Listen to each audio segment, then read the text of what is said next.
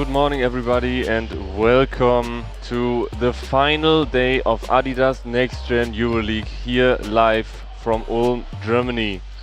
My name is Oskar van Elsberg and I'm looking forward to this first game of the day that we will be having. You can already see the players starting to warm themselves up, and it's the battle for 7th place between the NextGen Team Ulm and Olympiacos Piraeus.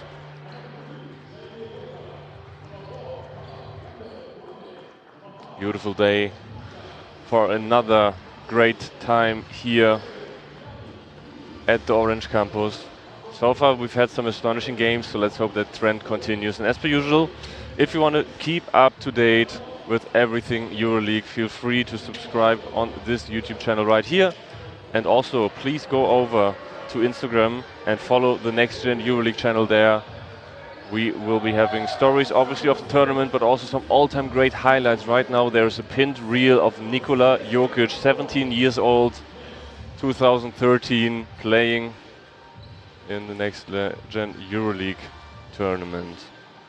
Here we can see the standings of Group A and Group B. Obviously at the 4th place for each of their groups are the NextGen Team Ulm and Olympiacos Piraeus. Piraeus yesterday with a heartbreaking loss from their POV in the last game of Saturday against Baxi Manresa. And the NextGen Team Ulm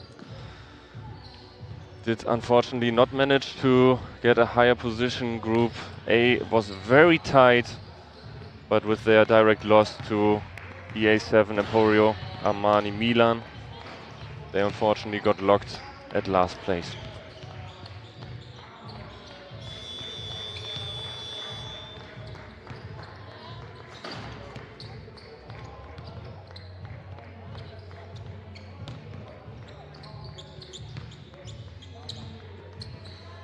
This is our schedule for today. At first it's the game for 7th place, then we have the game for 5th place, the game for 3rd place, and at the end of the day obviously the final with one of the teams qualifying for the next round of Adidas NextGen EuroLeague. The NextGen Team Ulm versus Olympiacos Piraeus right now, 11:15. Milan versus Manresa, 13:30. Hometown favorite Racifam Ulm versus Asvel, and in the final Cedevita Olympia Ljubljana versus Mega Super Belgrade. As always, if you have any questions regarding the players, the teams, as we see the roster here for Piraeus, feel free to write in chat. We have David Hain, who is answering all of your questions. He's a NextGen EuroLeague writer, has all the knowledge in the world, so feel free to just shoot forward, ask, and he will do his best to provide you some answers.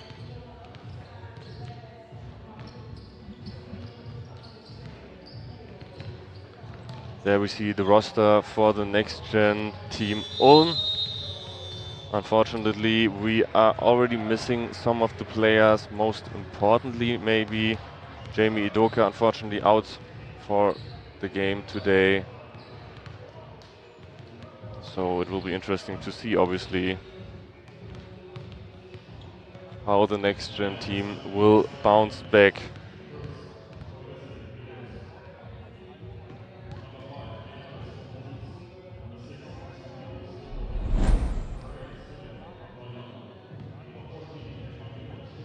There we have both coaches, Dogus Balbay and Georgios Pantelakis.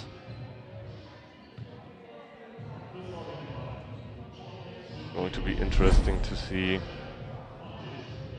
what they give their teams in the final huddle before we will start the game in 30 seconds.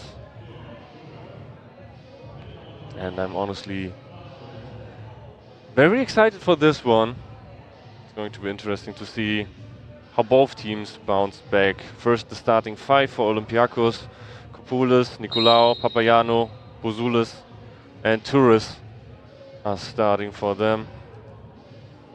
And as has been tradition so far in the games for Piraeus, we obviously need to talk about the size issue.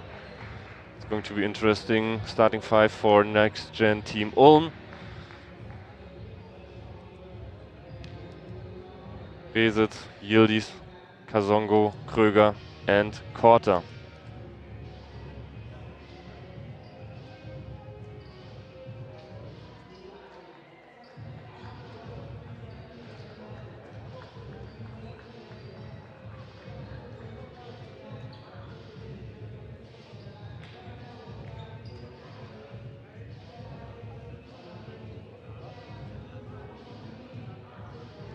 This is the first time the NextGen team is playing in this game in the history of its participation in this competition. So far, their worst finish has been a 4th place. And obviously, they are looking towards a more beneficial, a happier ending for the tournament journey today.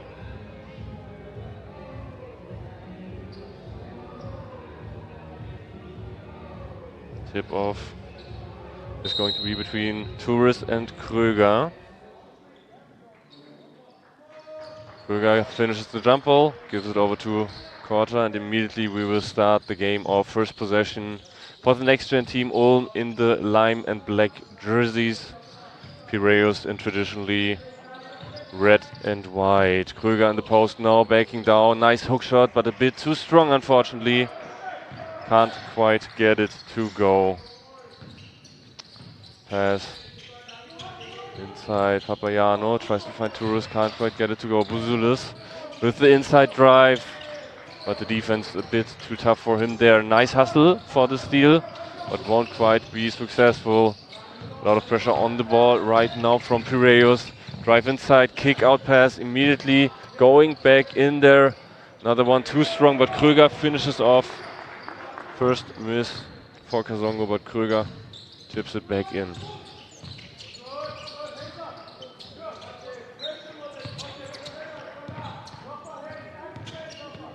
Nice drive inside, tough finish. Good defense there from Korter. Bouzulis gets the board. Maybe looking for another drive there. Inside pass possibility. Shot. 6 seconds on the shot clock in rhythm there. Unfortunately, no good for Nicolau. Kröger very heavily involved right now. Nice skip pass onto the corner. Yildiz for 3. And that's a 5-0 start to the game for the NextGen team Ulm.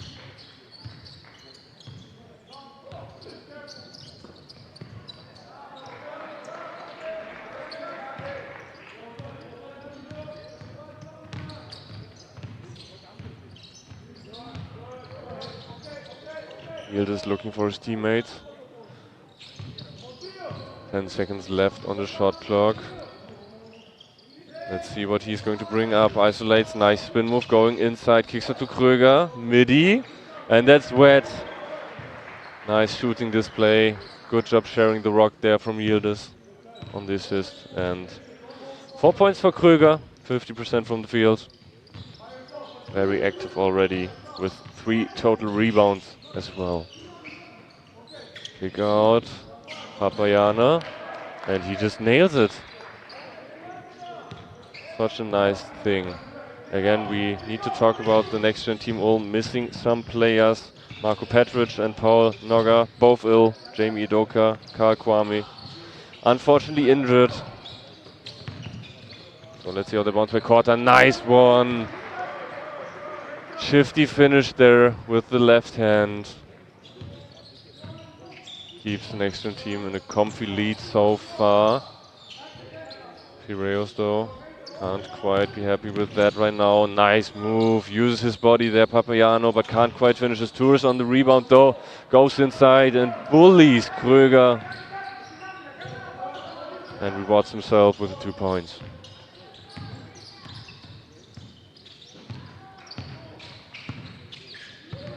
Yildiz on the wing. They're sagging off of him. He can't quite punish them for it, unfortunately, but Kröger again with another rebound. He's the board machine in this game. Korter can't quite get it. Another rebound to the NextGen Ulm team, and there a foul should be on Spiridon Papagiannou.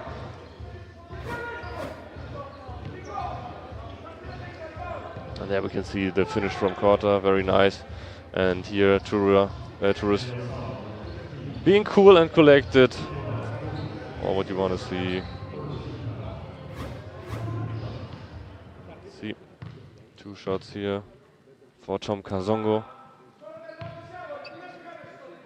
2009 born player from Belgium.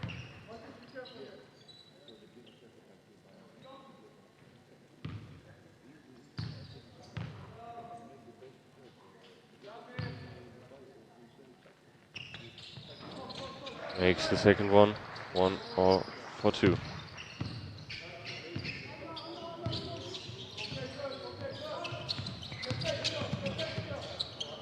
No hesitation, pulls the triple and nails it. Such a great shot there from Konstantinos Nicolaou. That should be his first make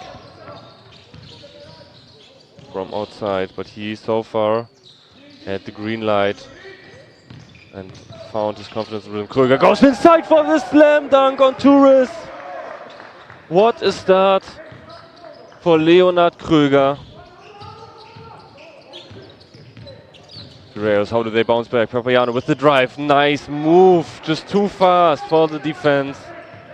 And the game stays close. We are tied with 5 minutes 40 left in the first quarter. Kröger heavy screen there and gets caught on the offensive foul. Konstantinos Nicolaou going down to the floor there on the contact. And here we again see the slam dunk. Just a bully move there, goes inside. You love to see it, you just love to see the physicality in here. A bit of movement unfortunately for Kröger. And that's contact that Nicolaou loves to take there obviously.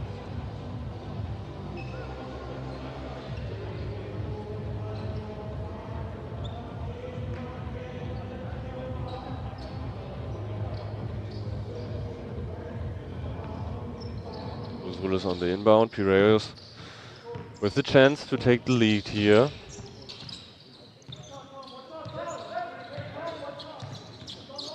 Oh, nice one there from NextGen Team Ulm. No foul given, move inside, but not, unfortunately, the finish that Kazongo hoped for there. Actually, that was Bezos foul against Nicolaou. There again we see tough defense, just wanting to set physical expectations and maybe try to do something aggressively. Nice move inside, 2 shots at the line for Reds Weinbergs.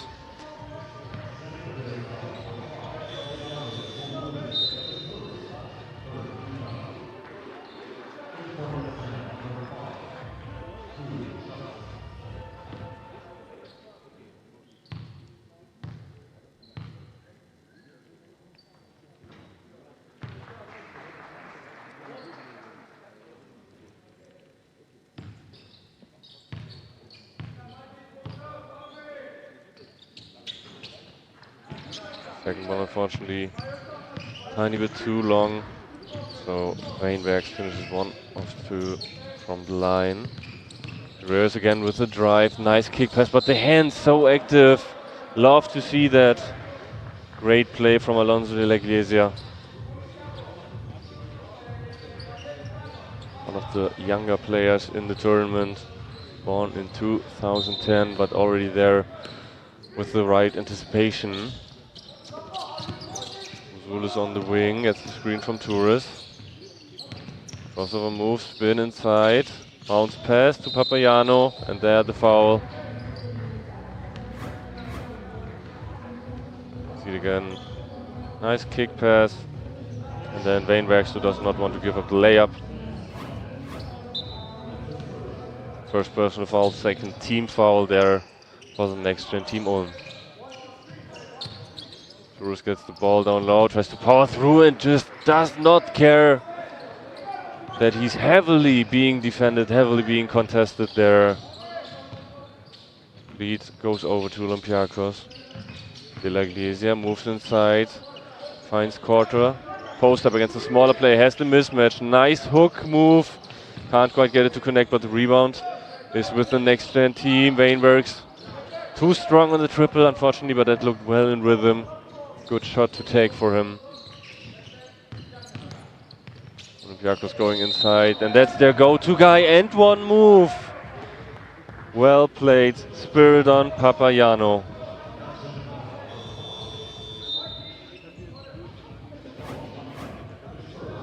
Let's see that again. Really well played. And the foul is on Paul Noga.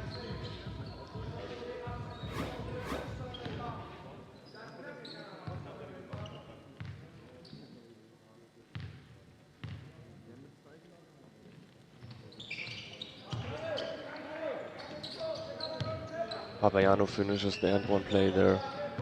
And he played some big minutes for Olympiacos Piraeus in their loss yesterday. He was a big factor against Manresa to keep the game close, to give them some hope. And again, he's pushing the pace. Nice behind the back move. Keeps the ball in his hands. Now the move inside. Pump fake. Bouzulis on the wing, tries to drive inside. Too strong on the finish, and maybe the 3-on-1 fast break opportunity for next gen team Ulm. Charge call though, such a great move. We love to see it. Konstantinos Nikolaou with the right idea. Gets into position, establishes it well.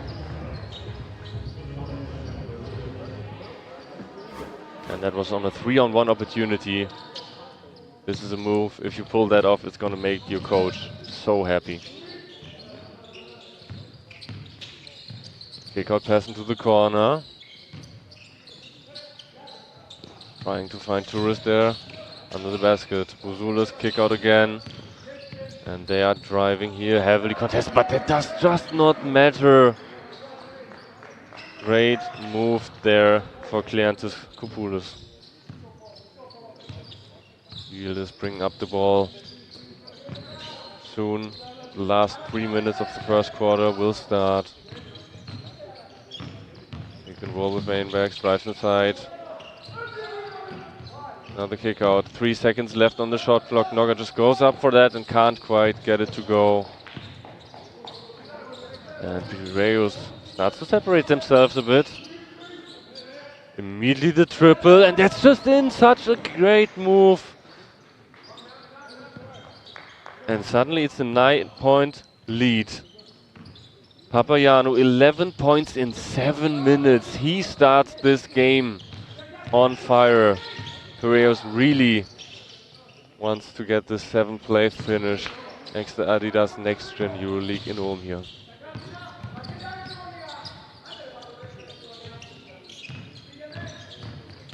Nice drive there. Help defense not enough, unfortunately, there for Vanish. Easy finish.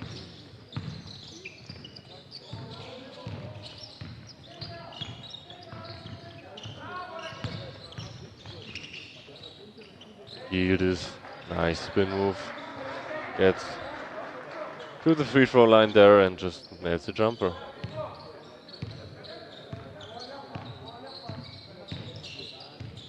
Going to be interesting to see how maybe the next gen team tries to adapt here on Papagiannou. Nice help, but that leaves the triple open for Bouzulis. He can't quite make it. That's an air ball. Noga going inside, and that could even be in the shooting motion. Let's see. Call is on the floor. So no shots, only team foul number 4. Olympiacos Piraeus, as we again see, nice bounce pass.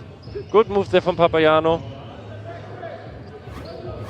You just don't want to give up these easy points. And that was also something that they were missing against Manresa yesterday in the first quarter. They were leaving a lot to be desired towards fouling, letting the pace be completely unregulated, and seems like that was the focus for today.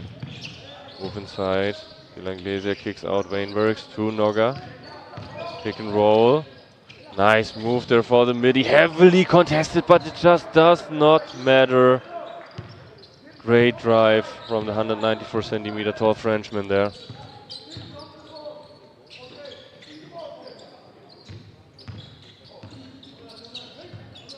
Rules tries to go inside, and if he gets that first stop, it's so hard to match him, so hard to keep up with him.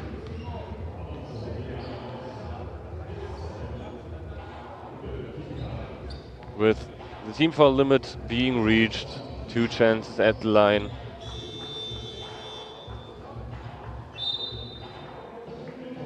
Evangelos Bouzoulis. One of the taller player for the Preliminaries program this year. They are fielding a roster with no player above 2 meters tall.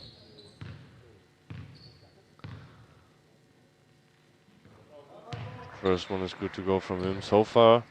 They're doing a great job with that.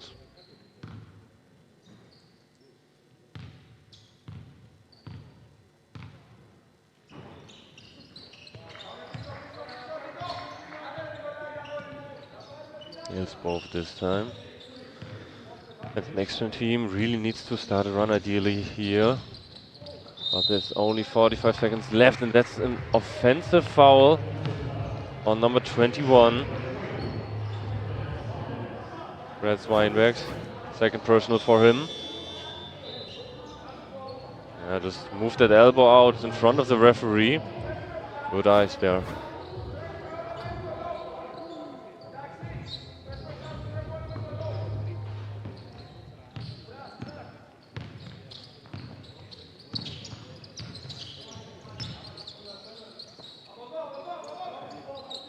Screen set from Tourist.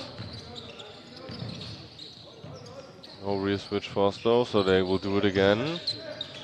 Nice shot opportunity. 3 seconds on shot clock. Tourist needs to find a shot here. Drives inside. Tough finish from him, but he gets the board and goes forward very aggressively. Good old-fashioned big man play there. Uses his frame. And that's his 6th point already. 3 of 4 field goals went in for him. And the buzzer-beating shot from Yildiz can't quite get it to go, so we finish the first quarter with an 11-point lead for Olympiacos Piraeus. Score is 28-17 for them.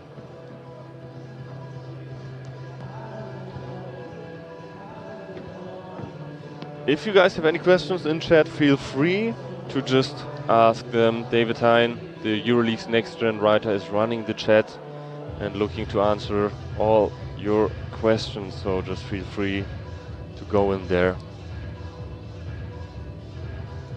Pretty balanced game, attempt-wise, but just better field goal numbers overall for Olympiacos Piraeus, especially outside 3 out of 5, nice percentage, finishing also at the rim with a lot of determination. Rebound advantage also to Piraeus, which is a bit surprising.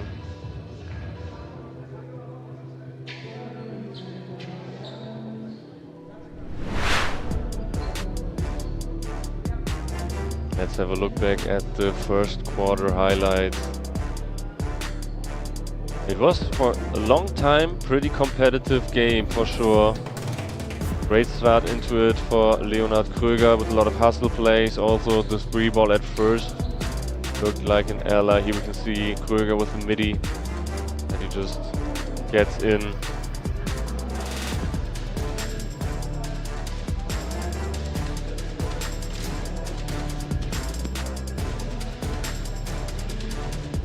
And I need to say that honestly, Tourist is doing such a great job. He has the size mismatch, but okay. And that's maybe the highlight of the quarter. Obviously, Leonard Kröger. You can see the bench reaction. That's what you want to see. But really, something that they want to have to start the first quarter. They need to find again another adrenaline rush, another confidence boost in this first game of the day. We will start just in a bit, but you can obviously use that time and follow us over on Instagram, NextGen EuroLeague. Stories and highlights obviously of this tournament, but also some historic pieces on all-time greats. We have a Nikola Jokic reel, and for sure there will be more coming soon. Nice dish inside. The hook shot not quite going in there. Good move from Stefanos Gikas. Yildiz kicks out to Noga on the wing. Nice off-ball screen. Kröger being involved again. Cuts inside. Pass into the corner. Noga going in. Oh, great defense there. Establishing his position vertically was Gikas. And now Piraeus pushing the pace. The bounce pass though stolen. No chance there. Great hands from Vanis. Pass outside. Triple in rhythm. Bit short, unfortunately, for number 10, for Matis Besitz.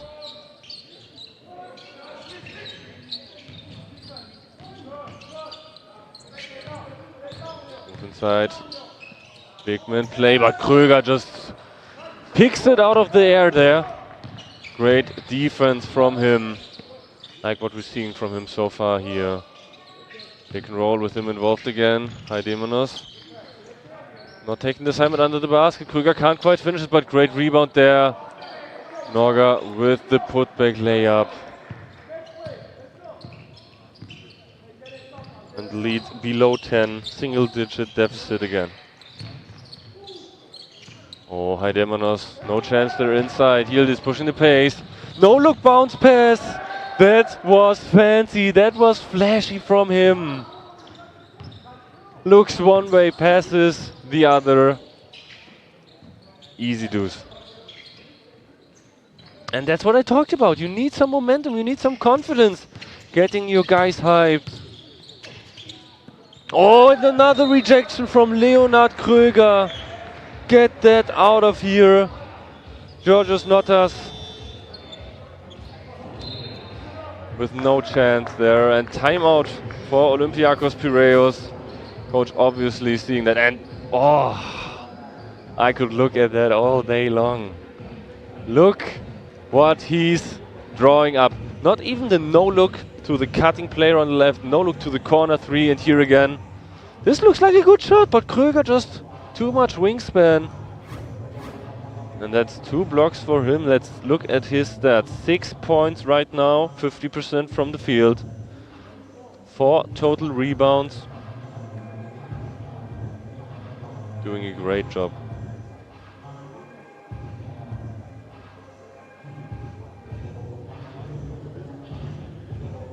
And you can see the field goal gap is closing a little bit. Obviously, that's where the NextGen team wants to improve. And if the 3-point shot would be wet for them, this game would be a lot closer, would be maybe even led by them.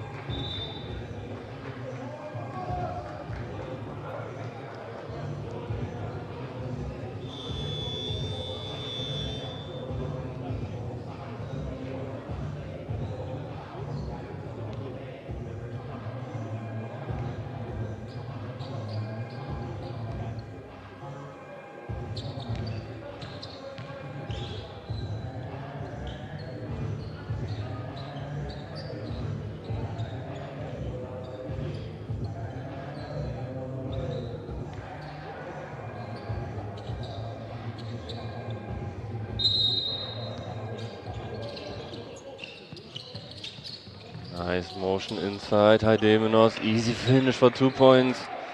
Love the ATO there. Well drawn up there by Coach Mantelakis, his team, with easy 2 points. And again, 9-point lead. Noga driving inside. Great move, secures the ball from the defender. And finishes strong with his right hand.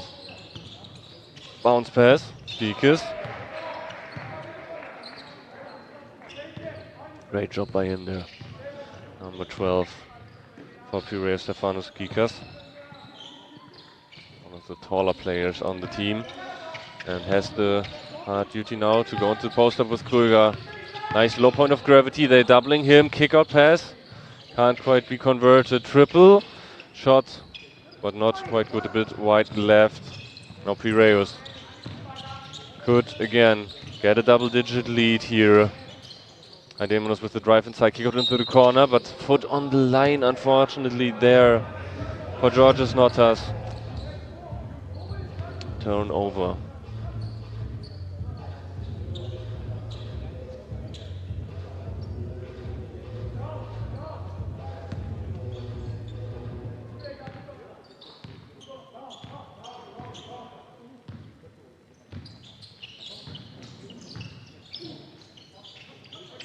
NextGen team now looking for Krüger with the mismatch in the post, but he can't quite handle defense there. Fumbles the ball, turnover. Small break there for Norga to tie his shoelaces, but that's already done. And now NextGen team with a full court press, no trap so far being set up. With 6:36 left in the quarter and no team fouls on either side. That's a foul you can do. Number 20, Tim Warnies.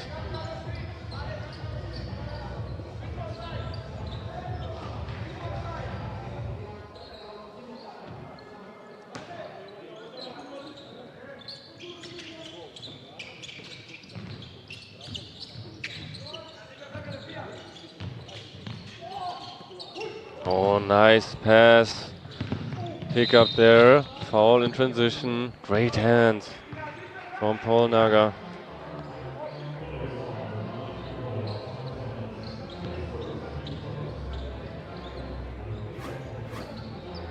Let's see that again. Nice pass there.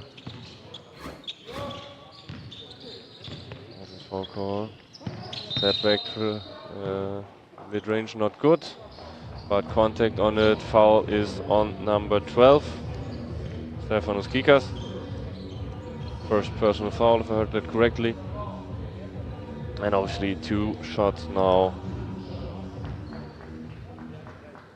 for the NextGen team Ulm. 8 points so far from the French guard. Having good games in his time.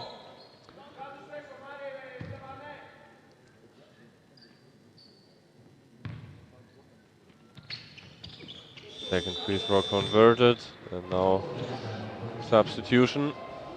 Back in the game is number 2 for the NextGen team, Alonso de la Iglesia.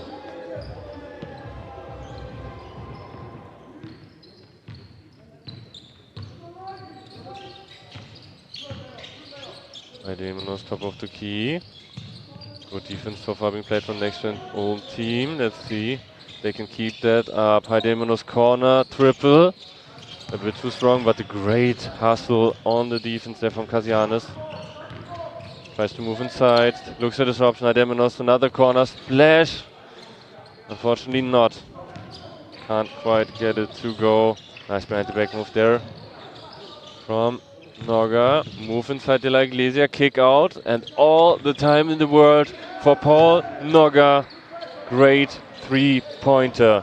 He played at the U16 Eurobasket last summer and had France qualify for the U17 World Cup. They have been drawn the same group as the United States there. So it's going to be interesting to see how their team does there. Oh, nice dribble move, the dish off. And that's what you love as a big man. Getting the easy points there. Kasianis to Gikas. Krüger goes inside, tries to shot fake and finishes through a really tough defense there. 5-point game with under 5 minutes to go.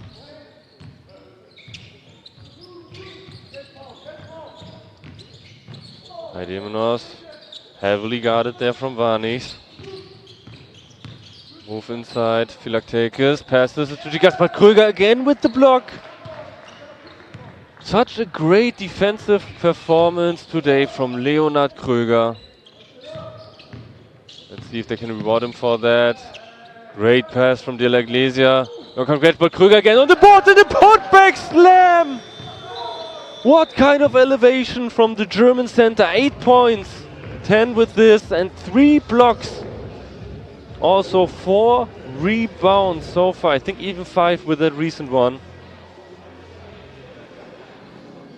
That's the fundamental big man play you love to see. That's also a lot of hype, so we need a timeout here. It's actually from the NextGen team Ulm. I thought it would be Piraeus that maybe want to slow the momentum down a little bit. And here we can see it again. Beautiful dish. Great finish from Piraeus. That's an extra pass you always want to take. And that was not easy to finish like that. And you can see the bench immediately going up, cheering for their guys. Another slam dunk. 2 really great dunks in this game from Leonard Krüger.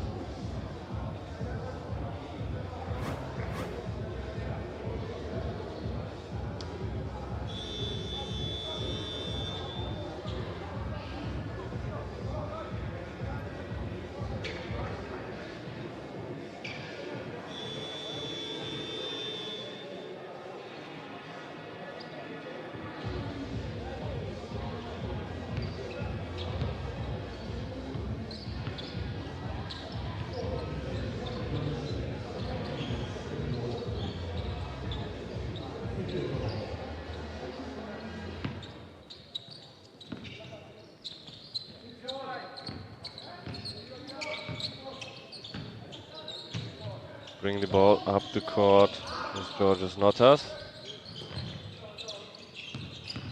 Because what great hands there from Krüger. Can he find somebody on the fast break?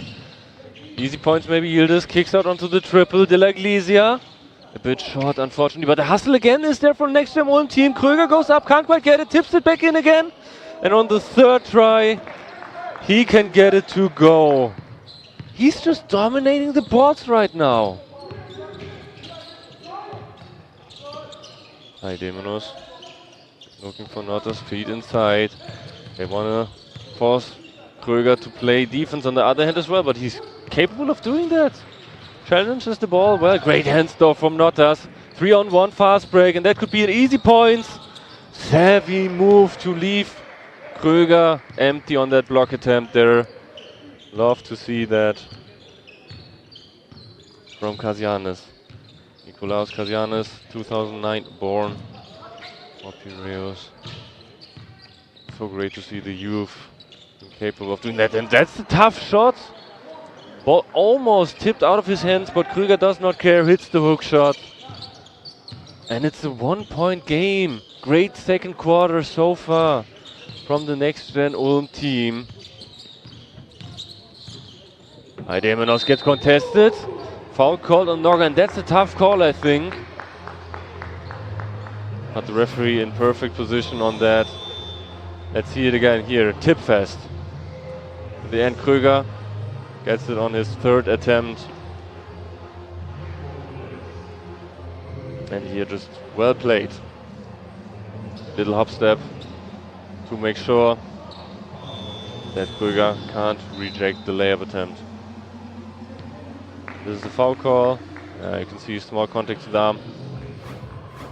So we will see 2 shots from Ilias Heidemenos. He's playing his first NextGen season and was part of the Greek national team that finished 4th at the FIBA U16 Eurobasket 2024, averaged 12 points, 3.4 rebounds, 1.6 assists and 1.4 steals. And the Olympiacos team so far stays perfect from the line. But you know as well as me, if we saw a stat like that, if we talk about a stat like that, somebody is going to miss a shot sooner than later, unfortunately. Pass outside for De La Iglesia, drives inside, nice move, finds Krüger, fake, gets the defender into the air, and that will be a foul on Nikolaos Touris. Great move. Also tough foul there from Touris to make sure that he can't finish that play. Hit to the head, but nothing too harsh on his end there.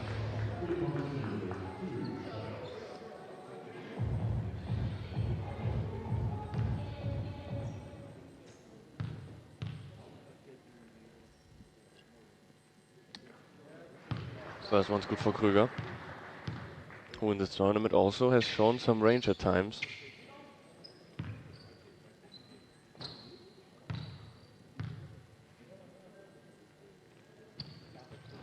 Second one is good as well. Should be point number 15 here for Krüger. 16 actually. Great minutes from him. 11 minutes and 37 seconds played. 16 points. I think 3 blocks. 8 rebounds. Doing it all. Malakos drive inside. Hicks to Heidemenos. Screen play. Has the mismatch, can't quite get it to go. Post down now from Philaktakis. But great hands there, love to see it, and that's a travel. That's solid defense. Matis Rezic, Slovenian forward with the active hands. Let's see that again. Great defense. Great defense there, obviously. Up and down.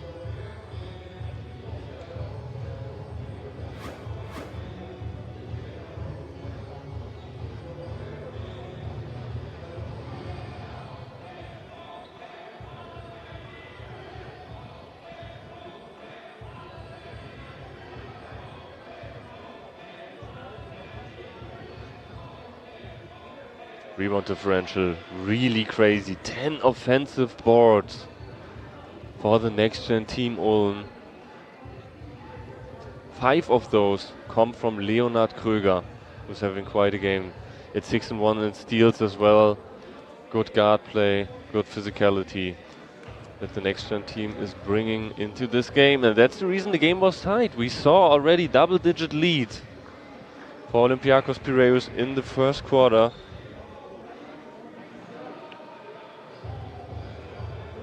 There we can see it, highest least 11 for Olympiacos Piraeus. Shout out to the guys behind the camera. Love all the stats that we're having here. 19 seconds until the final 2 minutes before going into halftime. Let's see if one of the teams can get some separation, maybe start a run. Would be important. Yildiz bringing up the ball. Picked up by Kasianis. Nice defense, physical, active hands. That's a lot of space. Tourist goes into the air. When makes a bit hesitant maybe there on the triple. De La Iglesia looks for a teammate, hits Yildiz from the wing. Triple looks good, great form there. Such a nice move from Yildiz.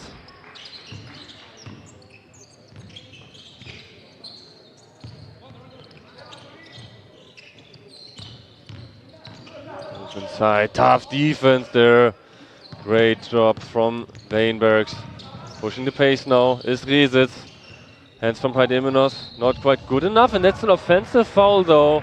You love the hustle, you love the intensity. Heidemenos almost got the steal and then manages to get the foul, as we see again. Beautiful triple, just in rhythm for Yildiz.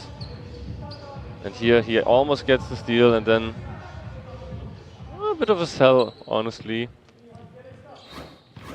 Not that much contact to the face, but contact to the chest.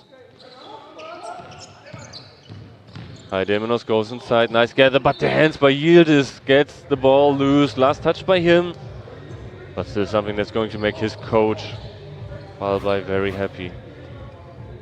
And we can see it again, all clean. Perfectly hit the ball.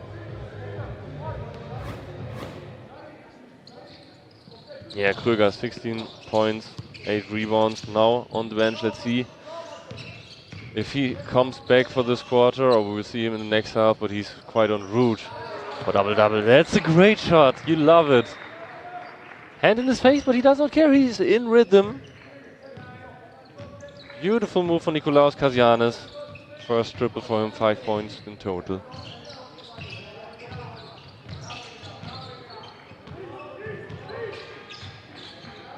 Seven seconds on the shot clock left. Yildiz, nice one. Drives to the rack and finishes strong through the contract. Scoop layup almost, but defense is maybe asleep. Kasianis on the fast break, gets the contact.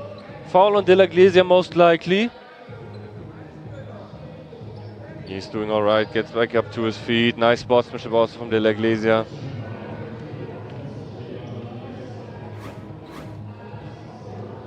And here the finger scoop layup from Jelin Yildiz.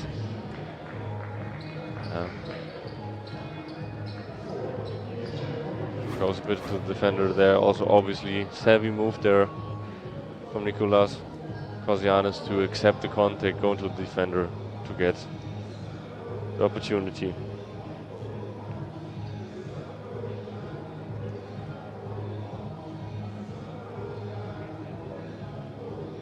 2-point lead right now for the next-gen team Ulm. Piraeus wants to talk it over. Let's see what they will be doing, what they will adapt so far. Most important points of the game, obviously. Rebounds for the Ulm next-gen team and just a bit better outside shot, bit better free throw percentage for Piraeus. But especially dominance on the board is the thing that we need to talk about. Still 8 rebounds for Tourist as well, doing a great job. But yeah, highlight player of this first half for sure, Leonard Kröger. 2 great dunks as well.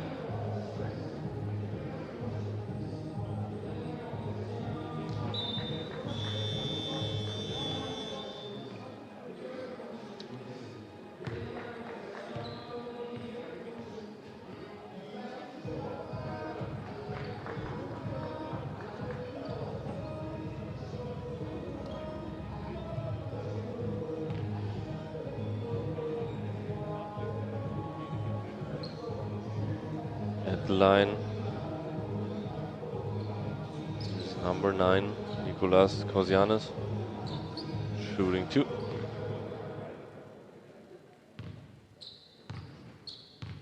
His first 3 throws of the game, 5 points so far, and that one is unfortunately a bit too strong.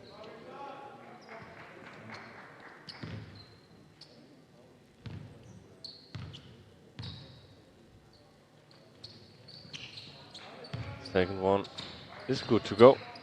That cuts the lead to 1 point.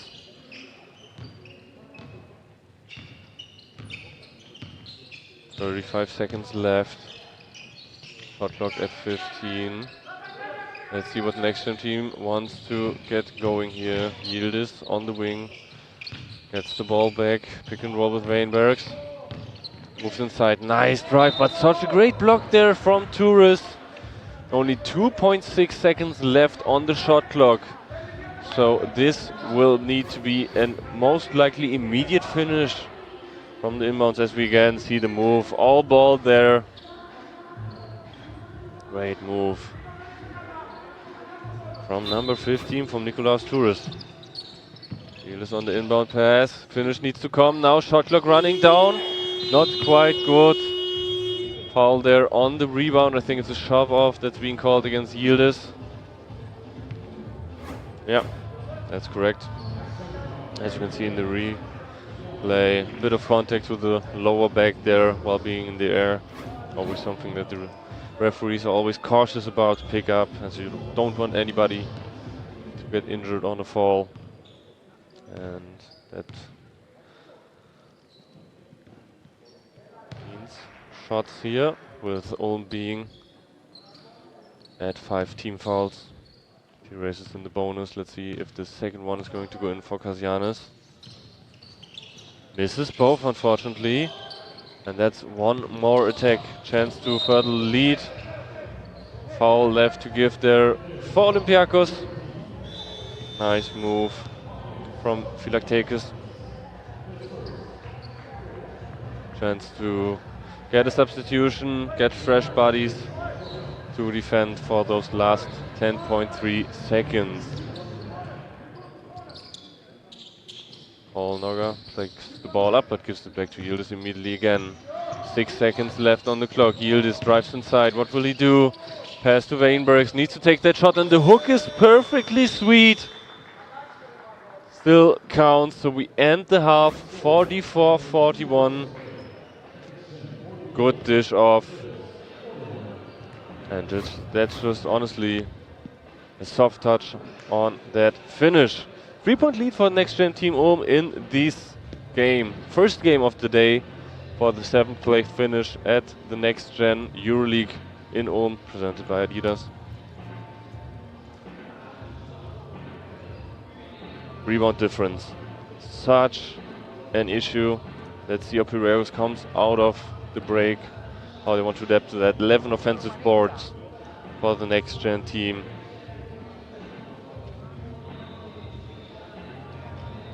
But they're still doing a good job, and we can see, like in the first quarter, they really got going, went as far up as 11, but quarter number 2, big dominance for the NextGen Team Ulm with a buzzer beater 27-13, so 14-point differential. Game of runs, game of dominance so far in this. Let's see how that all is going to develop.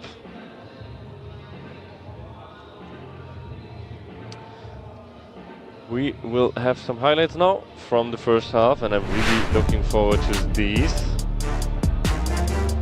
because there will be beautiful dunks for everybody that woke up late here.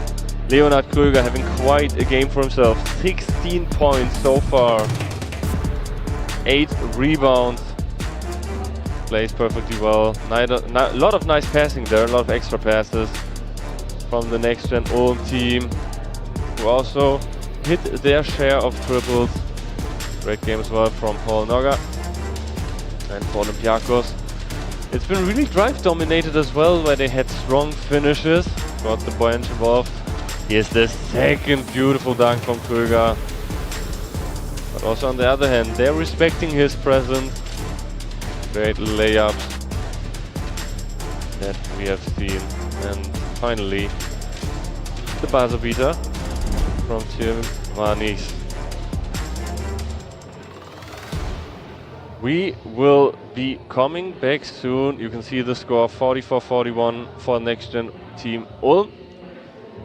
And obviously in the break you can take that time to subscribe us on YouTube here at the EuroLeague. Go over to Instagram, NextGen EuroLeague. We will have more content throughout the days right now. Also some historic pieces that are very interesting. So please follow there. It's the first game of the day. 3 more after this. Plays for 5th. Playing for 3rd and then playing for the finals. Want to qualify for the next round of the Adidas NextGen EuroLeague. But for now, we will go into a break. See you guys in a bit.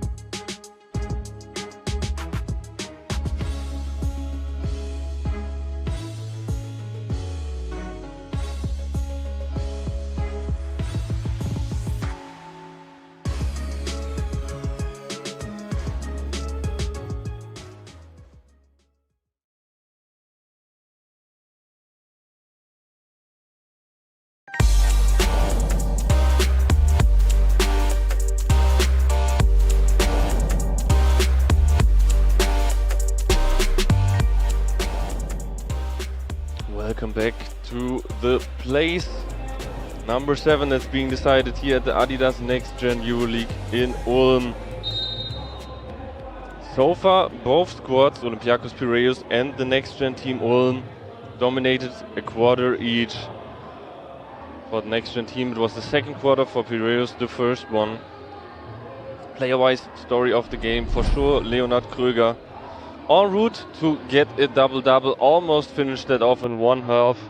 16 points, 8 rebounds, 5 of that on the offensive glass. Honestly, very impressive performance from him.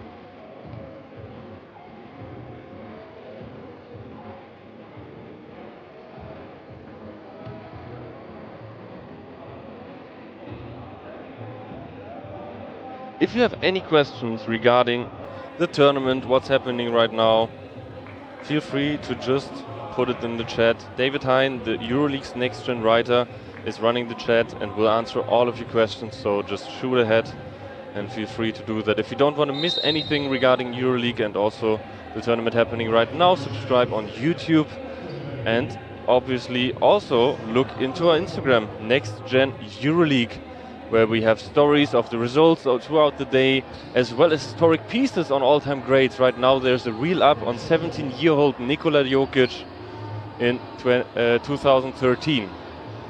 So give us a follow there, we would appreciate that a lot. First possession will be for the NextGen team Ulm.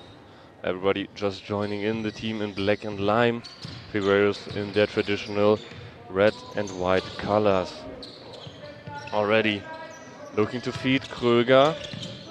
Gets the ball inside, pick and roll with Noga. Nice cut in, bully move through the defender. 2 points, 18 in total now for him. Top of the key jumper, Yildiz with a late contest, but it's enough to make the shot go long. Kick out though, Buzelis. Nice shot track, Kröger in the air, but can recover. Tourist there against Korte. Gets the foul before the shot though, so we'll see an inbounds play. Used the frame difference there very well. Yeah, and it's before he can go up for the shot.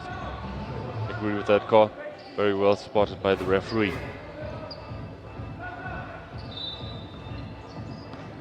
Five-point lead for the NextGen Ulm team.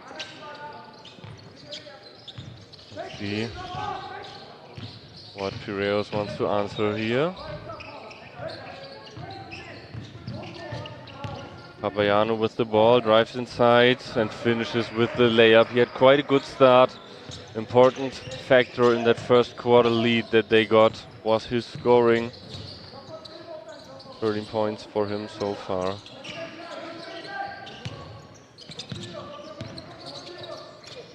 Noga with the shot, just splashes it. I think it was not quite beyond the arc.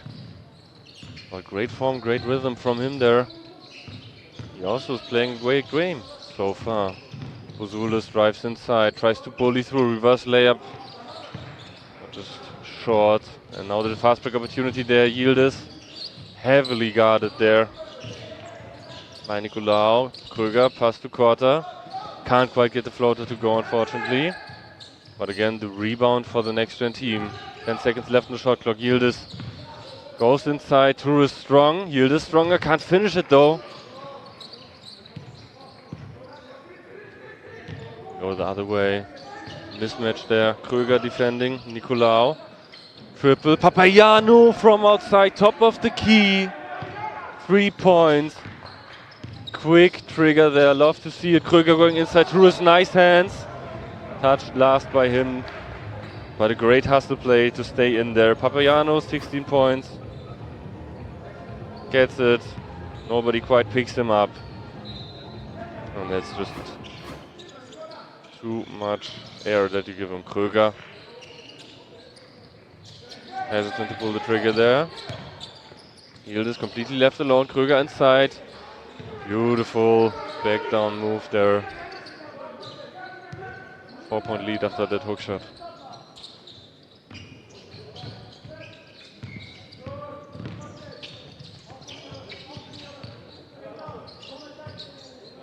Nicolau in the pick and roll with Tourist, slips the screen there, Tourist. Maybe looking for a pass, no, it's gonna be a floater. Can't quite finish that, unfortunately, for Konstantinos Nicolau.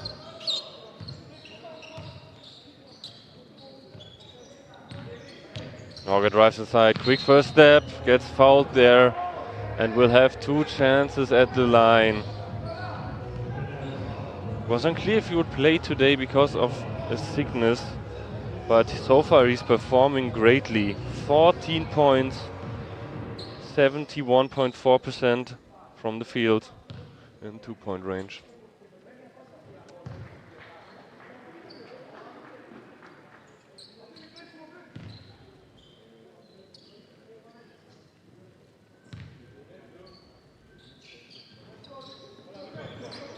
Second free throw, no good. Nice pass ahead. Love the outlet. Papagiannou can't quite get the runner in though.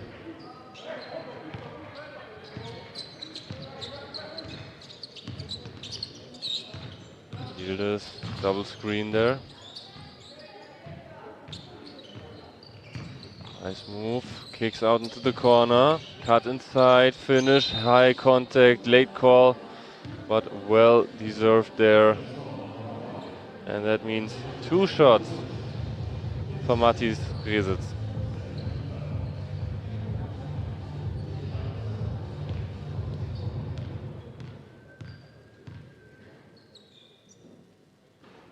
First one, a bit short for him, unfortunately.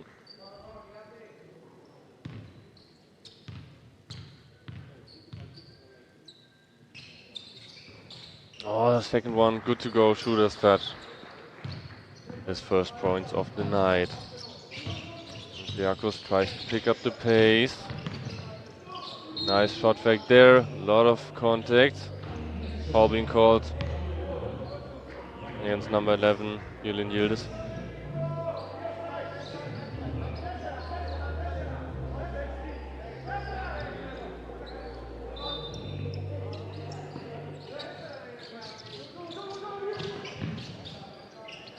Pass to Papagiannou, tries to back down Norga, nice move inside.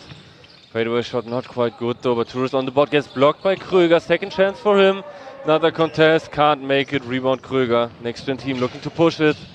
Foul not given there to Buzoulis. Wanted to stop the fast break. Pick and roll action.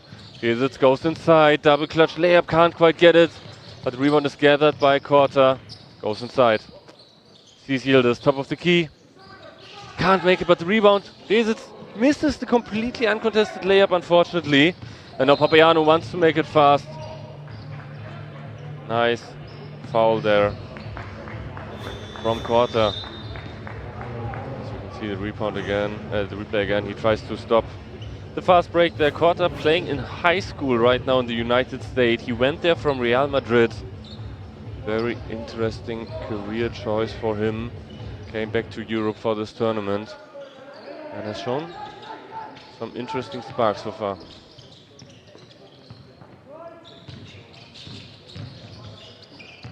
13 seconds left on the clock. Step back 3 into the face of Yildiz. Can't quite go. Tourist fighting on the boards. Both big men getting in the extra hours right now. Papagiannou on the pick and roll. Tries to keep Kröger involved. Not sure if that was a floater or pass, but anyway, it lands with Nicolau's Tourist. And he finishes that off.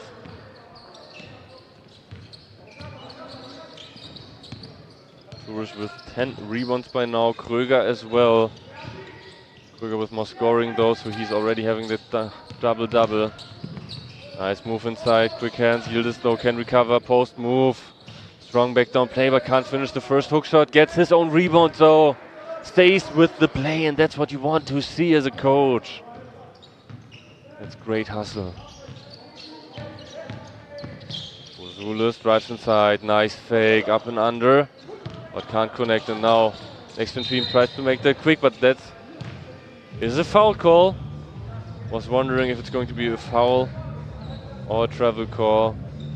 But calling the contact.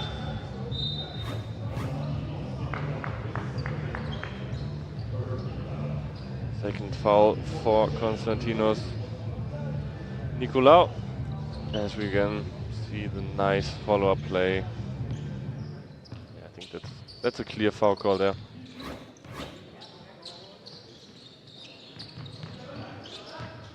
Noga. Again, a lot of pick and roll that we're seeing right now. Krüger drives inside. So strong. Tourist with the foul call. And he's not happy with that. He felt that he got the ball cleanly there. Let's see what's happening there. A bit of a hip check, but touches the arm for sure. Good call from referee. Prime position. Krüger already at 20 points, 11 boards. On the other side, Tourist 8 points and 14 boards. Absolutely crazy what these two are showing.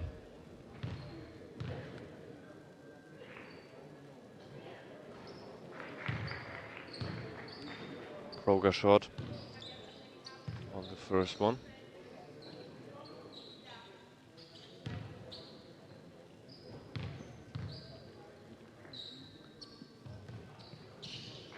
It's the second one, 3 out of 4 from the line.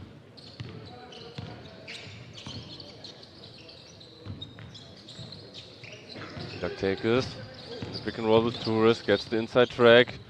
Nice contest from Krüger again.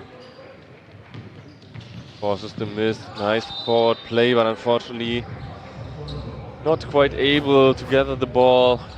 Is Tom Kasongo. Almost had it in his hands, but loses the handle. Unfortunate turnover there for the NextGen team, who by now have a 7-point lead in this third quarter. 4 minutes left to play.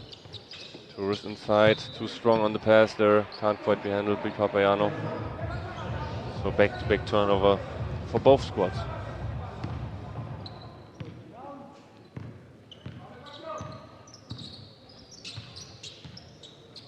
Alonso de la Iglesia bring up the ball. And again, it's the big man duel. Double team is coming. Nice recovery there from Preliminaries. Quarter way downtown. Nice in rhythm shot, can't quite get it to go. Philaktakis, nice hezzy, but just too well defended. Pass ahead to Noga. Nice foul from Uzulis. Tries to go for the steal, can't quite get it, but stops the fast break. Almost had the ball there. That's the 5th team foul already for Olympiacos, so the NextGen team Ulm in the bonus. 2 shots now for Paul Noga.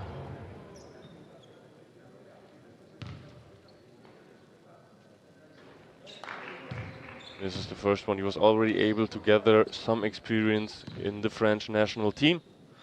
And today he is showing quite a performance. Point number 16 for him on that free throw.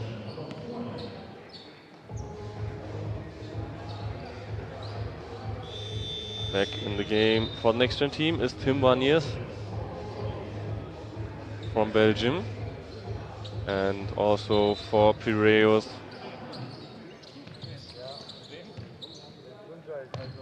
number 12, Stefanos Gikas.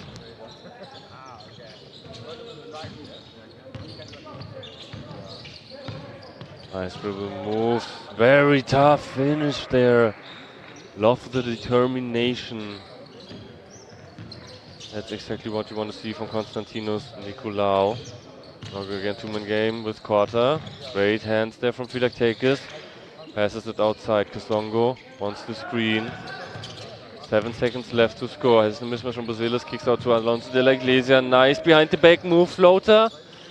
Gets not quite the shooter's role he would have deserved. Great dribble move. Frees himself up. Can't go all the way through. Nice skip pass there ahead on the wing for the triple. Unfortunately, not even connecting with the rim.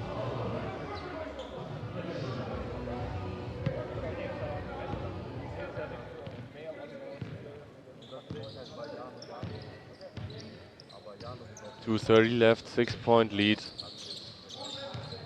for the Black and Lime Ulm squad there.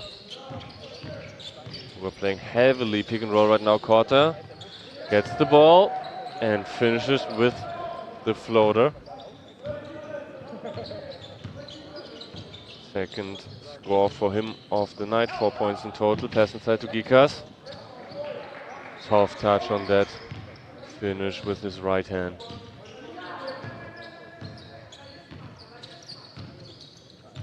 Final 2 minutes of the third quarter. Nice hand there from Gikas. Tips the ball out, and we see another substitution. Out goes Papagiannou. And into the game for the first time now is Spiridon Boneldes. Nice inside pass and just soft touch. That's exactly what you want to have at the rim there. From your big De La Iglesia. Step back dribble, and he nails that in rhythm. Great dribble, great shot. His first point of the night. Takers drives through the rim, all the way through the paint. Great find, but the block, I think, was that on Korte. Offensive foul dodge there. Beautiful moves, but the ball can't quite stay in the net. Another block. That was Boneldes. Kick out to De La Iglesia. Korte would have been free, but he did not quite see him in time. Now the switch. Korte with the mismatch. Beautiful and one score. Euro stepping into an and one opportunity. There is Alonso De La Iglesia, 2010 born Spaniard. And that's a real beautiful finish. Great block there from Boneldes, and here we see it. Euro stepping through the D. Gets the contact.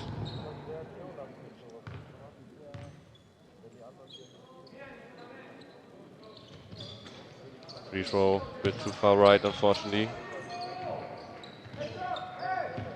Boneldes pushes the ball up the court. Nice inside pass to Gikas. Has the mismatch. Needs to reset the position. 10 seconds left on the shot clock. Takers kicks out. Nicolaou stepping. Sidestepping. Triple, and he hits that! Right in the face of Matis Resitz. 10 points. 2 out of 5 from 3 for him. Oh, great inside fight and the slam dunk! Tom Kasongo on a great cut there. Nobody picks him up. 30 seconds left. 12 on the shot clock. Piraeus wants to cut the deficit back to single digit. Can't quite get it to go. Great rebound here. And the foul call. I think it's on Gikas.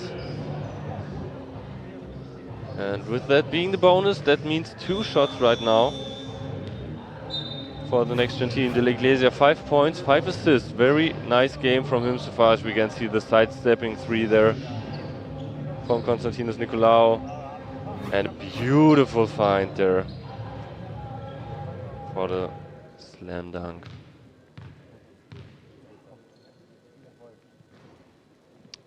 Can't quite get it to go. Is Tim Warnichs.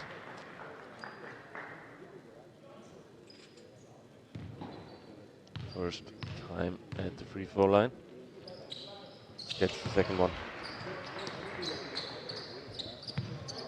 17.5 seconds left in the game, so Piraeus will have the final shot of this half most likely.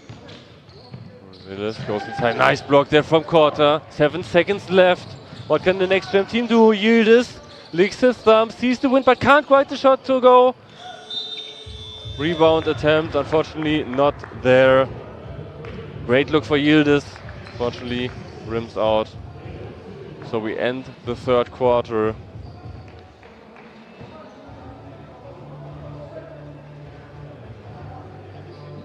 (66-55).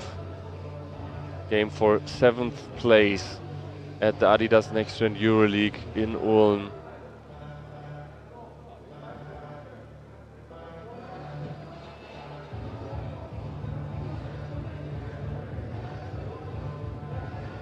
Rebound differential still very important, but we also see both teams, to be honest, but a bit more recently is the NextGen team Ulm racking up some assists that look well. And another great quarter from them. 8-point lead that they got there. And And obviously we will have some nice highlights here for you. It's a great basketball game, both teams having nice phases. Love the three there from Papagiano, who's playing quite well. Burger inside. He can't be stopped in this game, really having a show off. But also Turris with a great job on the board so far. Field is rewarding himself for staying in the play. Always something great. And I love the finishing ability on the whole Piraeus squad, to be honest. Driving inside a lot of times and being able to finish tough contact layups. And plays on both sides, starting to get into rhythm.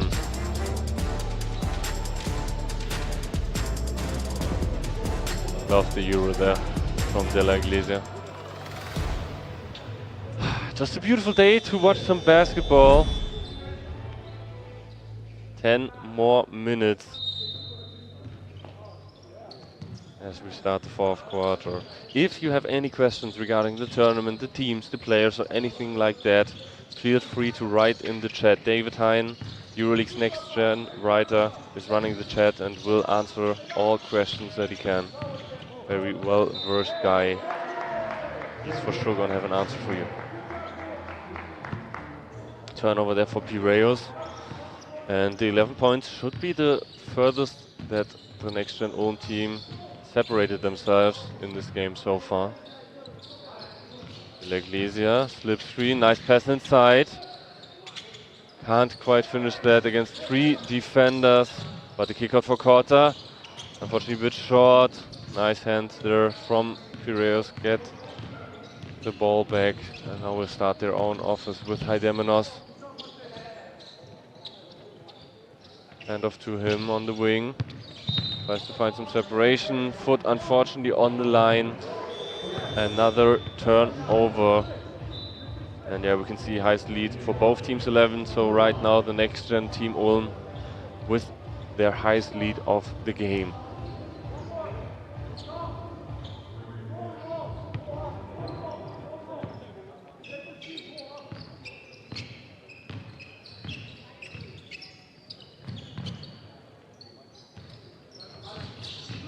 Iglesia in the pick and roll, nice spin move inside. Did not care at all about the tough Piraeus defense, finishes it easily there. Alonso de la Iglesia, 7th point for him. Zulis, nice kick inside to Gikas. Earlier again, he had a soft touch hook shot at the same position. Hits both of these, just automatic for him.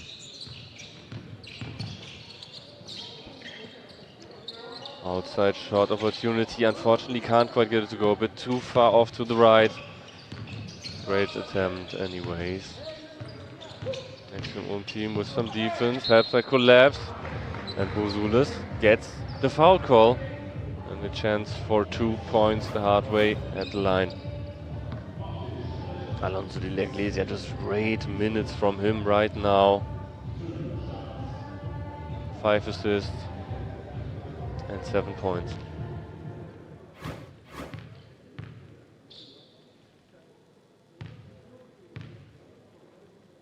Evangelos Bozulis at the free throw line right now. Stays perfect so far, 5 points for him.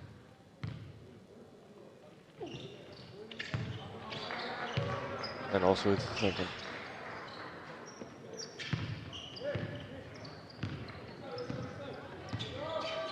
Tom Kasongo bringing up the ball, screen from Korta. Gets the ball back.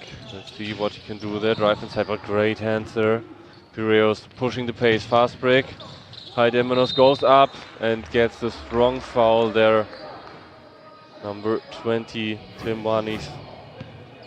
Love the aggressiveness there from Heidemenos. You need to go to the rack there. You need to try to finish that.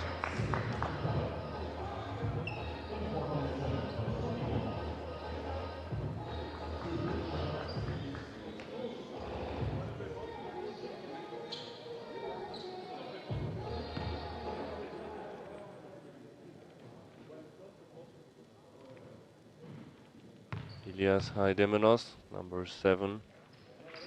He's playing in the Rising Stars under 18 league right now, averaging 13.4 points, 4.1 rebounds, 3.8 assists and 1.6 steals.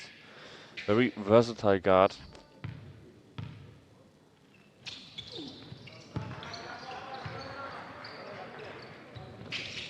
Also the second one. De La Iglesia. Orchestrating the offense again here in the pick and roll. Gets a screen from Wainwright, has the mismatch now, tries to get the ball inside for Vanis. Nice finish. Adjusts in time for the defense to go into nothingness there. Pass to Gikas in the post versus Wainwright. Fade away hook shot. Can't quite get it to go. Nice hands there. Almost a steal. Pass ahead. Nice foul. To stop the easy 2 points there for Piraeus. Number 12. Stefanos Gikas.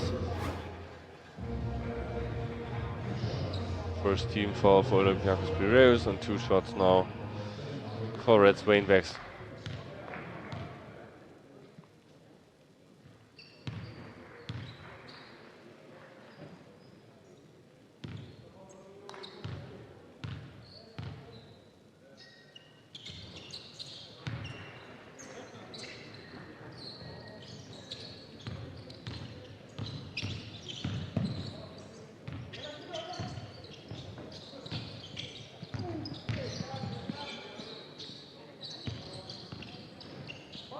Zulis, rhythm triple, can't quite get it to go, fight for the rebounds.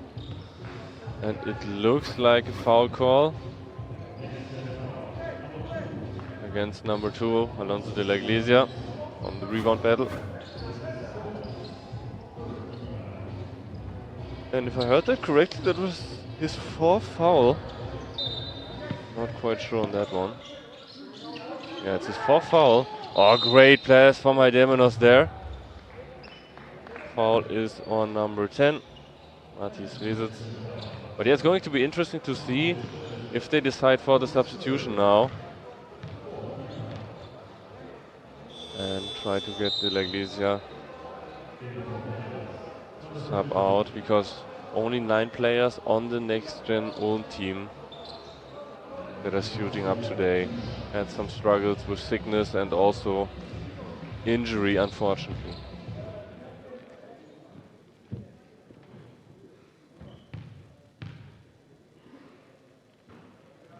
Haidemenos good for 1 of his 2 free throws. Let's see if it stays that way. If he gets both.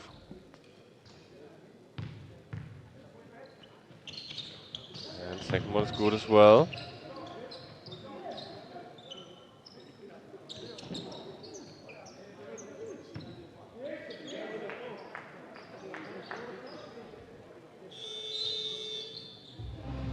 And we have a substitution.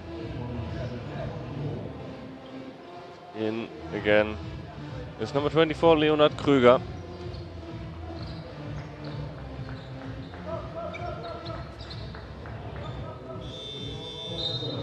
And De La Iglesia, 4 fouls, goes onto the bench.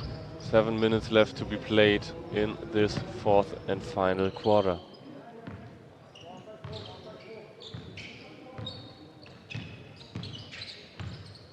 Nine-point lead for NextGen Ulm team. Paul Nogger on the wing. Here it is, getting a screen from Krüger, who slips it. Nogger again, pass to Weinberg. Backing down into the post. So hard to handle, so tough there. Good defense so far. Needs to take the hook shot because of the shot clock. Can't quite get it to go. Abayano back in the game, drives inside, wants to get the layup, but the defense gets him to miss that. Pass ahead, really well done, but good hands from Buzilis. Pushing the pace there. It's Piraeus, Haidemenos in the corner. Rims out. Rebound for the NextGen team Ulm, who could maybe look to slow the game down a bit further now. The clock for sure is their friend. midfielders. Dribbling. Looking for some move. Pulls off his backward and one! Beautiful spin layup.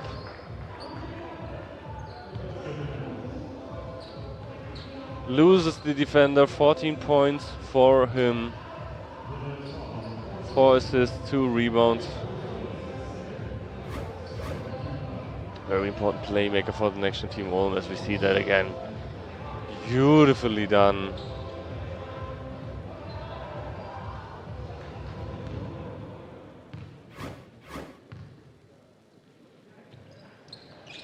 And gets the end one free throw. Good job there from the NextGen team to contain the pacing a bit. Skip pass into the corner. Uzulis gets the screen from Turis.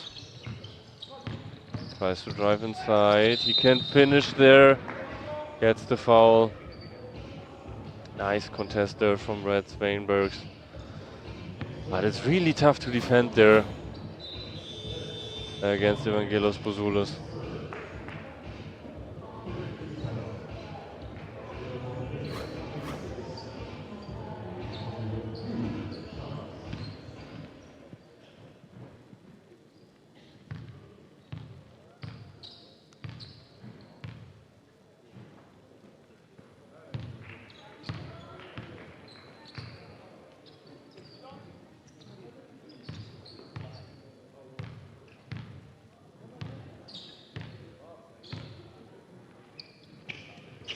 And he stays perfect from the line. 2 out of 2.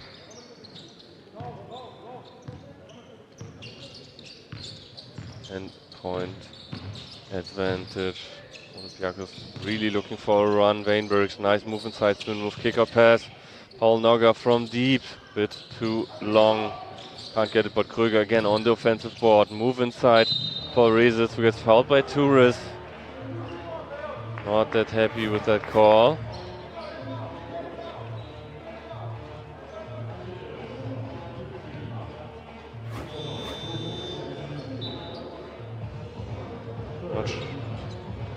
Not sure which foul that is for Turis, but he needs to go to the bench for now.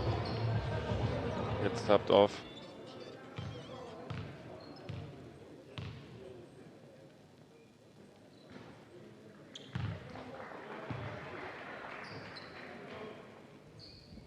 First one, not good. It's his 5th personal foul. That's very sad.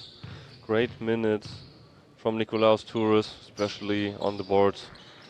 Finishes the game with 15 rebounds and 8 points. Obviously, somebody that Olympiakos is going to miss for the final 5 minutes. Nice move inside. Heidemann, small hesitation, and that's such a veteran move.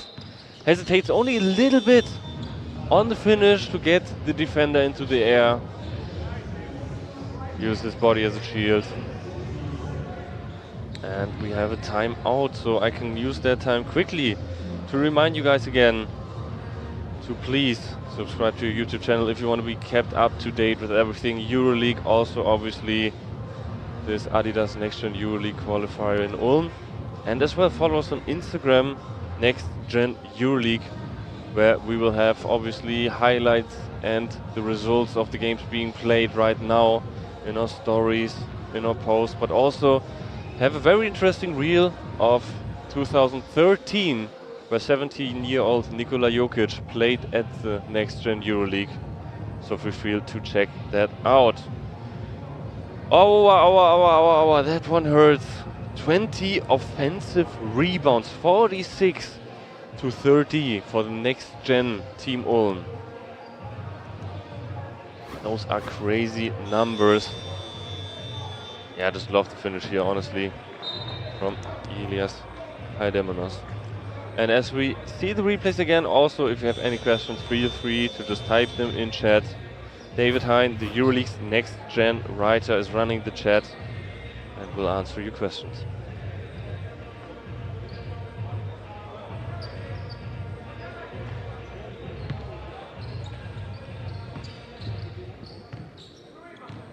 Last 5 minutes of the game. 9-point lead for Ulm, but we need to be careful of offensive foul, I think, on number 21. Red Swainbergs. Immediate substitution.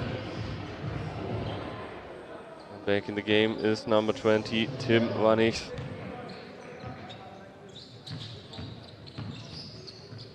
Yeah, the NextGen team needs to be careful. Piraeus is in the bonus. They would go on any foul to the free-throw line. That could be a surefire way to cut the lead, obviously, for them. Nice step-back move from Nicolau. Can't quite get that to go, unfortunately. And we go ahead. The bounce pass, though, gets picked off. Such a great hustle there. Konstantinos Nicolau does it very well there. Number 11, Malakos, also playing again now. With the handoff. Uzulis, 5 seconds left on shot clock, drives inside. Pump fake, gets the defender into the air, but then a bit too strong on the finish. Pass ahead to Yildiz, who's not quite fast enough to catch that. Inbound Piraeus.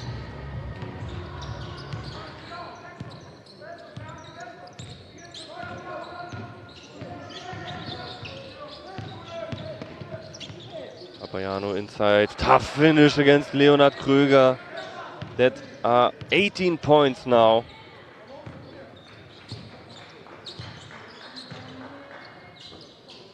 Spiridon Papagiannou really doing it all here. Move inside, Rezic. Foul on the floor. Number 11 getting called there. Timonas Malakos should be his first personal foul.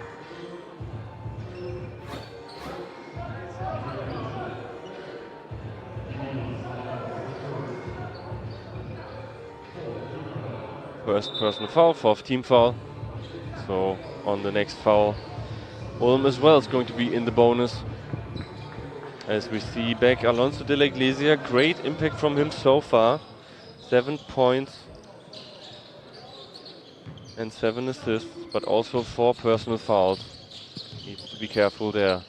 No look pass from Yildiz onto the wing, and the triple is good.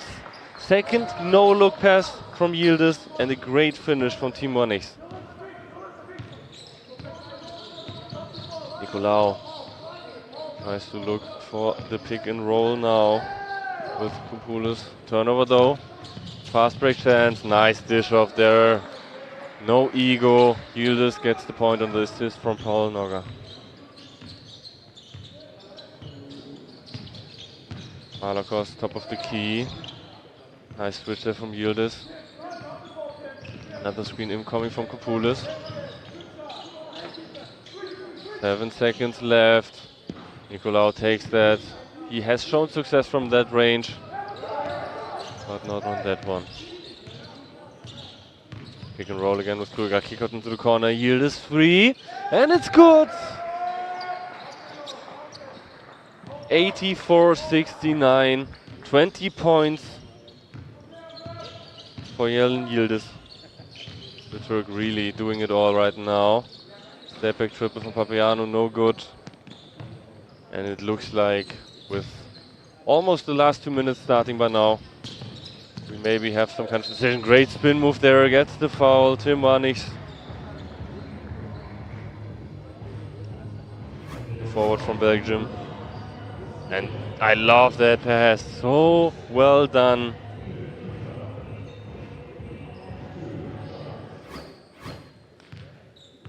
That's assist number 5 for Yildiz on that play.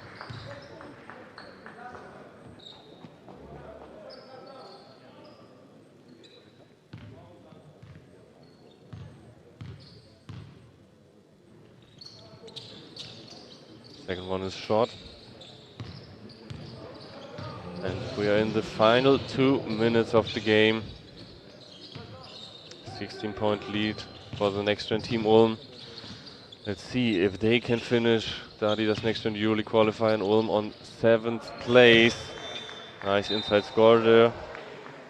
Like that move a lot from Kleanthis Koupoulis.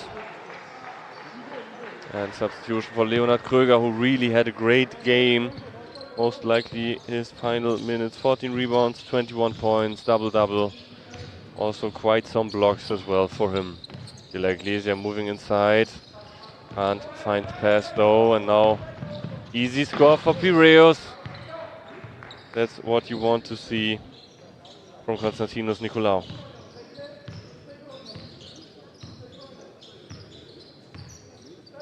After this game, we still have 3 more games to go. Duel for places 5, 3, and then obviously the finals, which will determine who will go on into the next round.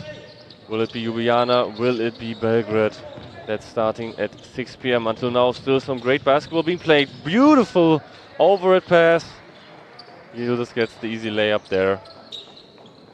So yeah, you don't want to miss that.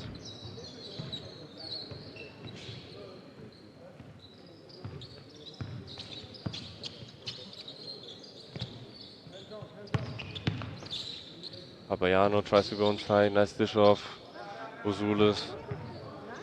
Another score, but honestly everything that's being played out now more on the cosmetic side.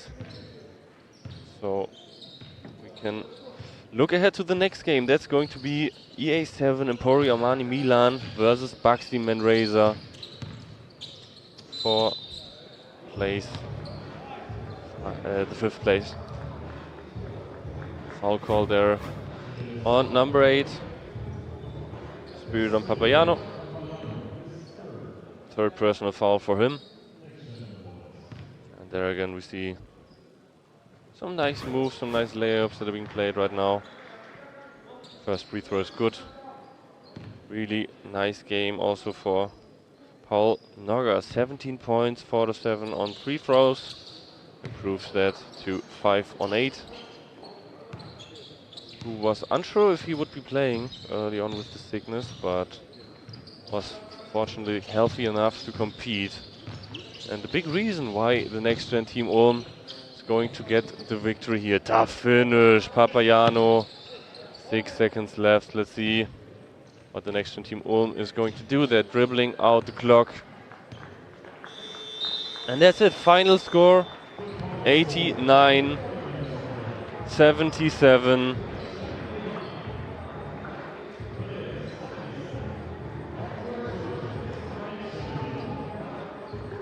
Congrats to the team, to the staff as well. Great fight. 3 very competitive quarters in the 4th. It then finally showed that the next gen team Ulm will be the winner of this game. As we can see, both squads huddling up on the court. Obviously a disappointing finish for Olympiacos Piraeus. Had some great chances for some wins throughout the tournament. Could not quite do it.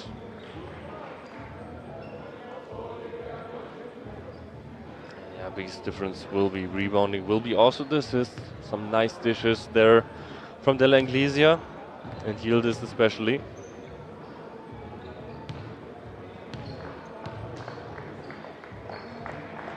There we can see one final huddle. Also nice to see Jamie Idoka there with the team. That's obviously what you want to see. Was on the bench for the whole game, cheering up his squad.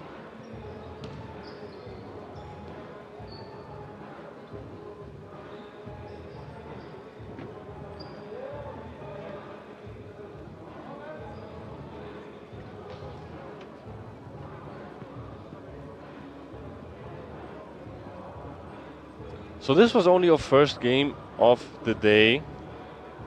Afterwards, at 11:15, we will have Emporio Armani Milan versus Baxi Manresa. Then in duel for 3rd place, we have Ratifarm Ulm versus LDSD Asvel Villeurbanne. And the finals will be Cedevita Olympia Ljubljana versus Mega Super Belgrade. And this game will decide who moves on into the next round of Adidas NextGen EuroLeague. Quite some games to look forward to. Really interested to see who will finish first of it all. But before we go there, we obviously still have some highlights of this game. This game had quite some highlights, so let's immediately jump into it.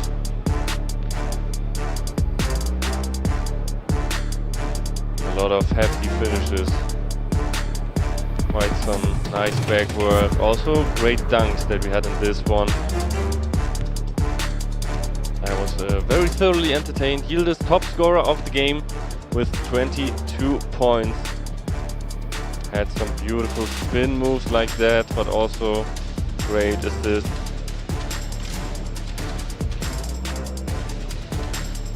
Really nice showing of both teams. Very interesting to see what's coming up next for those. Never conceded no-look dish from Yildiz. Very great shots, great plays, and in the end the NextGen team will finish at place 7. We will go into a small break, quite some time until the next game. In the meantime, obviously you can use the time to subscribe to our YouTube channel here at EuroLeague to be up to date with everything from the NextGen EuroLeague as well as the usual EuroLeague highlights. But also please go over to Instagram and follow us. NextGen EuroLeague is the name of the channel.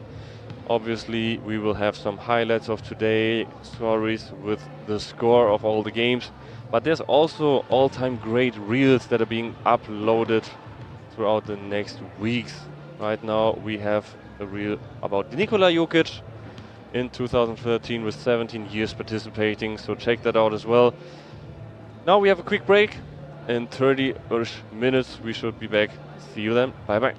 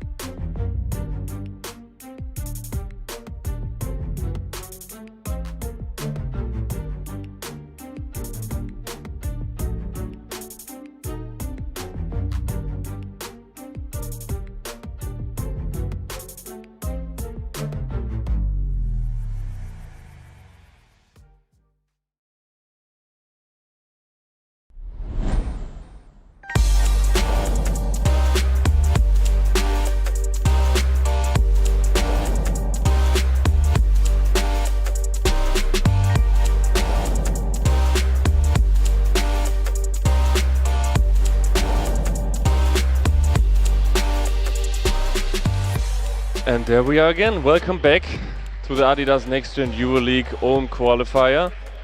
Second game of the day. In this matchup, the 5th place of the tournament will be decided, and I'm not here alone. I'm actually having a co-commentator for this game. It's going to be fun. I'm looking forward to it, Kevin.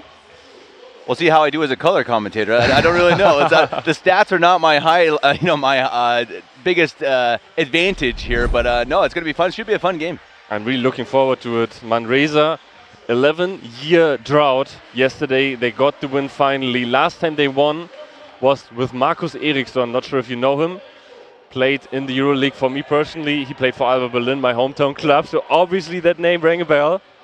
Shout out obviously to our stats guy, David Hein. He's also going to be hanging out in chat right now. So if you have any questions regarding anything EuroLeague players-wise that's happening right now, feel free to just put it in the chat and he will answer it all. He's the EuroLeague's next-gen writer. So he has all that done. And there again we can see the group standings, Group A and Group B.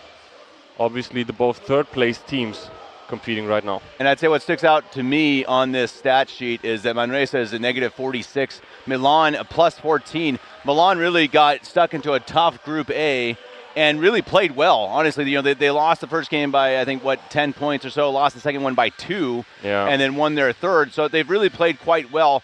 And it at least from my perspective, I think they go into this game as the favorites over Manresa. Especially if you look at the toughness inside, I think that's something that's going to be very interesting. Manresa yesterday very lightly treated the game in terms of physicality, in terms of also fouling. They played with a high pace, tried to get it ahead always and dishing out quick assists, high paced.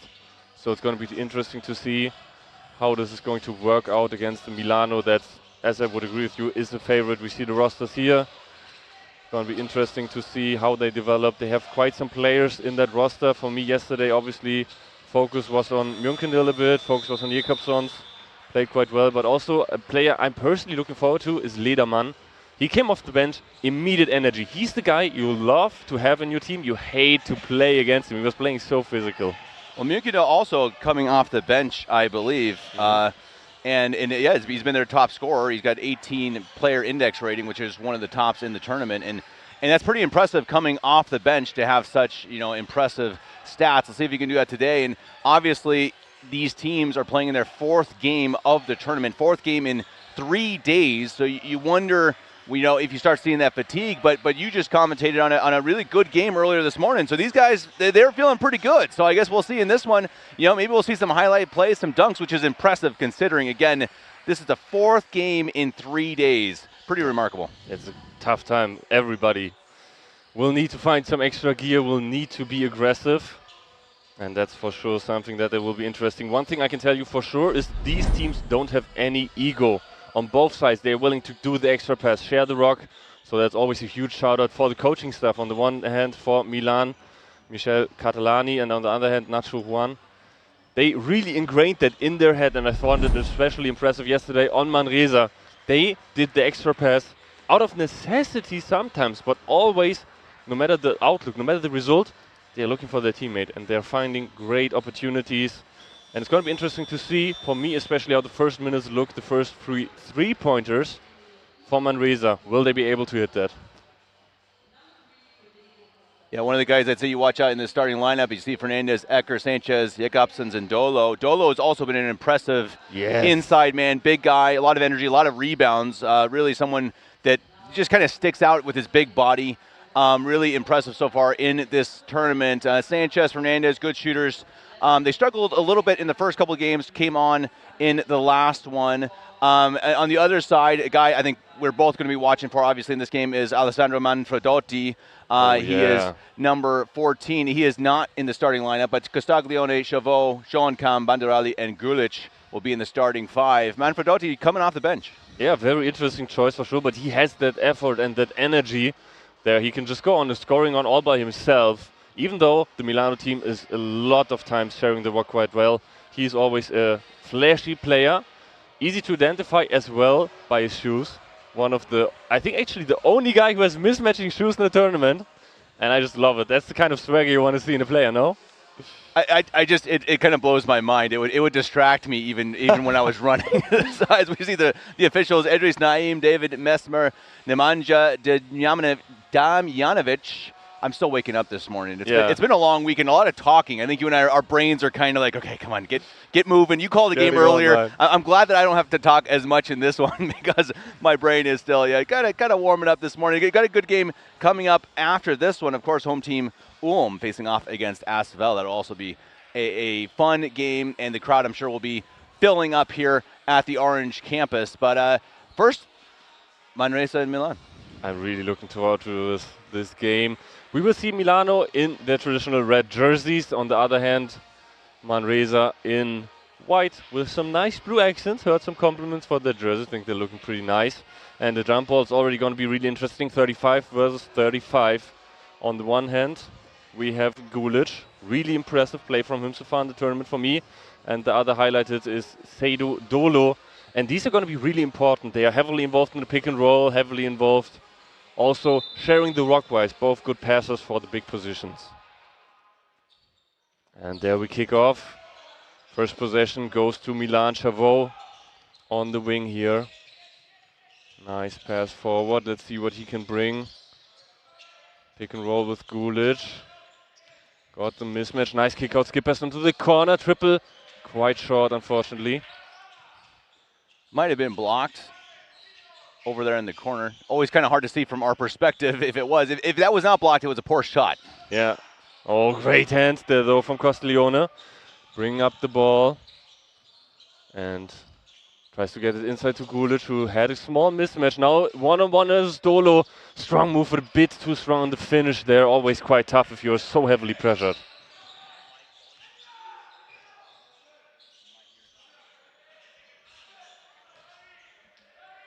Castiglione with a fast break there. Opportunity to score, but nice hands, nice defense there. Number 11 for Manresa, Guillaume Ecker. Curious to see again as we get into this fourth game again. You know, is that something that we do? Are we going to see a lot of fouls? Are we going to see kind of a sloppy game? It's always hard to know what to expect in this fourth game. Again, our team's going to be tired, but again, this morning we saw a good one. So you never know, and it's not just the tiredness. They're also more in the rhythm now. They've been playing a lot of basketball, so we'll see how they look today. Tough finish there. Rebound, Gulic, second chance, and the slam dunk!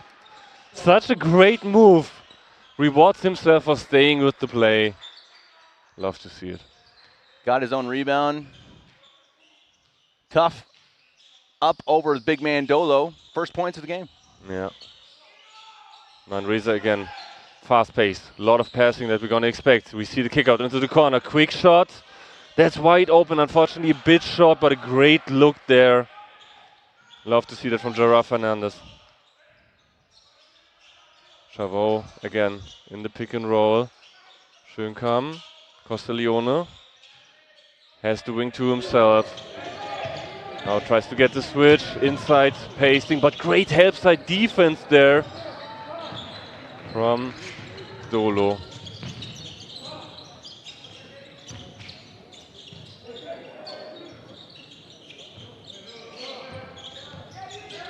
Sluggish start for both offenses. Several missed shots on both sides. Nice foul call there. Does it count? And one. Beautiful drive there, and that's always the danger that you are facing against Manresa. As we see it again, just a clean finish with the right hand. You will need to close out on these corner passes. They are skip passing a lot of times into the corner, and you just need to react on that, need to be fast. If you're a step too slow, then they will collapse, then they will drive inside. And now the end one chance for Lucas Sanchez. I wonder how much scouting these teams do for each game, because you don't have much time, right? Again, you're playing 4 games in 3 days. You don't have too much time to go ahead and really pick apart what the other team is trying to do. I imagine they probably have some assistant coach or somebody going to these games and watching a little bit, but you imagine a lot of it is probably figuring it out as you go. It's like, oh, so this is what these guys do. I mean, of course they know some of it, but you know, the real ins and outs, they don't know each other that well. They've been playing basketball all weekend, and again, I think that's the fun part of this tournament. As you go along during the weekend, you see teams starting to figure each other out a little bit. even during the game. And I think that just really, you really get to see a fun battle back and forth in these matchups. It's basically magnifying lens on what makes basketball great anyways, because it's always about the X and O's, it's always about adapting fast, but especially in tournament context with a lot of sleeping, lost in the coaching stuff, you can be sure one of them had to watch through everything the other team did, and that means like 2 hours of sleep if you have bad luck, especially starting as early as these both teams. Quite impressive. Manfredotti now back in the game, top of the key, nice crossover, kicks out to Mbao. He has that range, does not get contested. Bit shot, but I love that he's taking that shot. He needs to keep going for that, find his rhythm. Easy points on the other hand. Milano a bit sleeping there. That's not something that you can give to Jakobsons. Mbao hit that three-pointer yesterday, and that is such a tool for big men. You see that, of course, in the NBA, EuroLeague as well. Once these big men can start shooting, it's game over. Nice fadeaway move, unfortunately short, but Mbao gets the tip. Manfredotti, wing triple. Bit short as well. And that's the foul, I think, on Mbao. Yes. I think at this point you're seeing a lot of jump shots from Milan. I just think, again, you're on your 4th game. You're not maybe feeling it here in an early morning. I just take it to the basket. You've seen that from Manresa. You know, they're passing the ball well, but they're just getting to the basket. And I think early on in these games, that's what I would be looking for as you see the foul there. But, you know, I think if you start settling for jump shots and you see a lot of these shots ending up short, I think it's telling you, hey, you know, guys, bring it to the basket. Nice dish into the corner. Shot almost good for Jakobsons. Unfortunately, rims out. And then the transition foul to just stop the fast break against Manfredotti. Manresa, no team fouls so far. That's always a good call from a player. They have fouls to give, just stop that. Manfredotti again with those 2 mismatched shoes. Always easy to spot him. I would be so scared though, you know, like they one of them wouldn't fit the same as the other or something, right? You know, because shoes are kind of different, even though they're the same brand, same size. I'd be worried. Obviously, he's not playing well out there. He's one of the leading scorers in the game, 15 points per matchup so far, 3.7 assists. He's been a key player. Nice inside finish there for the Milan squad. And it's a low-scoring game so far, only 4-5, with 4 minutes being played already. Niederman on the wing there. They're involving Dolo again. Nice cut inside, kick out. 7 seconds left on the shot clock. Screen for Lederman, has the inside track. But that's a great block, so well played by Schönkam. Shot clock violation, I love that. He's staying with the play, staying aggressive, and then uses obviously that great wingspan. Oh, that's beautiful. There's a highlight. And that's the type of thing, right, that'll get a team going. You're slow, you're sluggish, you're not scoring many points, but you're playing good defense, right? Yes. You're down by 1 right now, so obviously you're in good shape, and a play like that it can often really jumpstart a squad on both sides of the ball. Inside opportunity to score, double team coming, pass connects though, and Mbao finishes strong there against Jakobsons. Mbao has so much length. Yes. That's another thing, again, just get these guys, get to the basket, get in the paint, especially early, don't settle for jump shots. Yeah, get those easy baskets up and running. Every shot there is a good shot. Let's see what Manresa is going to do. Backdoor cut well defended there.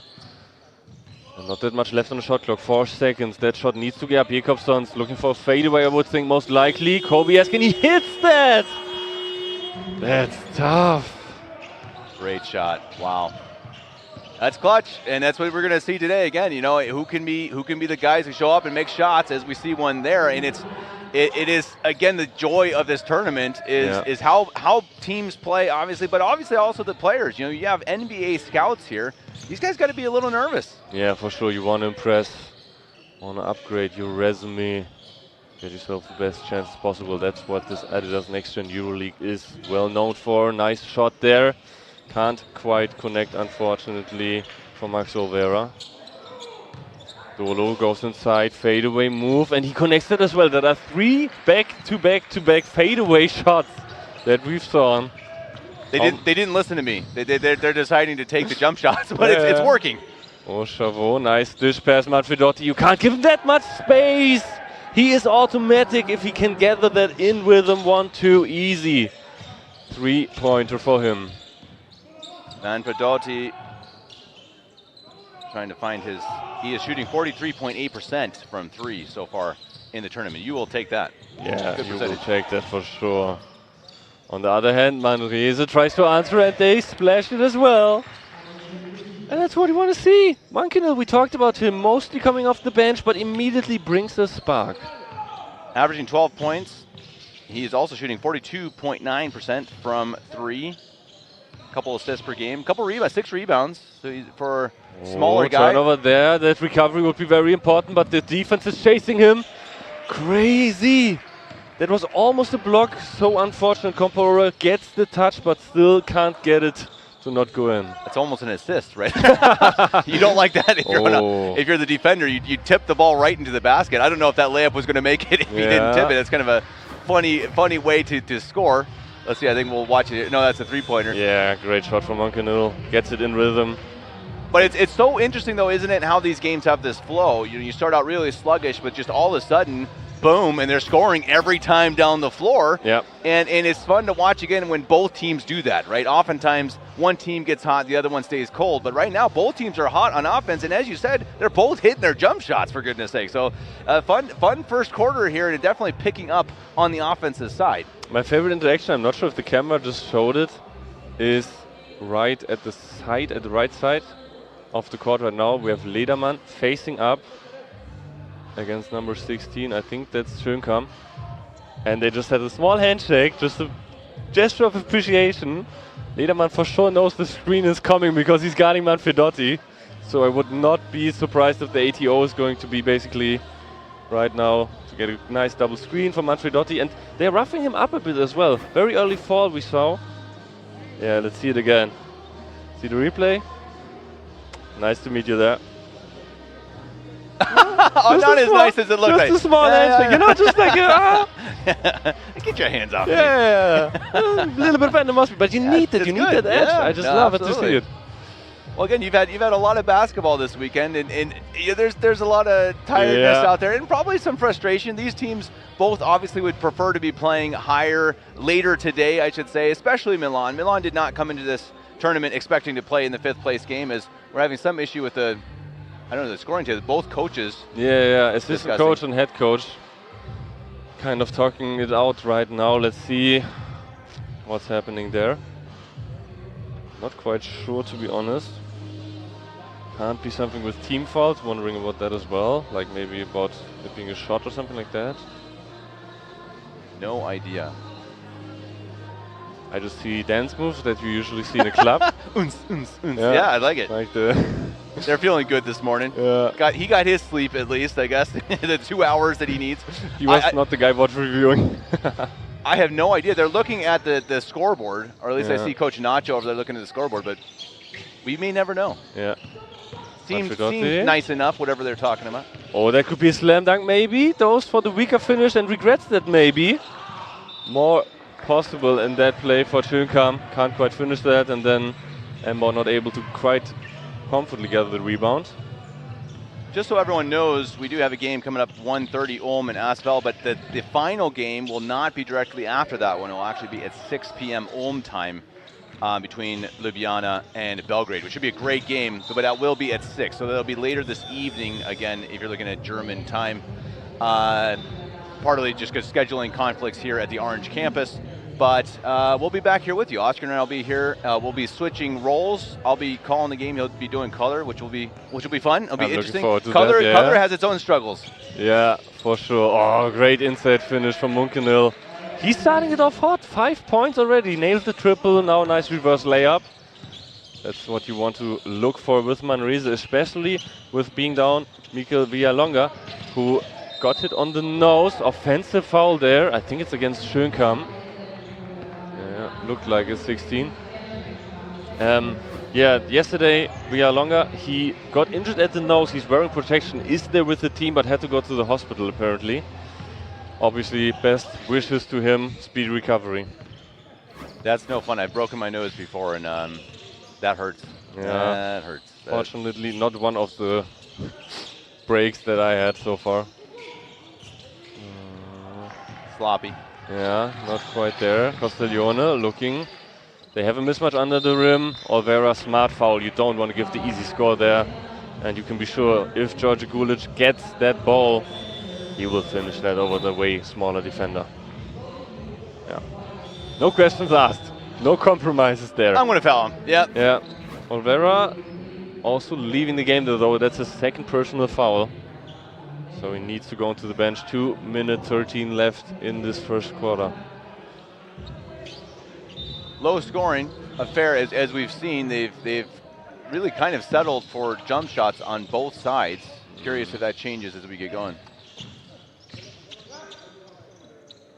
Alfredotti unfortunately a bit too long. Gulic gets the board though. Inside post move, looks nice. Banks off the rim though. Reza looking. Can't quite find the pace that yesterday brought them their first win since 2010-11. Going inside, night kick out into the corner. Ecker sees that all the time, could even lick his thumb and check for the wind. And he's gonna make that. 8-point early lead. Those who are just joining us, I see in the comments on YouTube. Milan is in red while Manresa in white, playing the 5th place game here at the qualifying tournament in Ulm. Oh, nice finish. First rebound and then using the physique, using the toughness. That's what you want to see. Don't only use your size, use all of your body. He's played big early, Gulic. Always a very important player. Oh my goodness, Ecker back-to-back triples. Corner, top of the key. Where can't he score? Under a minute.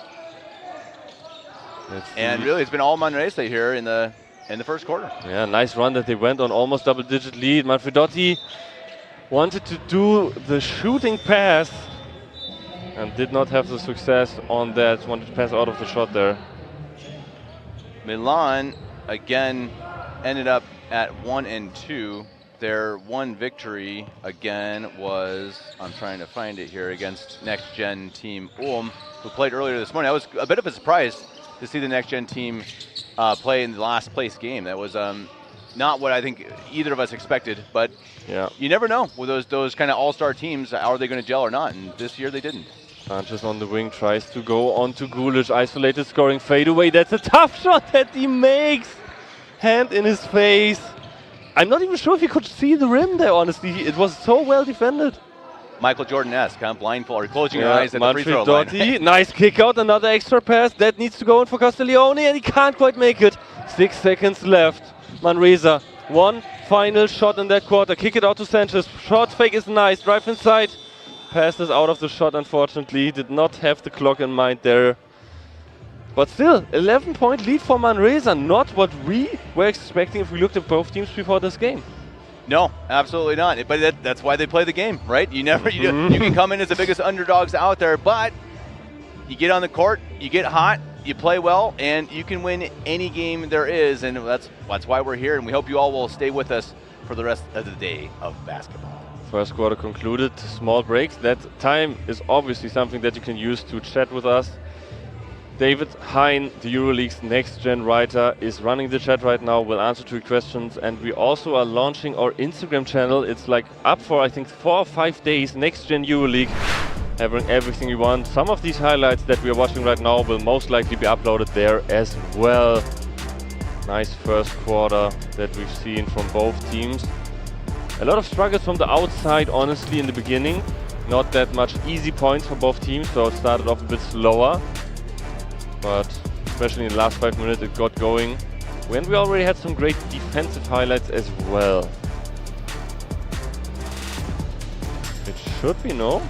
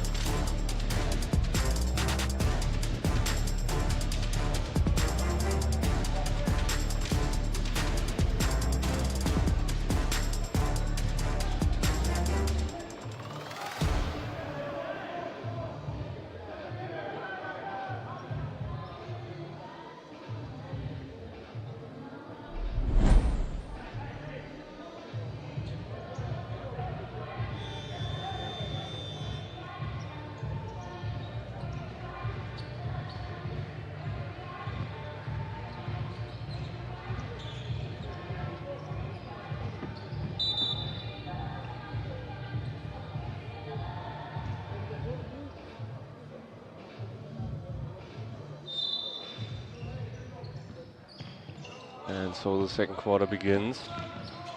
Sanchez bringing up the ball.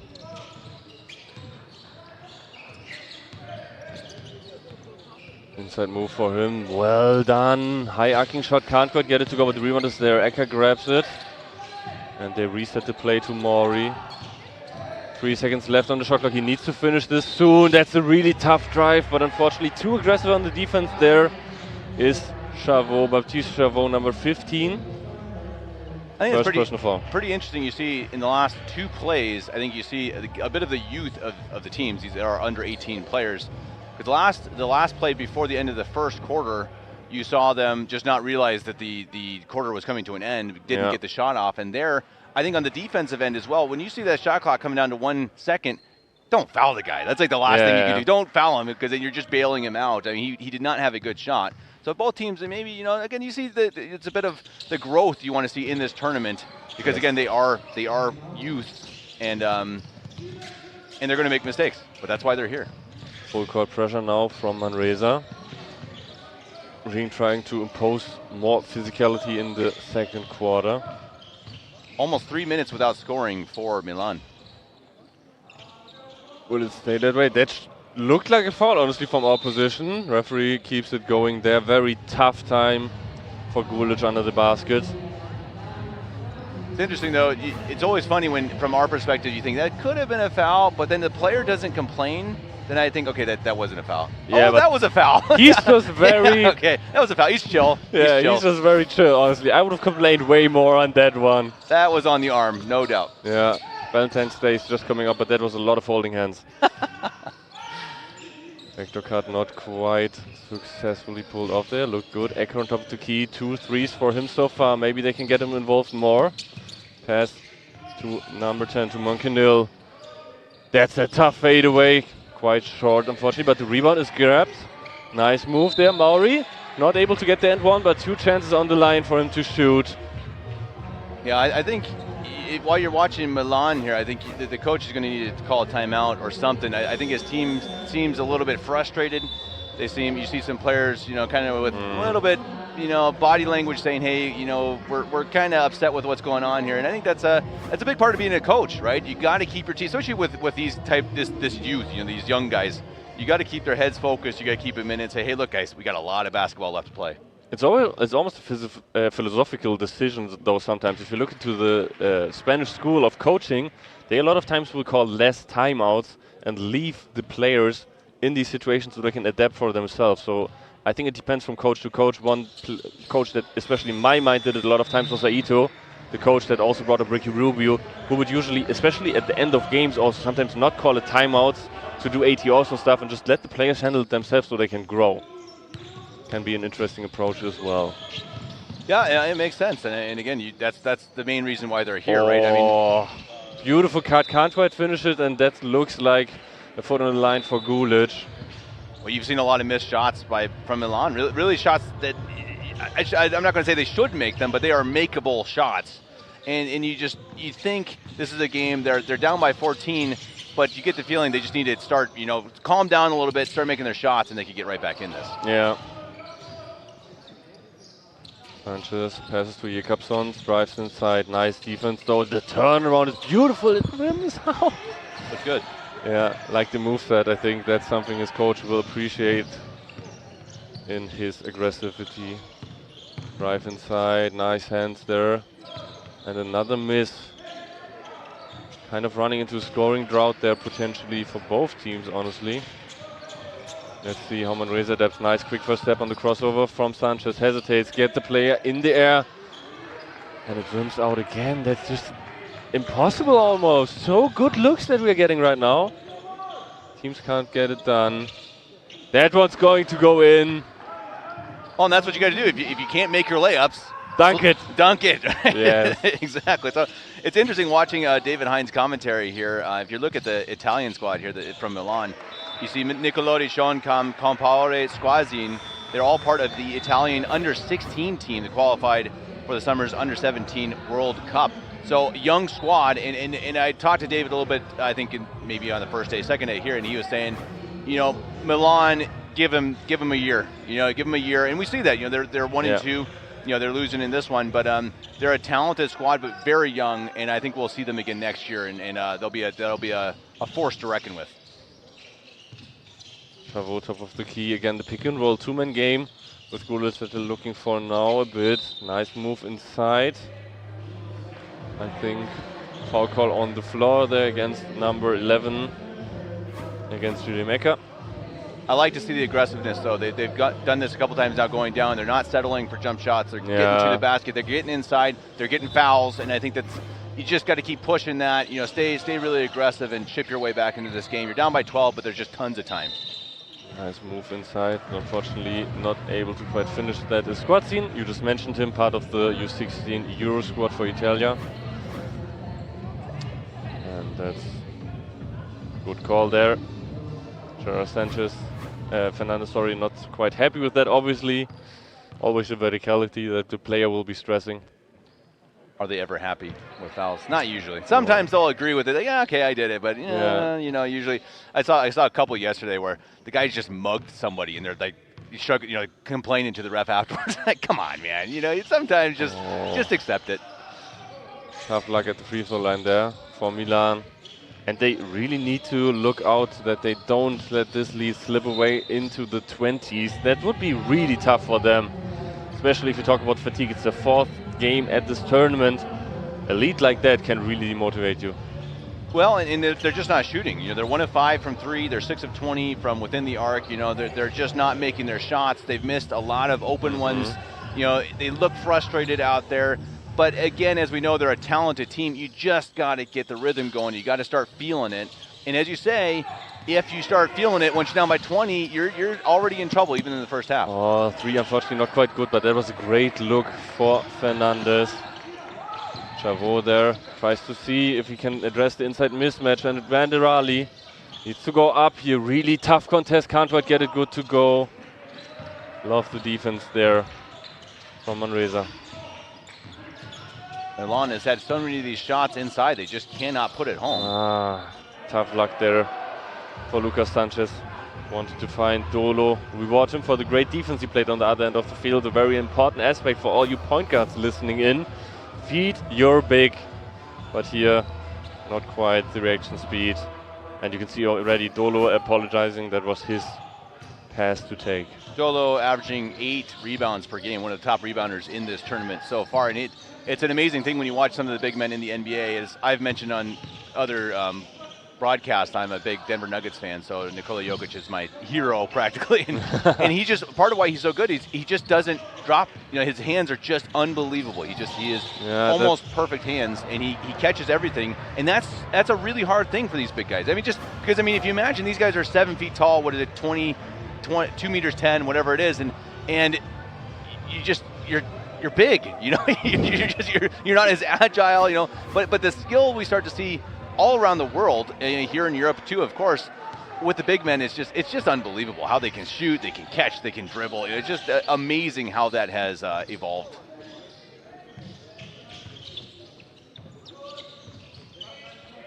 Chavot top of the key, heavily defended. Maybe again they will look for Gulic, but Dolo defending really well. And that looks like a travel. Lost his pivot foot there. It's turned into ugly basketball here. Again, nobody can score. Can't finish easy points. Yeah. You know what I do like, though? I think that the officials are letting them play. They're not calling too many whistles. Yeah. Milan has 4 fouls, but I think they've been well called. And again, I just appreciate that in this type of a game.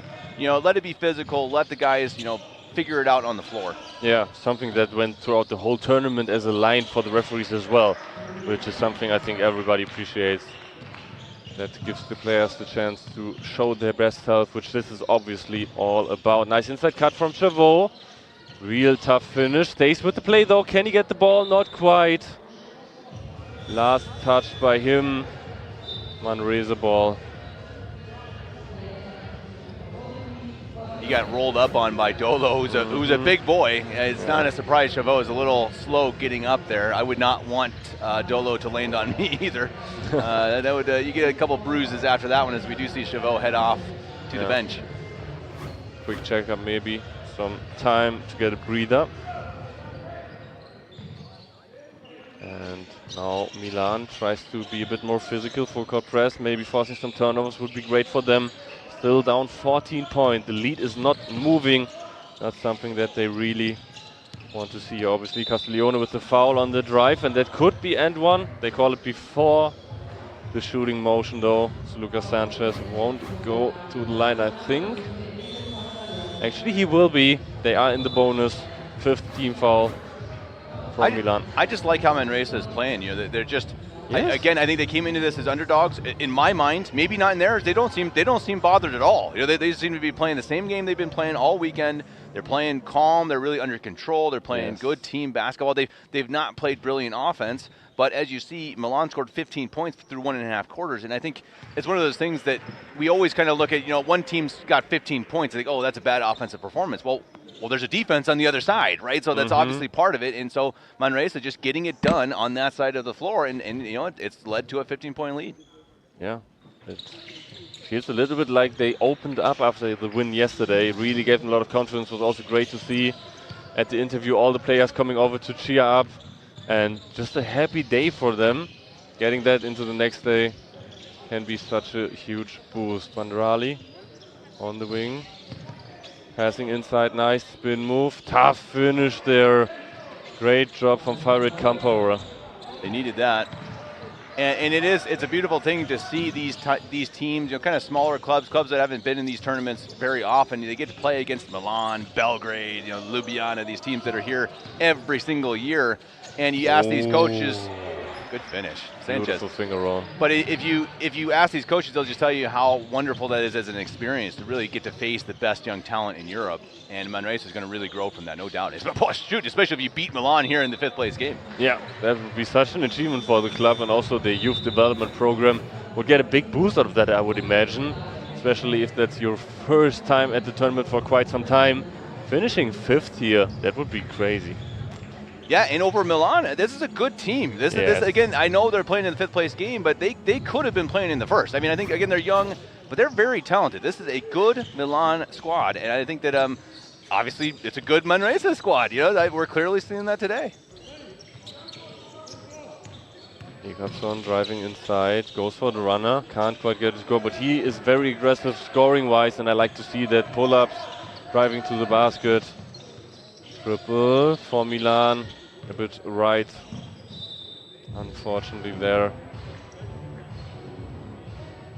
Again, why are you taking that shot? You know, I think that's one that the coach is going to say, hey, you got time.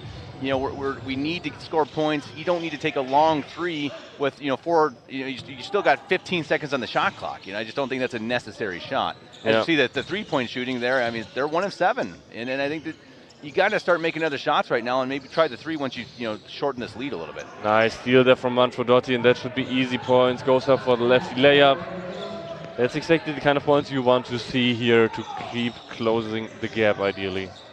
Yeah, start on the defensive side, turn that into points, right? That's exactly what you want. Oh, beautiful rejection there from Gulic. Georgi Gulic does not let that happen in here. And that's exactly, as we see again, Manfredotti, that's how you get back into these games. It's got to start on the defensive end. You got to tighten the screws, turn that into points, and just start taking some easier shots. As again, you see the defense really picking up, you know, tightening down, and they're down 14. You got tons of time. That's also a tough period of the game if you play such great defense, but don't manage offensively to do the second part of it to cut the lead, right? Because at some point you will need those successes, you will need that boost to your morale. Milan also, because of physicality, already above the team foul limit. Ball gets inside to Monkinil. Last touch though by Farid Kampora. 11 seconds left on the shot clock, so still quite enough time to put a good set in. Yeah, 3 minutes and 33 seconds left. You got to see now, you know, again, heading into halftime, you know, I always talk about this, about the momentum. You know, who's going to have that going into half? Who's going to feel good in the locker room? Who's not? And I think this is a big momentum shift here in the last few minutes. Nice move. Quick hands though from Banderali. Fast break chance, 3-on-2. Kampora goes inside, wants to finish strong, gets the foul. just bullying through the paint. Can't quite finish it in the end, but that's obviously also something that you want to have. And it's a timeout for Manresa. Coach Nacho Juan not quite happy with what he's seeing right now.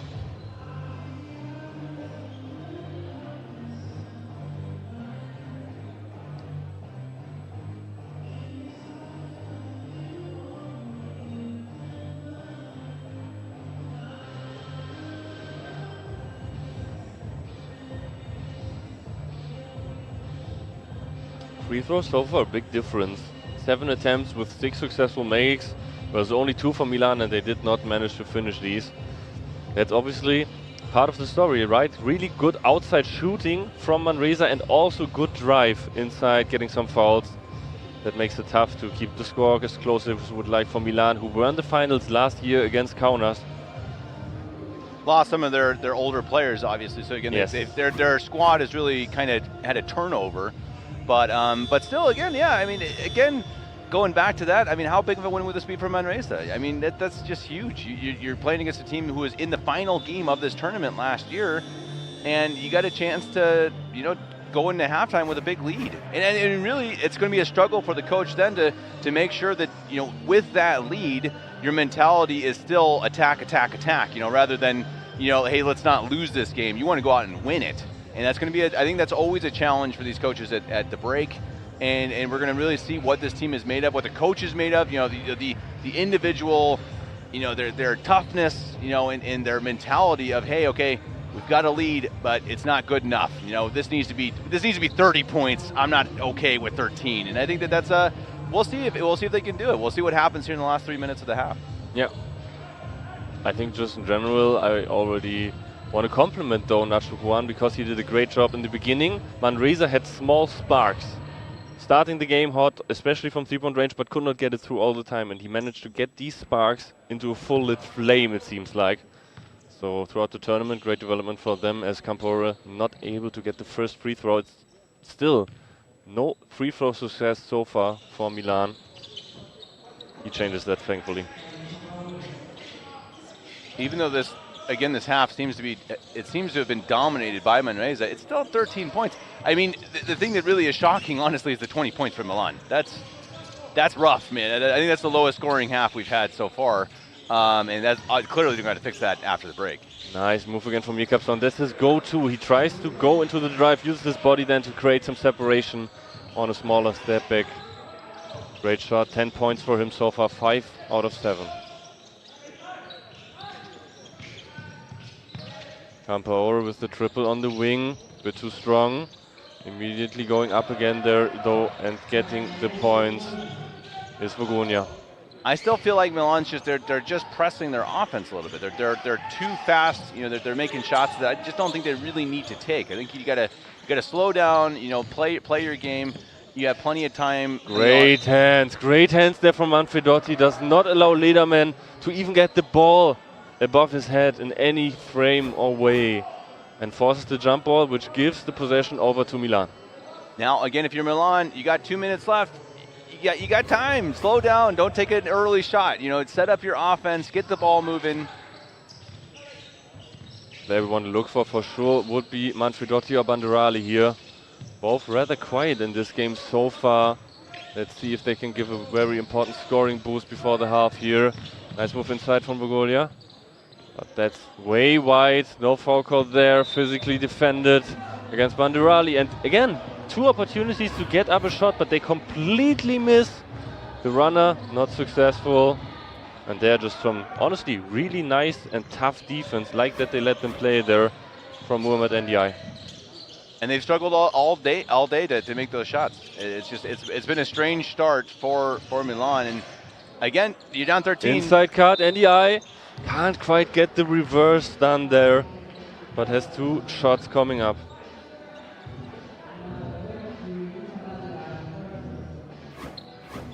Minute 43 remaining.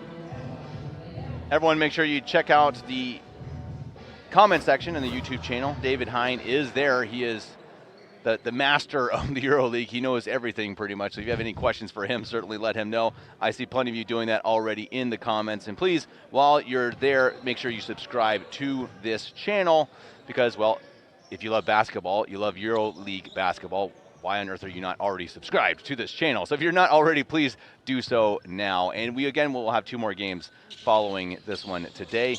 One at 1:30 and the other one at 6 p.m. for Berlin time. Yeah. I like that. I like that. You're a Berlin guy. Yeah.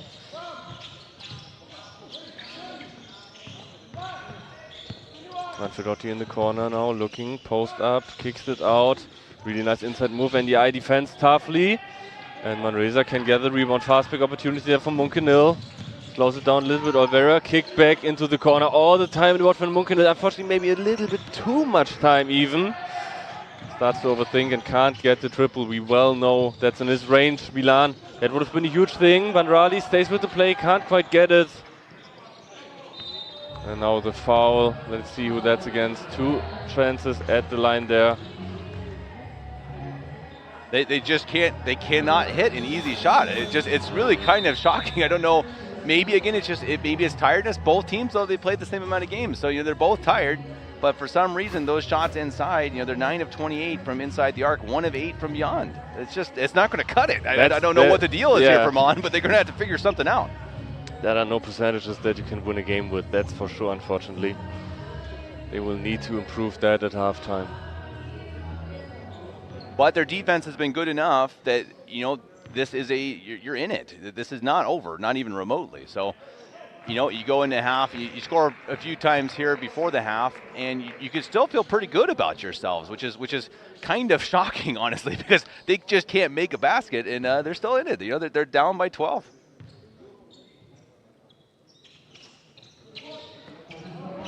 Camporo good for that one as well.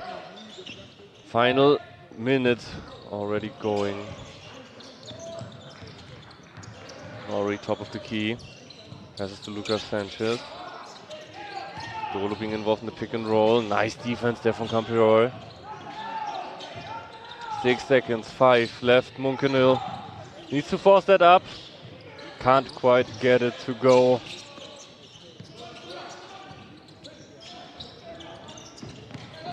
Was sloppy ball going all over the place. Inside and finally put home. Boy, kind of a messy finish there, but Ndaye finishes it at the end. As we see on the other side, shot clock is turned off. Game clock at 10. Milan trying to pull back to within 14 points. 5 seconds on the shot clock. Manfredotti, ball is on the ground. 2 seconds, got to get it up. He does. It's up, and it's good! At the buzzer. What a job, what a way to go into the half. They needed it, and they go in despite not being able to score the entire first half. They do so at the end with a final shot at the buzzer, and they're only down by 10. We will go for a 15-minute break. We'll be back for the second half, which should absolutely be a good one. Manresa 37, Milan 27.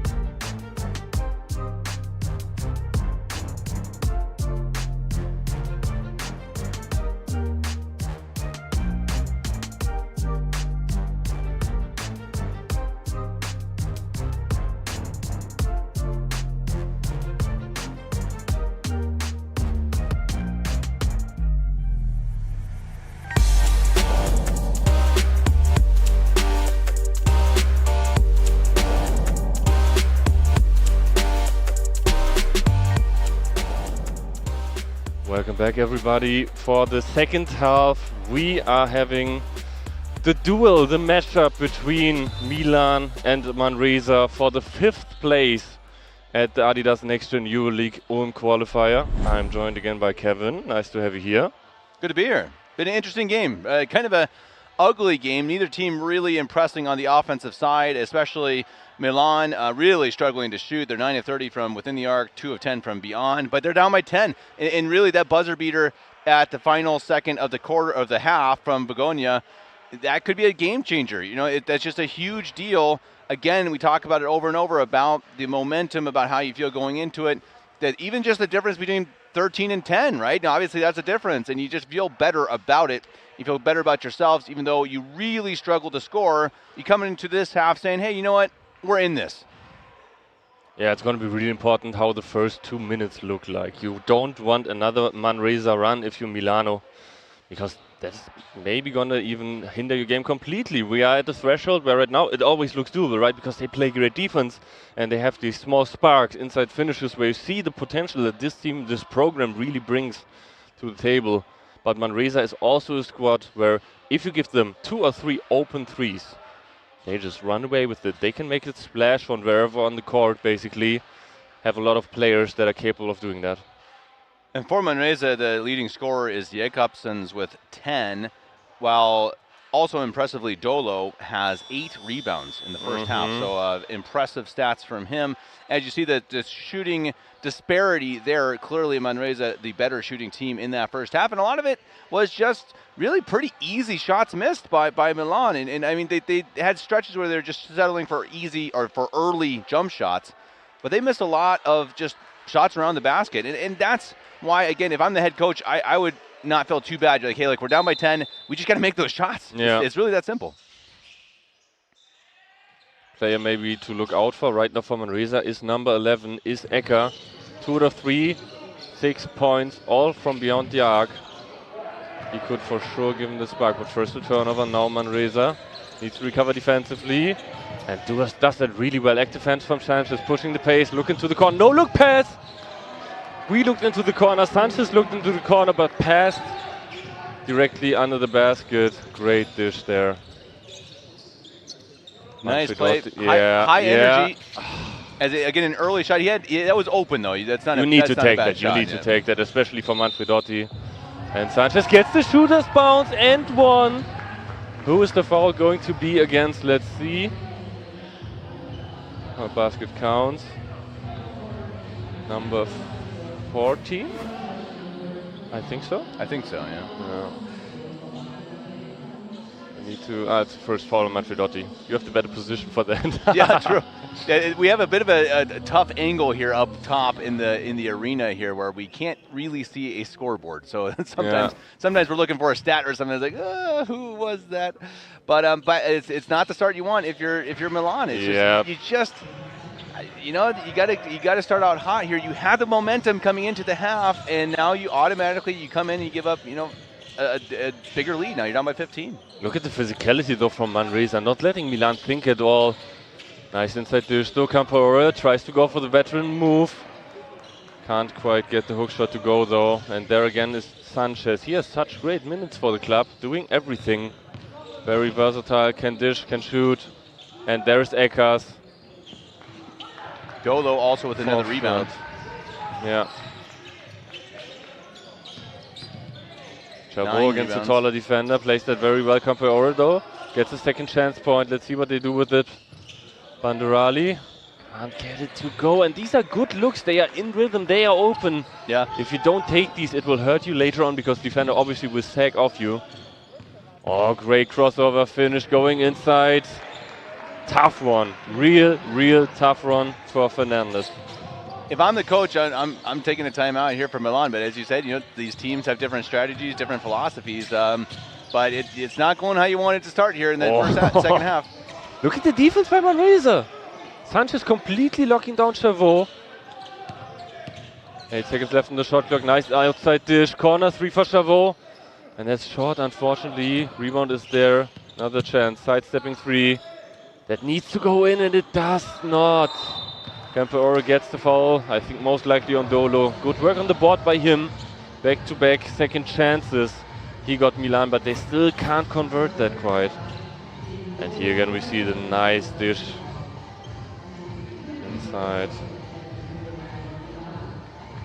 No, the shooting right now is just abysmal. It's 28%. You know, inside the arc, 2 of 12. It's just it's kind of bizarre. You know, again, it's just how it is though, right? This is the game of basketball. You just have days where you just nothing goes in. You know, and sometimes it's poor shooting, poor decisions. But as you said, this half they've been pretty good-looking shots. The ball just won't go in, and that's how it is, right? I mean, it's just, you know, this game sometimes the ball doesn't bounce your way. You don't get the calls. And right now, it's not going. Nothing is going for Milan right now. Let's see if that changes. They have time. They really need to start maybe producing some turnovers. Let's see if that's possible. Good switch there inside, and that's the turnover that we just need to see right here. We can see score per period, and that's just the first quarter, especially where 24-13, 11-point lead, and then Manresa did a good job of keeping it that way. Yeah, again, a lot of it obviously having to do with the Manresa defense. Dish. Finally, they get the easy points. Love to find them from Manfredotti and Luca Banderali.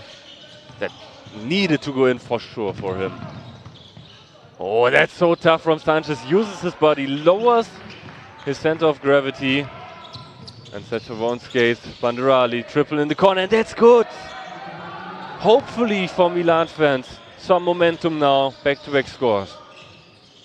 You gotta get somebody's gotta get hot, and right now it's Banderali, and you know, if you're going to crawl back into this game, you know, get some defensive stops, some turnovers, and oh, up and under, and one!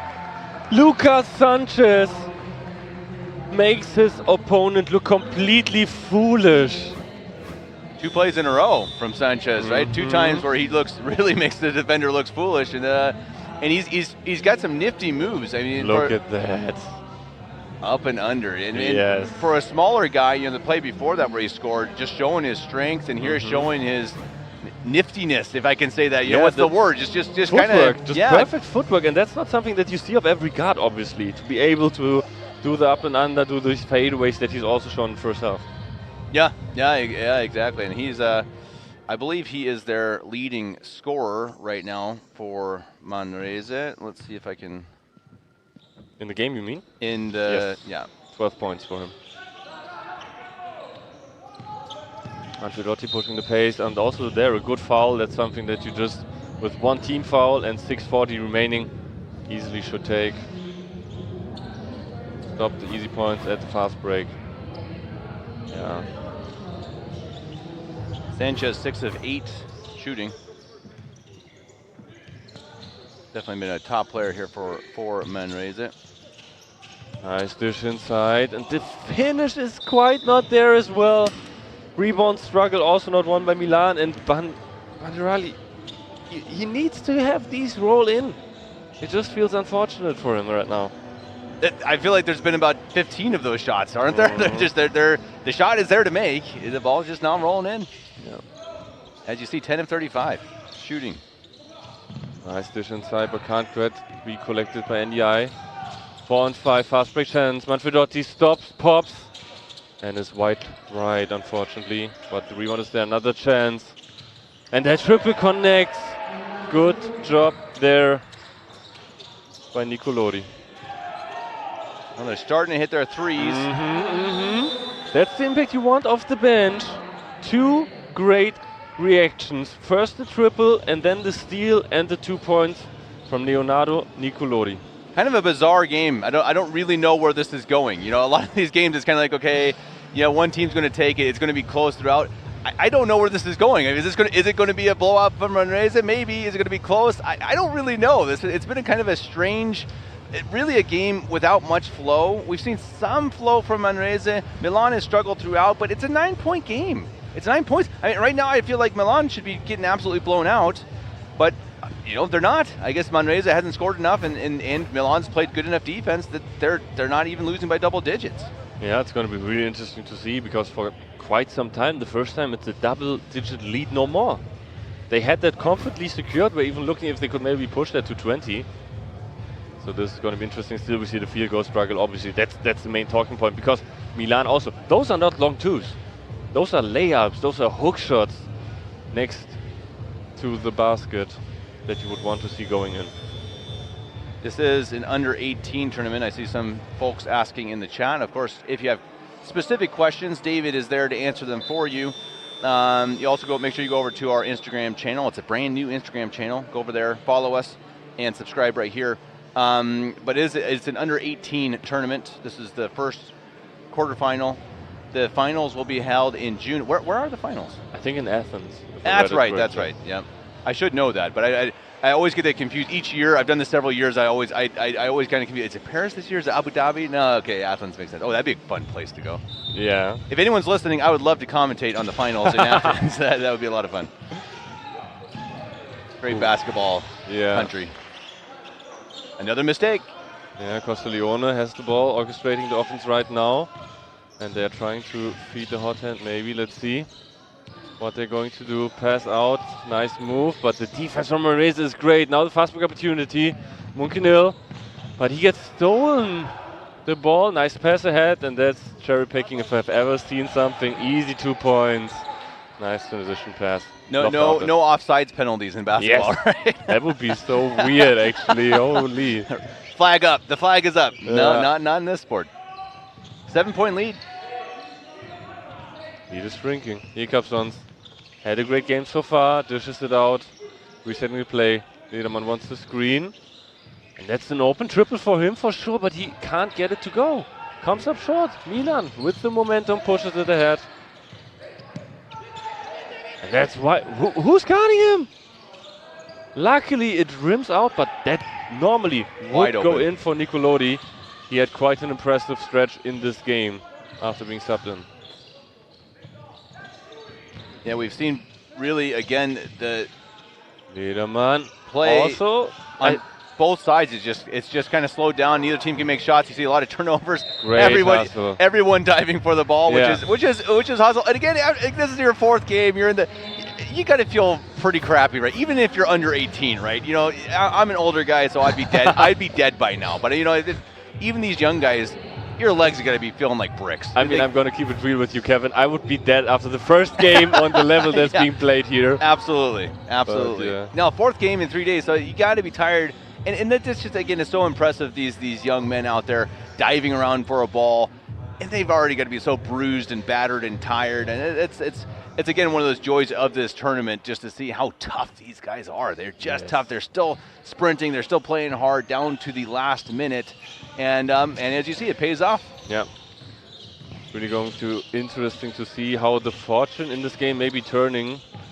Manresa did not get the looks into successful buckets, even though they were good looks recently. Milan score could go a long way, Comparor, and he has to turn around fadeaway. Let's see if Milan can keep up the pressure. Manresa, they are looking to keep the game from going into a single possession game. Nice move from Fernandez, goes inside, kick out into the corner, Olvera, all open. And again, they can't quite connect these shots. In the first half, these would have gone in. Yeah, we've kind of switched identities here for the teams. That Milan has started to hit their shots and Manresa can't, and that's why their big lead is down to 5.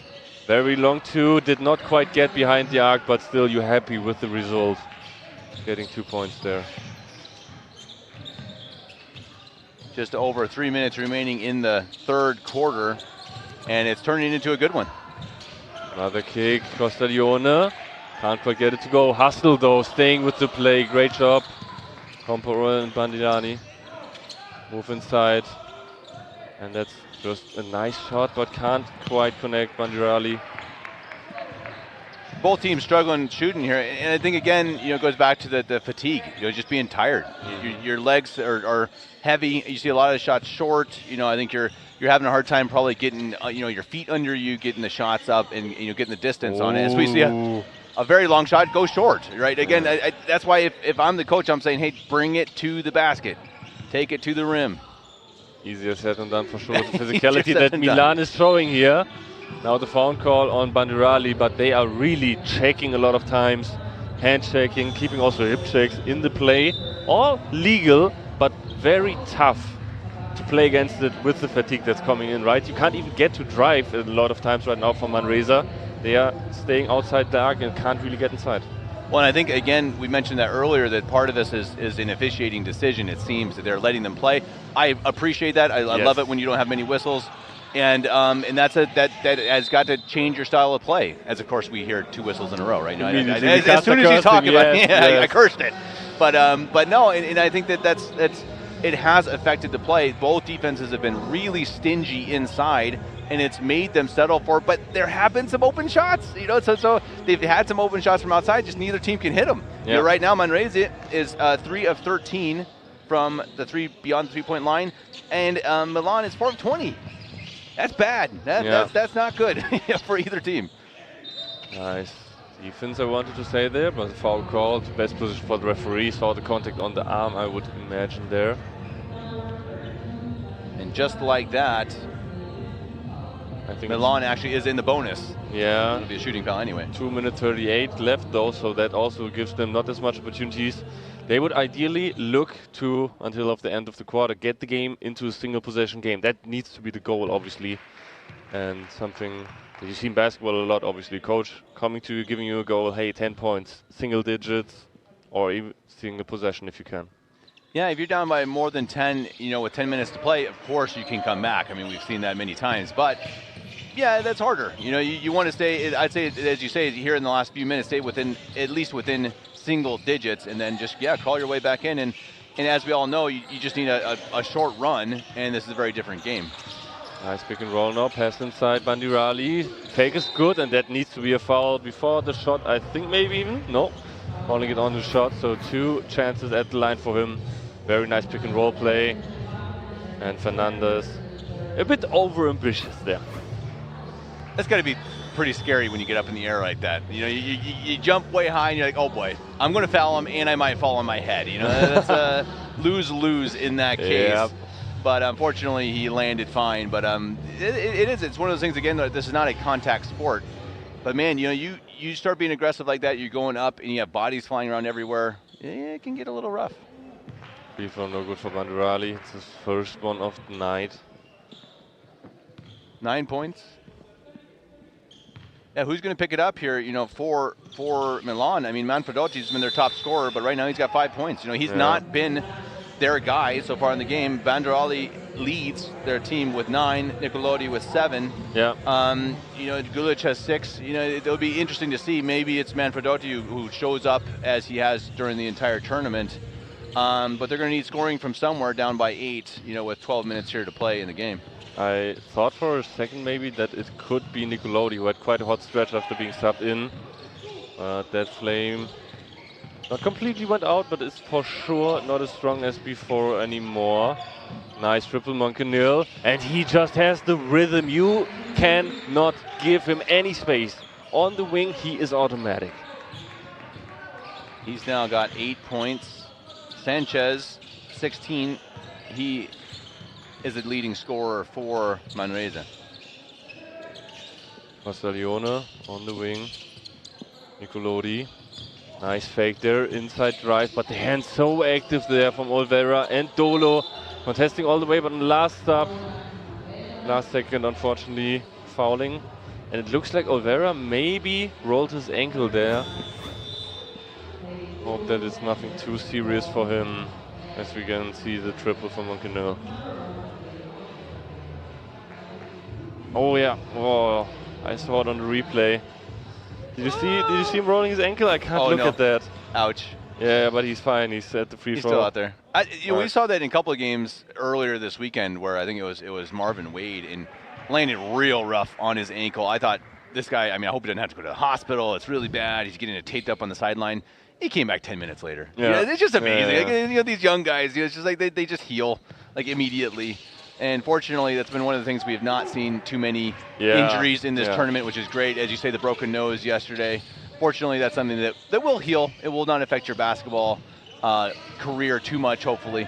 But it's been a pretty clean tournament so far, as far as I'm aware. 7 seconds left on the shot clock. Nice inside drive. Dolo kicks it out again. Extra pass. Olvera for 3 in the corner, but can't get it to go. I think Dolo's got to go up for that one. Oh, nice contest there from Dolo. And also loves the sportsmanship, obviously, immediately picking up Campora. At Dolo, he's got 2 points. I just think, I don't know if they'll show that highlight on the other end, but I mean, he passes it out in a fairly open three, but it looked like he had some room under the basket. I think as a big man, sometimes you just got to be aggressive. You get into that space under the basket. Maybe he's a little too far underneath, doesn't have a clean shot, but I would like to see him be a little more aggressive. You know, even he's got 2 points, but he's just got such a big body. You know, get up there and give it a shot. You're at least likely to be fouled. Honestly, seems like a coach's decision, though, because this was something that they heavily did yesterday as well in the matchup against Piraeus, looking for those extra passes and living and dying by the three in some way. So far in the second half, it's unfortunately been a bit more of dying, but that could obviously always change in a heartbeat.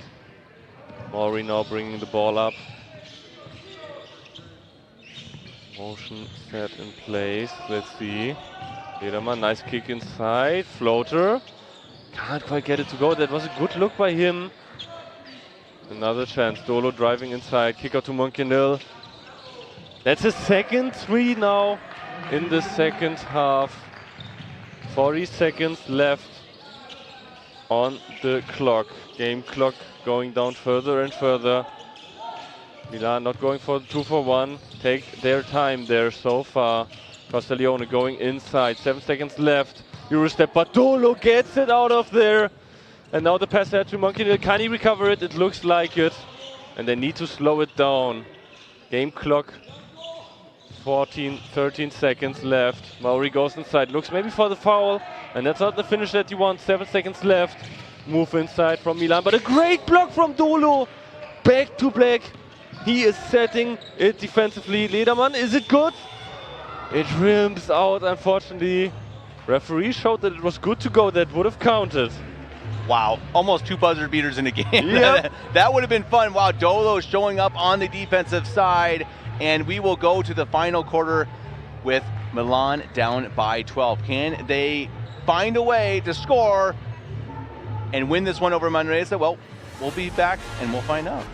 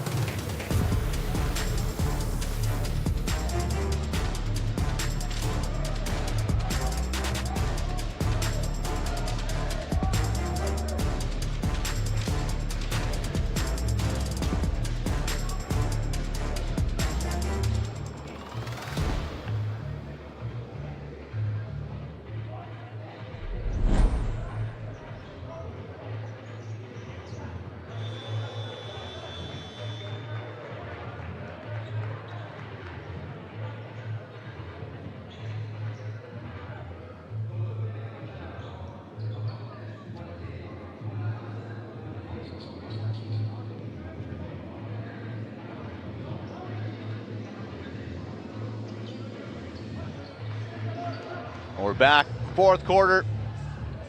Been an interesting game. I mean, a stat that I was just talking with Oscar about during that break is the team rebounds. Manresa with assists.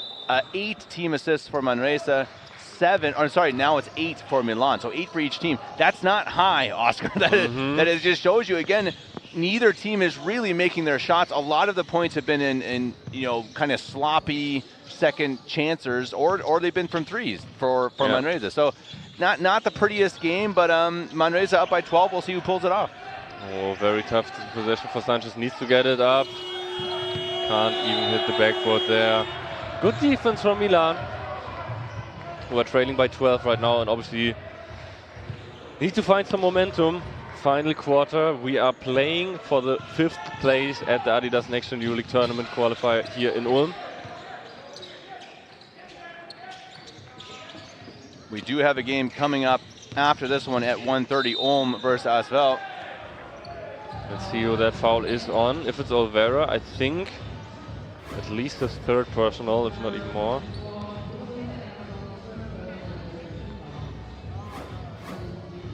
I can't see. Yeah. I can't see. Someone move the lights. It is. It's Jakobsson. And that's his first one. So let's see if they can bring it back here to 10 points. Showing come at the line. He has no points. That's an interesting stat. He's another one who has obviously aided his team throughout this tournament up until now, where he's struggling a bit. You know, he had almost 5 points per game. Now he's trying to get his 2nd. Can't quite get it to go. Nice rebound though. Gets it himself. Goes inside with a nice move. But again, they just won't go in. Foul there, I think, on NDI. Let's see. I don't think they made a single one of those like putback shots, right? Or those shots around the rim. They can't make them. Milan, this entire game, whatever it is, they're just not seeing it correctly or something. And I think that's, boy, if they made half of those shots today, it's a totally different game. But they've just really struggled in those mid-distance, even you know, close distance shooting.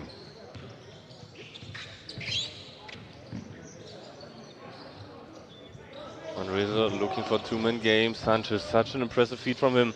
Keeps the defender back. Great shot fake. And NDI can't quite get up the board, and briefly off we go. Foul there by Mauri.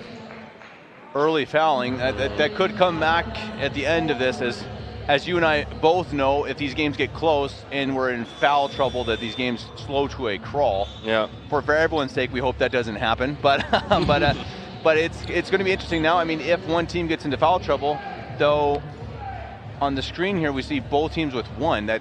Oh, that's the 4th foul on Fernandez, if I see that correctly. Oh, Manresa has 2 fouls. Yeah. At least it should be, no? Let's number. It's so tough to see, actually. Can you see? Dolo has 3 from what I can see on the board. Yeah, Dolo has. I think they rescinded it, right? Oh. I'm not sure.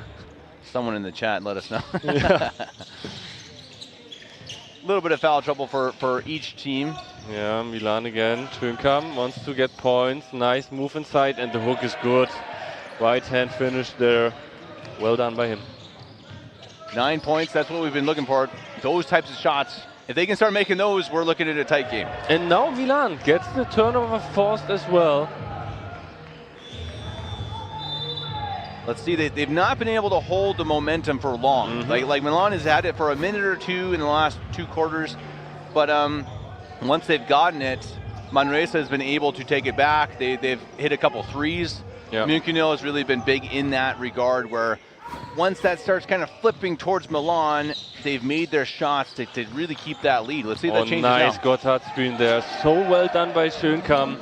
Score, turnover force, Gotthard screen for the 2 points. He's having quite a start maybe on his own personal run to get Milan back in the game. 7 points.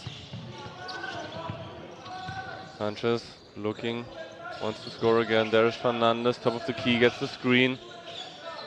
4 seconds only left. It's not going to be a good shot, most likely. Nice tough defense from Milan. Ecker on the wing, and he nails it. Such an important score here, getting the game back up to 10. That's exactly what we just said, right? They've hit those big shots. That's exactly why they're still in the lead.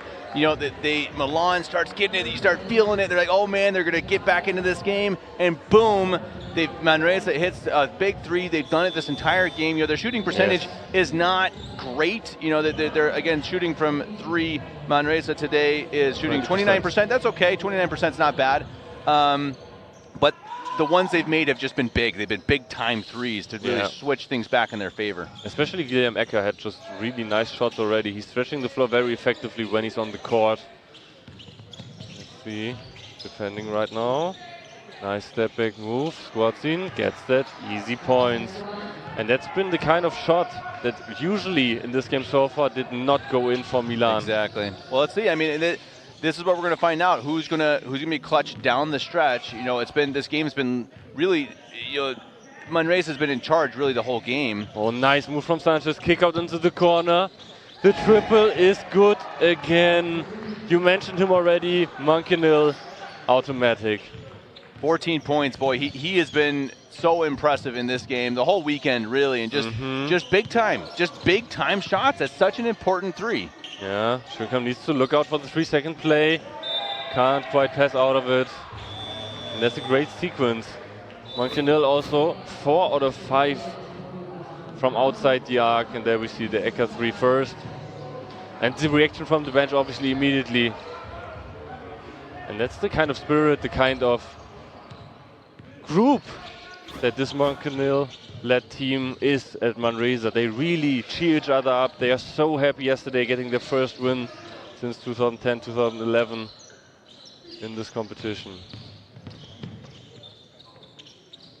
Half shot from Sanchez, can't quite get it to go. Fast break opportunity, Chavot looks up, finds the pass, but no easy layup there. Nice fake there inside, needs to look for his feet. And gets the foul there, 2 chances at the line. And it really has been for Manresa. It's just so impressive that they just don't let Milan really get it. You know, they see it changing. Milan hits a couple of shots, and then Manresa has just been so clutch. They've just hit those big time shots. Manresa in a bit of foul trouble. They have 4 team fouls, so that could come back to haunt them. Milan only has 1, so we'll see if that changes the how the game goes here in the final 6.5 minutes. But no matter how this game ends, you got to be so impressed with Manresa. I mean, they seem so calm. They're just playing their game. And they've done it the whole game. And just really an impressive showing for them here in the 5th place game. Line violation, I think, but that does not matter. Shot is counting, as was a Milano player doing that. Well, let's see. It's back to within 10, and each time this has happened, once Milan starts creeping back into the game, Manresa just says, no, we're going to hit a 3. Let's see if they do it here. Let's see that one bounces out. And that this is going to be the difference. Can they continue to make their shots as they have when they've needed to? Outside look again, no good, unfortunately, for Milan. Lucas Sanchez, top of the key, gets the screen. Let's see, 5 minutes, 47 remaining. Sanchez in rhythm, triple. And that was halfway down. Any other day goes in. Wow, that's a big shot, big miss. Schönkamp also not quite able to finish. 5v4 immediately. You see the foul there. Better move from squad team because you don't want to give more easy points to Manresa. And I think in that case, again with Manresa, I think you just got to be a little more aware there. You know a guy's down on the floor. I think you got to try to not get fouled. You got to break. Try to get someone open. I know it's easy for me to say up here, obviously, but I do think there have been a couple cases today where you've seen Manresa. They should have been a little bit more aware of what was going on. And I think in that case, as you say, it was a great foul by Milan, and it just it stopped what could have been an easy breakaway basket. Dolo has the ball here. No foul call there, and immediately with one play on the ground, easy points. Jakobsson not panicking in that situation, takes his time and gets rewarded with a layup. And Milan just has not been able to break that barrier, the barrier of the 10-point, 9-point, 10-point lead. I think at one point they got within 7, but they've not really been close. I mean, really this game has been led almost the entire way through by Manresa, and right now, you don't see that changing. I mean, of course it could at any moment, but Manresa they've been clutch. They've kept hold of it. Jakobsson, easy way to the basket, but can't match the physicality. Right there from Compo. 8 seconds left on the shot clock. Lederman passes it. Let's see what they can draw up here. Corner, Ecker again. And that guy just can't shoot. Really impressive from him. William Ecker, 208 centimeters tall, but shoots it like a guard. He's 4 of 6 from 3, 14 points. Boy, that'll get you some hugs when you get home, as that's put in. Yeah, really love what he's just bringing intensity-wise. And he's such a big reason why the lead is never shrinking, right? Him and Mjunkenil always hitting big threes as soon as there's some momentum for Milan. And Lederman and one! That is really going to hurt you. Chavot with the late contest fouls him on the shot. And that could be the play that completely breaks this game. Only almost 4 minutes left. And the chance for a 4-point play. That was one of those shots where, as he was taking it, I was like, no, don't take. Oh, yeah, great shot. Yeah, great shot. Yeah. They probably shouldn't take that. Contested deep three, but, well, if you make it, then your coach isn't going to say anything about that one. Great shot. That was almost from the NextGen EuroLeague mark on the court from the logo. And a guy in his face got fouled. Yeah. And it worked out. Great shot. Again, just so clutch. How clutch has this team been? Unbelievable. Every time they've needed to make these big shots, they have. I mean, we keep saying that, but that's a big deal. I mean, especially at this level, that does not come easy. Making these clutch shots. Look at the intensity right now, by the way. For sure. Lederman immediately clapping, hyping himself up on that play. Another stop would go a long way here for Manresa. They're pressuring so well. 6 seconds left on the shot clock. Outside kick out. Vandirali just not getting that one done today. And the foul call, but that also should have been on any other day in the end one, no? Yeah. How is that not it just didn't drop. To the rim? It does not drop. No, I saw, it's funny on the scoreboard here on the TV, they gave them the points even, because it's like, that's got to go in, right? No, nope, not. It didn't go in. It's been that kind of a day for Milan. Right now they're down by 16, and you're getting to be close to panic time. You still got some time, but 4 minutes, 3:40, with down 16, you can't make mistakes. You got to play perfect basketball right now if you're going to, come back in this one. Full court press now by Milan. They need turnovers. They need more possessions. Going into a switch there quickly. 14 seconds left on the shot clock. Let's see what Manresa gets on that half-court set. Fernandez, top of the key, pick and roll with Dolo. Outside pass, easy. Pass fake, maybe a bit too much time that's been taken off. Munkenil needs to take that shot. The shot clock almost expiring. I can't quite get it to go. Manfredotti goes inside, loses the handle. And that's a traveling violation.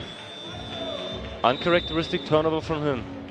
Yeah, in this case, I think you gotta, I like on one end Manresa taking a lot of time off the clock, but you also got to make sure you get good shots. So it's gonna be a kind of a tight, you gotta stay on that right line, right? What it's gonna be, you want to make sure you use the clock, you want to run it down, but you also want to make sure you get enough, good shots here to end this one up 14.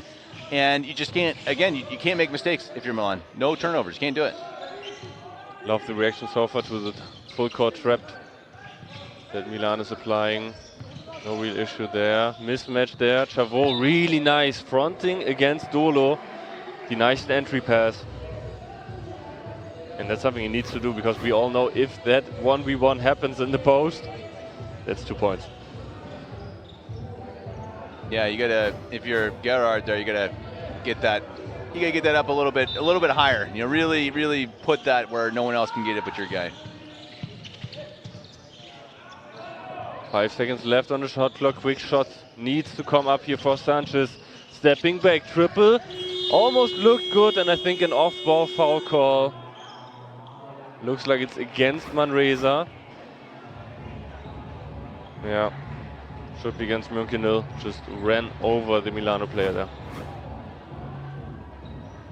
2:43. This is what dreams are made of, right? If you're Manresa, especially, or nightmares, I suppose. I mean, the angst, but they don't show it. Again, I think that they're really calm. They've been calm the whole day. They really have played like a team, with nothing to lose. They've really played really loose. At least that's how they've looked to me. And I think that right now they look the same. They're playing tough. They're playing hard, but they look pretty chill out there. And I think that's a credit to them and to their coach.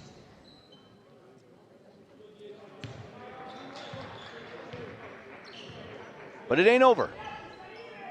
13 points in 2 minutes 43. It's happened before. Yes. But still, you know, you got to play perfectly now. You can't make mistakes if you're Milan. Yeah, Milan either needs easy turnover leading to transition points, or they need to finally get their shot beyond the arc to fall. So far it's looking tough. Trap against set. Nice full court pass almost from Munkenil. And now they have 15 seconds to find one more shot. They will most likely finish the shot in the last seconds. Nice skip pass there onto the corner. Fernandez going inside. Nice try with the pass there. 3 seconds. And Jakobsson just hits that one. Falling to the ground. Tough, tough. Crazy shot. Zone defense now maybe even. Manfredotti loses the handle there. Not his game, unfortunately, for Milan. And now it's a 14-point lead as we enter the final 2 minutes. Well, just such a balanced game from Manresa. You have 14 from Ecker, 16 from Sanchez, 12 from Jakobsson, 14 from Munkenil. Just really a team effort to bring this one, I mean, maybe home. You know, it looks good right now. You know, they're looking like they're going to finish this one off. And I just cannot give them enough credit in this one. Just such a well-played game, tough game. You know, came out, they played their hearts out, and made the shots just absolutely clutch. And all of those guys I just mentioned, they all hit at least one big-time shot, and it looks like that's going to be what does it for them. Compora. That's the triple we wanted to see from Milan, but it's short again. And now the fast break opportunity, maybe Munkenil. Passes ahead. Fernandez has all the time. Takes the ball inside, but can't quite finish it up, unfortunately. Loose ball situation. Last touch by Manresa. I think Fernandez will want that one back. I'm not sure. Not sure exactly why he's taking that shot. I like the idea of not taking the immediate triple, taking time off the clock, but then maybe rushing it a little bit too far, which is something that will happen in the age group that we're in. Obviously, there's a learning experience that you expect. A little bit of panic, you know, a little bit of what do I, you know? Okay, I brought it in. Now I need to take the shot, and he had time. But yeah, again, as you say, you know, that's why you're here, right? You're here to learn. And when you're up by 14, it doesn't feel so bad. That's for sure. Again, number 25 being called for Milan. Wow, look at that effort. Castiglione, and it's off again. That's good. That's good in rhythm looks, honestly, that you need to take with the score being the way it is. They had it all game. They had the looks, you know, they had the opportunity, they just didn't make the shots. And again, as we've said the whole game, you know, that's just how it is sometimes. It's just the game of basketball. Sometimes your shots just don't go down. I mean, the best shooting teams in history, you look at the Golden State Warriors back in the day, they had bad shooting days, you know. It's just how it is, you know. And today that's how it was for Milan, and it's going to cost them here in the 5th place game, that they just could not hit open shots, and it's going to make it Manresa the 5th place team coming out of Ulm. What an achievement, honestly, for the club. First time participating again since 2010-11 season. And it looks like they will just let the clock run down, take the turnover, and then finish the game up.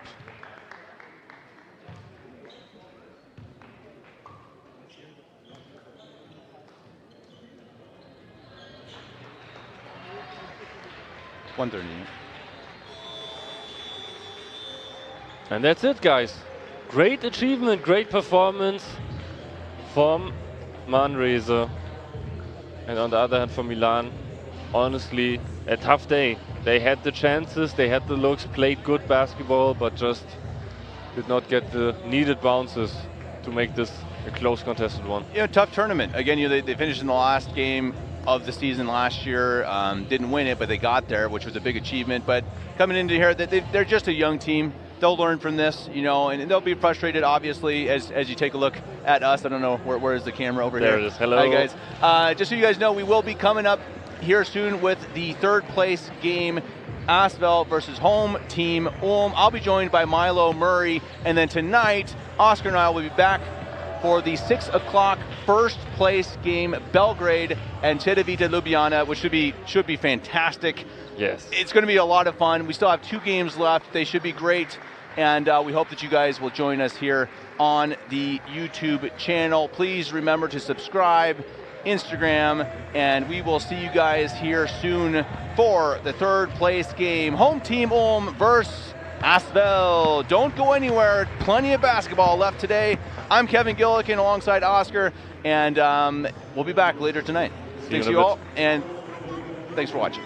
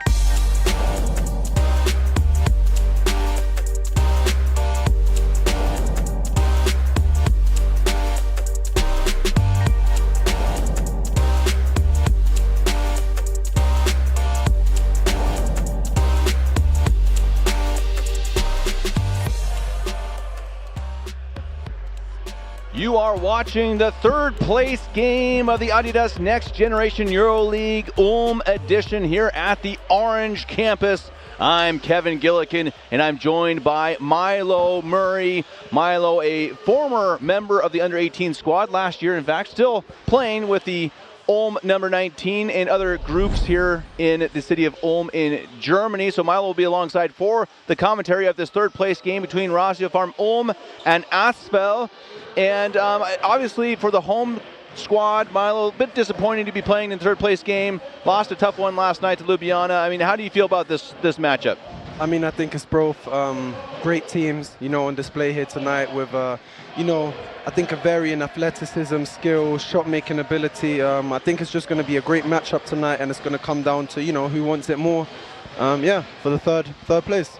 As we see the standings there at 6 o'clock later this evening, Cedevita Ljubljana will face off against Mega Super Belgrade for that first place spot. But first, this afternoon, right now, here in the next few minutes, we will have Ulm versus Asvel.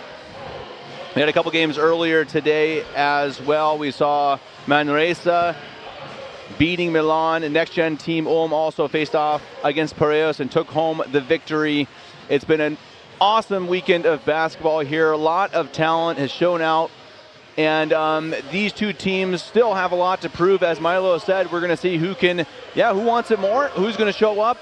Who should we watch for today for each team, Milo? Let's start with Ulm. And who do you want to see really perform well? So I think we got to talk about Teo Milicic, been playing a great tournament so far. Struggled a little bit in the second game, in the first half, but then, always kept it professional, always stayed poised, just showing that, leadership ability. Then I think we got to talk about Janos Lingerland, really, really efficient game, just doing a bit of everything for Ulm on the offensive side. Then I would definitely say Marvin Wade, for Asvel. Great all-round player, playmaking ability, picking up full court, showing that he can really impact the game, not just on the offensive side, but also defensively too. So Wade averaging 16 points. He got a 12 player index rating. Leading their team with player index is Apollinaire Luasavuvu with 20. He is averaging 13 points. As you see the rosters there. Several other players to watch out for, as you say, Milicic, Slingeland, the shooters for Ulm, Marvin Wade, Luasavuvu. Should be a good matchup. Both teams, really, when you look at the stat sheets through their weekend, they balance out pretty well. Similar points scored, points against, similar assists, similar steals. It's really, I think this is going to be a good one. And it really could be one, as we both know, could end up being a blowout either way. But I think this is going to be a close game. This, to me, has a feel of two evenly matched teams. And yeah, we're going to see which coach can get the best out of their team. Florian Flab with Ulm, Quentin Gudjan of Asvel. And we have getting to be a full house here at the Orange campus. Should be a fun crowd. We'll hear the drums here once we get the tip off. Always a blast here when Ulm plays. It just gets a whole different atmosphere with the crowd, obviously, on their home court. As we see the starting five for Asvel: Wade, Berard, Luasavuvu, Basumba, and Rizal. Rizal, number 10, also a really impressive player. He's been someone that I've enjoyed watching. Really athletic, and he's been really dominant inside in the paint this weekend. Yeah, I think Luasavuvu was really doing a good job for Asvel too, cleaning up the boards, getting his teammates involved. Just doing a little bit of everything, and I think that's what the scouts and everyone in the crowd is also looking for, a player that doesn't just impact one side of the floor, but also does it both. So yeah, really looking forward to, like you said, a great matched up game. And yeah. As we see Slingerland, Milicic, Yeboah, Plato, and Kilnaker. Plato's also had a good weekend. He's averaging 10 points and it has a PIR of 16, so he is also showed up well. Kilnaker also has had a nice weekend, averaging 8 points as well as 6 rebounds. Top assist for Ulm, that would be Teo Milicic. He is their veteran point guard. And on the other side, Apollinaire Luasavuvu averaging 6.7 assists. As you said, he's been really a key player for Asvel, and he'll be fun to watch. His brother is number 13, LeFleur Luasavuvu. So 2 guys who they actually had an alley-oop, I think, on the first day. It was pretty fun. Yeah. The 2 brothers. Great so highlight there. Yeah, right? Isn't that'd be pretty cool? If you're going to get an alley-oop and then you get it from your brother, that's pretty fun. I'm sure they went home and had a fun evening after that one. And hopefully, as we were saying before the game, we were a little bit worried about Marvin Wade. He was over on the bench. He did roll his ankle earlier this weekend, but he looks to be fine. Yep. And I think we want everyone to come out healthy after this one. I think that's another big part of this whole weekend. Just everyone stay healthy, have a good weekend of basketball, and show off. Show off your wares. You've been here. I mean, how did you feel? You guys played in the first place game. What was it, last year or 2 years ago? 2 years ago. Yeah, it was obviously a tough game, matched up against a tough Zalgiris squad. Big bodies, great shooting ability, defensive ability. It's always tough to play on that sort of stage with that pressure. But I think they have a chance here to do something. So yeah, looking forward to a great game. How did your body feel after 4 games? As we see Ulm with a nice start. Well, I'd say that'll get your crowd into it. Oh, for sure. Slingerland with the alley-oop, 2 seconds in. Way to start the game for Janus Slingerland. He's been showing that athleticism whole weekend, that will to do well. Really looking forward to what they can both do. Luasavuvu Rizal takes the 3, doesn't drop, rebound falls to Ulm eventually. Couple attempts. Can't get it to go. Milicic now has it. Boy, that's a perfect way to start the game. Oh, get the blood flowing. Wake up, everybody. Here's an alley-oop. Ulm now again on the other side. 2-point lead here early on, and he steps out of bounds. Kevin, I'm not sure if you saw, but Mike James, a EuroLeague player right now, commentated about Theo and Window. He said he really enjoyed those 2, watching those 2. So I think that's something cool to look out for. Hey, if you got him commenting, you're going to feel pretty good about yourself. Sure. Absolutely. Window was absolutely awesome yesterday. Or I guess yesterday he didn't have as good of a game, but he's had a really good weekend. Solid performance all round, I would say. We'll have him later tonight versus Belgrade, assuming, of course, that he's healthy. That should be another great game. As it's stolen away by Milicic, chains at a fast break. He's got 2 defenders in front of him, throws it up, can't finish. Rebound attempt, falls out of bounds off of Asvel. So a good start, really. I'd say a very energetic start. And again, these guys have played, this is their 4th game in 3 days, but still, I just love, despite that, you just see so much energy here early on. Oh, definitely. Inbound with Kielnecker. Theo scanning the floor, using the pick and roll. Under the basket, Kielnecker, big man. And it's in for Kielnecker. I think we saw a great job, a great clinic display yesterday from Theo. That's what he does best, can't finish it. Wade wanted a foul, got to the hoop, couldn't finish. Milicic on the other side, under the basket, nice pass. Going up and no good, but a foul. 2 shots for Paul Platter. I think you said it earlier, Kevin, a great glue guy for them at the moment. Doing a little bit of everything, getting the rebounds, scoring a little bit, contributing when his team needs him.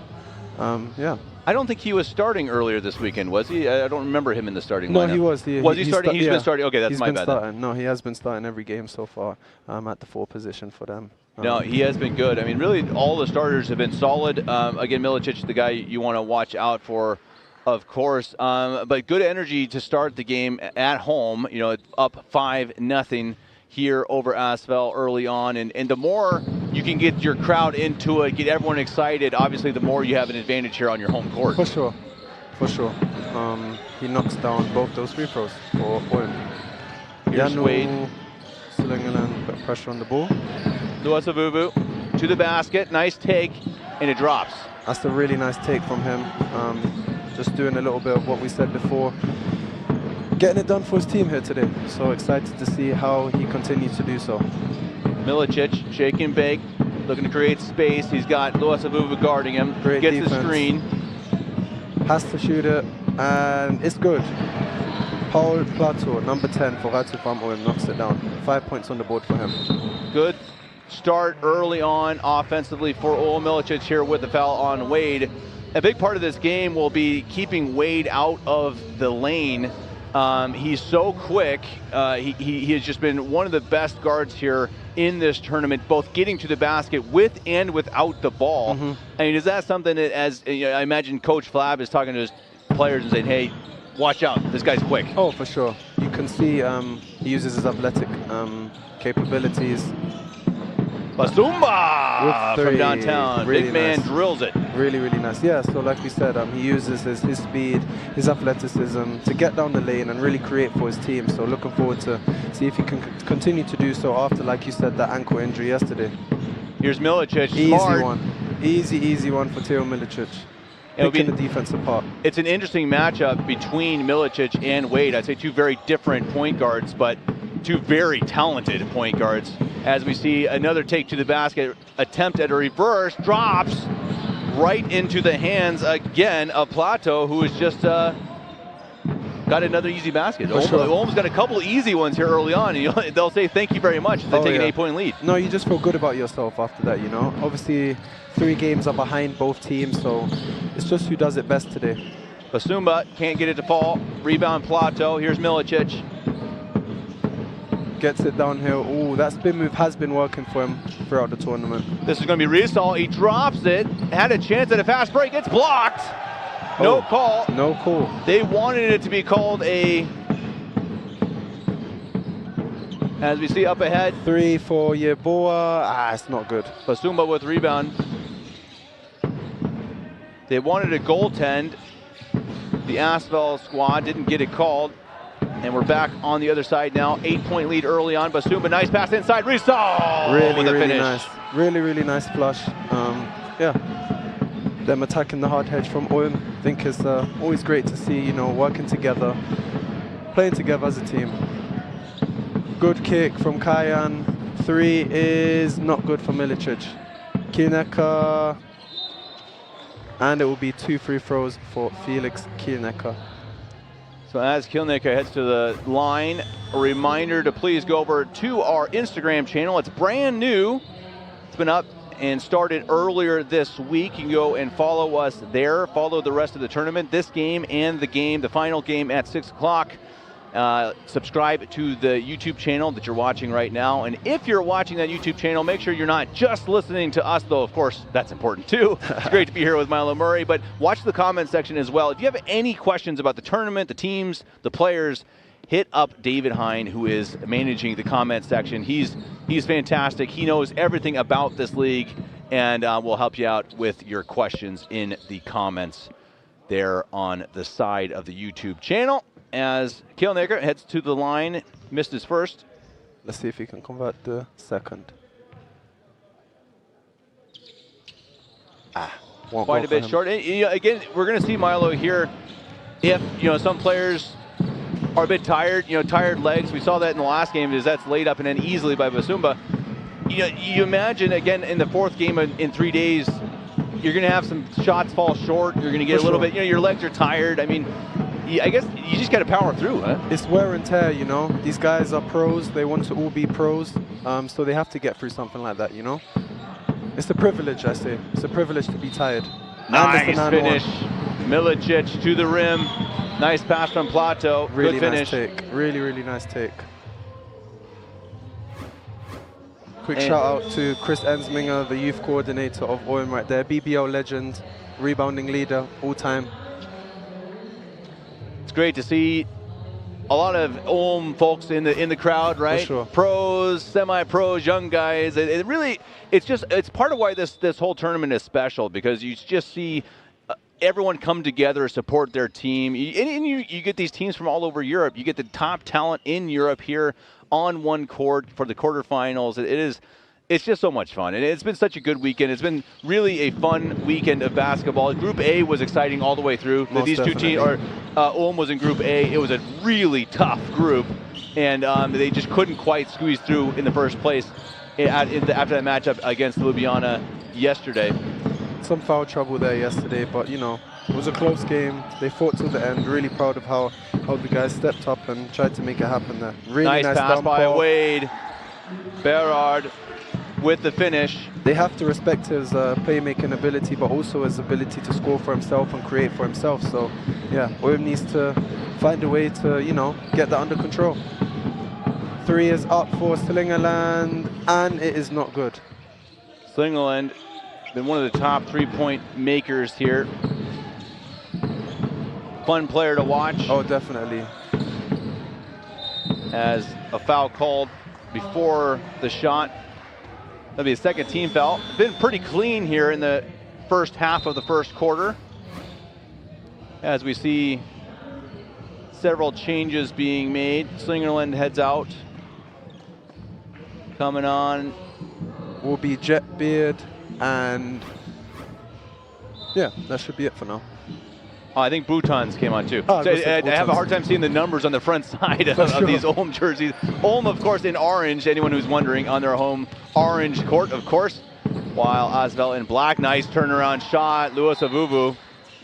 That brings it down to a 3-point lead for Ulm. Ulm's offense has slowed down here a bit in the last few minutes. They started out really hot. Yep. And they have failed the last few times down the floor. Really love Louis Avuvu's game. Yeah, he's a smooth player. Athletic is another turnover for Milicic. He's not happy about that one. Down the other end, laid up and in. Points. Basumba. Yep, here's Coach Florian Flapp is making us up. You wonder if Coach Flapp's going to call a timeout here, perhaps, as his team has lost a bit of their offensive rhythm. Gustav Woutans, Jetbeard attacking, and it will be 2 shots for Jetbeard. I think we also got to give a special shout out to Gustav Woutans, you know, 1 year younger than most of the competition. Had a great first day, scoring 10 points in the first game against NextGen. And yeah, finishing as his top scorer for his team in the second game against Milan with 18 points. Didn't actually make the squad last year, so I think he had a little point to prove this year, so I think he did a great job doing so. Yeah, it's pretty amazing to think of the youth of some of these players. It really is remarkable to see how they can perform, you know, in such a a difficult environment. I mean, obviously against top competition, but you're also competing in front of NBA scouts, for goodness sake. I mean, was that something when you played, Milo? Did that cross your mind at all? Were you kind of even in the back of your mind, oh boy, there are people watching me today? Anyone who says no is wrong. You know, obviously you see the names, you see the big signs with Minnesota, with your favorite teams. You know, since you've been watching as a young player. You know, Kevin Durant's always been my favorite player, and seeing a general manager or an agent from his team was always a thing. Like, wow, connection to someone who I've always looked up to. So yeah, definitely something that's in your mind, but you obviously have to put that aside, maybe use it as a bit of motivation, Kevin, I would say. I imagine each player handles that differently, probably, that pressure, you know. For sure. Some are more laid back, some are more fiery, but you do. I mean, you have to, that's the whole point, right? The whole point is to see in this tournament, you know, what can you do with your team, for your team. Definitely. And as an individual, right? That's part of the whole game, and that's what's so fun about it. These young guys see what they can manage. As Riesal takes it inside, lays it up, and it looked like it was blocked. You can see the Ulm bench supporting. Yeah, I think it's really, really difficult to keep that spirit up after such a long weekend, Kevin. Totally. And just to see the guys, you know, staying together as a group, as a squad, as a team, maybe even as a family, you could say, is yeah, something remarkable and something that I really respect from each and every team here. Man, I've just been commentating this weekend and I'm exhausted, so I don't know how these guys do it, to be honest. That's thrown up, no good. No but good. Basumba, Ulm has gone ice cold in the last few minutes. Here's Marvin Wade, take to the basket. He can't finish, but a whistle. He'll feel good about that, you know, get into the line now. To just reset, I would say. I think it's always a really nice thing to get to the line after you've had a bit of time passing the ball, dumping it off to your teammates, and just to reset, see that ball go in the net, and yeah, have a good feeling going forward. I think that's the most important thing. As long as you make the free throws, right? Of course. Imagine if you miss the free throws and you're thinking, oh man. Definitely. That didn't go as I wanted it to go. As you hear the drums beating in the background, the crowd trying to distract number 0, Marvin Wade. One of the more exciting players that we have seen this weekend at the line now. He is replacing, last year I remember Adam Atamna, he had one of the better performances. Wow, I remember just each game like, this guy's something else. For sure. And also, if I remember right, very quick point guard. Yeah, really skilled. Playing with Asvel's first team at the moment, got some EuroLeague minutes this year. That's amazing. So he must be, what, 18, 19? 18. mind-blowing. Oh, Thought about the shot, Wolf. Thought about it. He had the same one at that spot yesterday, and is blocked. Riesdahl tried to throw it off him, ends up with Marvin Wade. Marvin Wade looking for the fast break. Really nice dump Gruska off. can't finish. Both teams just cannot make a shot in the last few minutes. I'd be curious. Here it is, 2:56, almost 3 minutes for Ulm, almost a minute for Asvel since they've scored. Really nice nice pass pass inside. Wow, Wolf to Lindsay.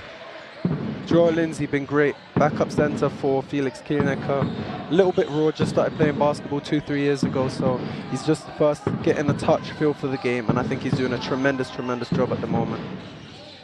I suppose that's one of those things that as that shot is up by Gruska, doesn't fall, Wolf with the rebound. I imagine when you're that big, you're just like, yeah, I guess I kind of have to play basketball, right? I'm huge, so.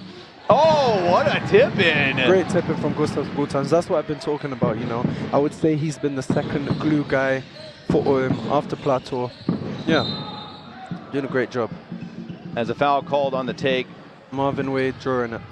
And it is absolutely the case here, you know, where you have some players you're watching for each team. You're watching Marvin Wade, you're watching Luas Avuvu, you're watching Milicic. Yeah, for sure. But so much of this, it's a team game, right? You need guys like Joel Lindsay to show up. You know, Plata's got to show up if you want to win these games. I mean, you've seen several of these games that I've commented on. You've had every player scored. Belgrade had that the other night, and it's just like that's what it's about, right? 7 players in double figures.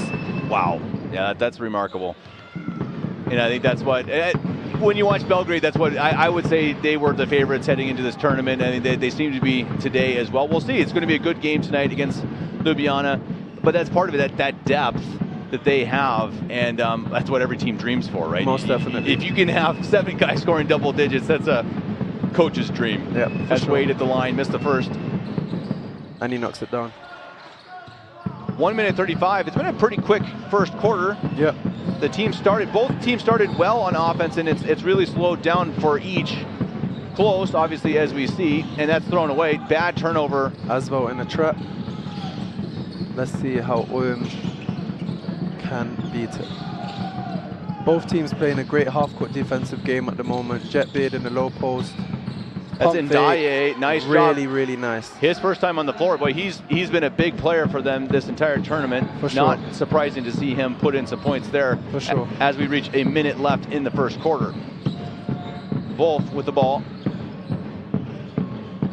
Gustav Wutans with the pass to Lindsay, and it's a foul on the floor. I believe that is 2 shots. That will be their 5th. Both teams have 5 fouls. If I see correctly, I see Tom Sommerfeld for the first time this tournament on the floor. So let's see number 2 for Ulm. So let's see, you know, how he grooves into it. Probably got a lot of energy after having to sit out for some time. But yeah, looking forward to seeing him today. Well, that's good for him to make it into the final game, right? That's pretty cool. That's got to be exciting and a bit nervy. We saw that with one of the players for Belgrade. I forget his name, but a guy clearly who does not get much playing time, and he came just with his hair on fire. You know, he just like going crazy out there. I think he committed 2 quick fouls, but just fun to watch. The guy was diving all over the place, and and again, it's just so much fun to watch in these tournaments. You know, you get down to that, and how much it matters for these guys. For sure. Drops in. Joel Lindsay makes his free throws. Small lead, 1 point lead for Ulm as Luas Avuvu takes it down the court for Asvel. We thank you all for joining us here on the EuroLeague channel. Hit us up with your comments. Ruol steps out of bounds. You can see the tiredness, you know, coming in. Like you said, Kevin, both of us are pretty tired. I think you've done a couple more games than me, but it's definitely been a long weekend. Here's Wolf. Bringing it up. Let's see what he does for his squad. Wolf gets the ball back, screen to the middle, really nice pocket pass. Bounces away, restart with it, Luas Avuvu. The shot clock is off, he takes it anyway, straight to the basket, scores it easily. Ulm has a chance. 12 seconds on the clock for Ratzelfam Ulm. Down by 1, home crowd, drums are a beaten. Time is expiring on the quarter. Shot is up. It is no good. And the quarter will come to an end. Well, it was a quick one and it was a close one. As we expected, it's going to be a fun one. We'll be back after a quick break. Don't go anywhere. Don't go anywhere. Versus Asvel.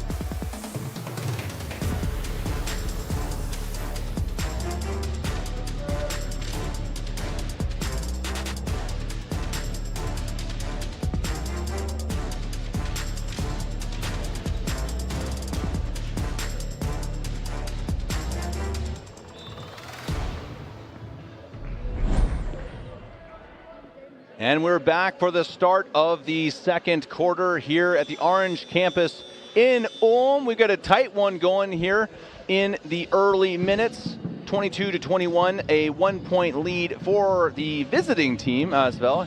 Of course, Ulm playing on their home court here. Ulm started out very quickly on offense, but if they've slowed down a bit, both teams struggling a little bit. Ulm with 5 turnovers, certainly want to clean that up, and 1 of 7 from beyond the arc. I'm here with Milo Murray. Milo, what did you see from Ulm, and what do you think they need to fix in order to get this win?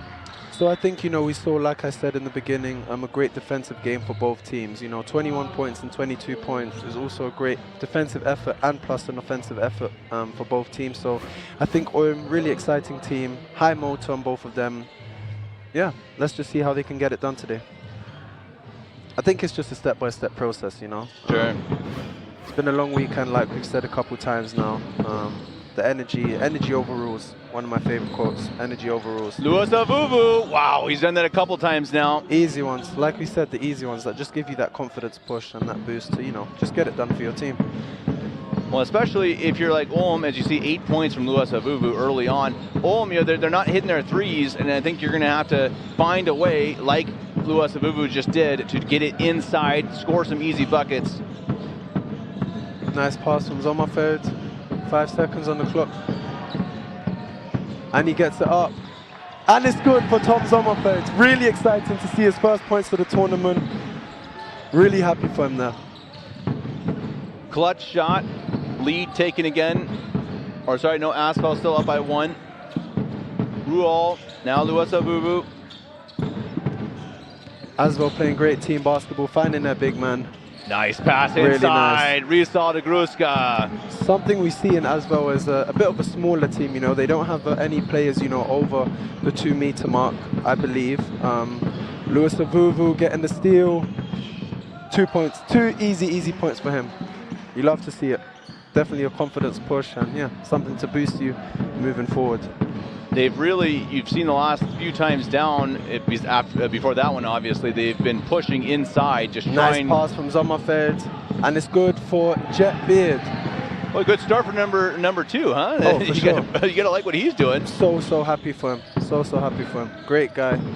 Even so, it does seem like that overall, Asvel might have a size advantage, at least on the outside right now. Inside pass, blocked. Oh. Taken eventually by Ndaye. Thought about the 3, didn't take it. Instead, he passed it over to Gruska. 9 seconds on the shot clock. 8, 7. Let's see what he can do. Here's Ruol. Got to get it up. 2. Inside, nice pass, Rizal. Good find.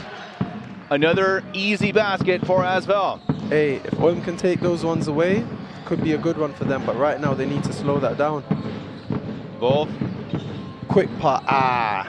Looks like he wanted to get it to Sommerfeld. Great foul from Sommerfeld. Time out for Coach Florian Flapp. He has something to say to his squad. What do you think he's going to say, Kevin? Not the start you wanted. Yeah, I think if it were me, I'd say, hey, calm down. Cool it, guys. You know, you're only down 5. We're fine. We have plenty of time left to play. But play smart and don't give up easy baskets. I think that right now that's been the problem, right? They're just letting them get under the basket too easy. And if you're going to win this game, you can't have that. You're going to have to really play tighter defense inside. 100%. Perfectly said. Now, if they can do that, we'll find out, right? Yep. I mean, that's what part of the game is so much fun, right? Is that it's always changing. You're always trying to find out what the other team is doing. You're trying to change your game to fit theirs. And it's one of those things, I imagine, you're playing so much basketball, you don't have that much time to scout the other team, right? You don't. I think the first game is a prime time example for that. You know, you come into the game sort of blindly, I would say. You know, obviously you know the main guys, a few of the main guys that you see on Instagram, or you see every now and then on the EuroLeague pages or wherever you'll see them. But for the rest of it, it's a blind game. You know, it's a blind man's game for the first time. And, you know, these coaches are working really hard to cut film, get their squad some information on the opposing team each and every day. And, yeah, special shout out to the staff for all the teams in this tournament doing their part. I think that's the really underrated aspect. I think we look too much towards the players and the head coaches, but there's also the team working in the background doing their part, including physios, including, you know, people who cut film, assistant coaches. So, yeah.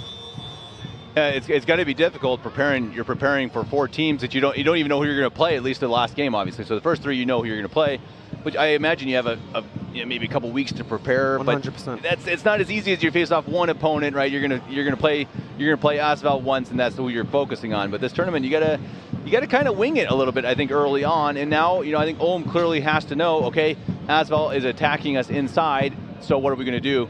And I think you do see, I think that's Kinneker here. Right? Yeah. And that doesn't surprise me. They're bringing back the big guy. Plato also out on the court. We have not seen, here is Milicic as well. So you have a big change on the floor. Really excited to see how Milicic pairs up with Tom Sommerfeld. That's blocked.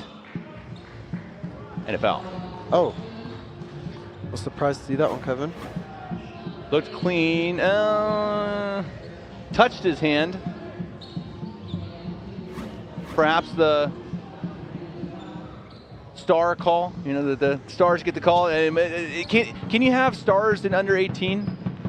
I think you can definitely have main guys. It also depends how long these guys can keep it up. You know, you see loads of young talents from a young age, you know, who are being pushed on social media, you know, around these tournaments, got a lot of hype around their name, but as the time goes on, it decreases, and, you know, everyone else sort of catches up to them. So we'll see how long, you know, the star power can last for a lot of these guys. But hey, who knows? Maybe it's a different guy on the floor who hasn't been playing too much, who in 5, 6, 7, 8 years we'll see doing things in the EuroLeague, in the NBA college level. Who knows? As we see Milicic, perhaps he's one of them. We'll see. You never know, as you say. Never know. Kai Nyaboa didn't even think about the shot there. Stolen away. Berard on the other side. Nice pass inside to Wade, and it's blocked by Milicic. Wade has it, but he stepped on the line. I believe it is Ulm's ball. I think we said it in the first game, Kevin. It's the 0.5 decision making, 0.5 decision making. Sometimes you got to just be ready to shoot. Be ready to, you know, be aggressive with your shot. Have confidence in yourself. It's the last game. You've got just over 20 minutes of basketball left to go. Might as well give it a shot.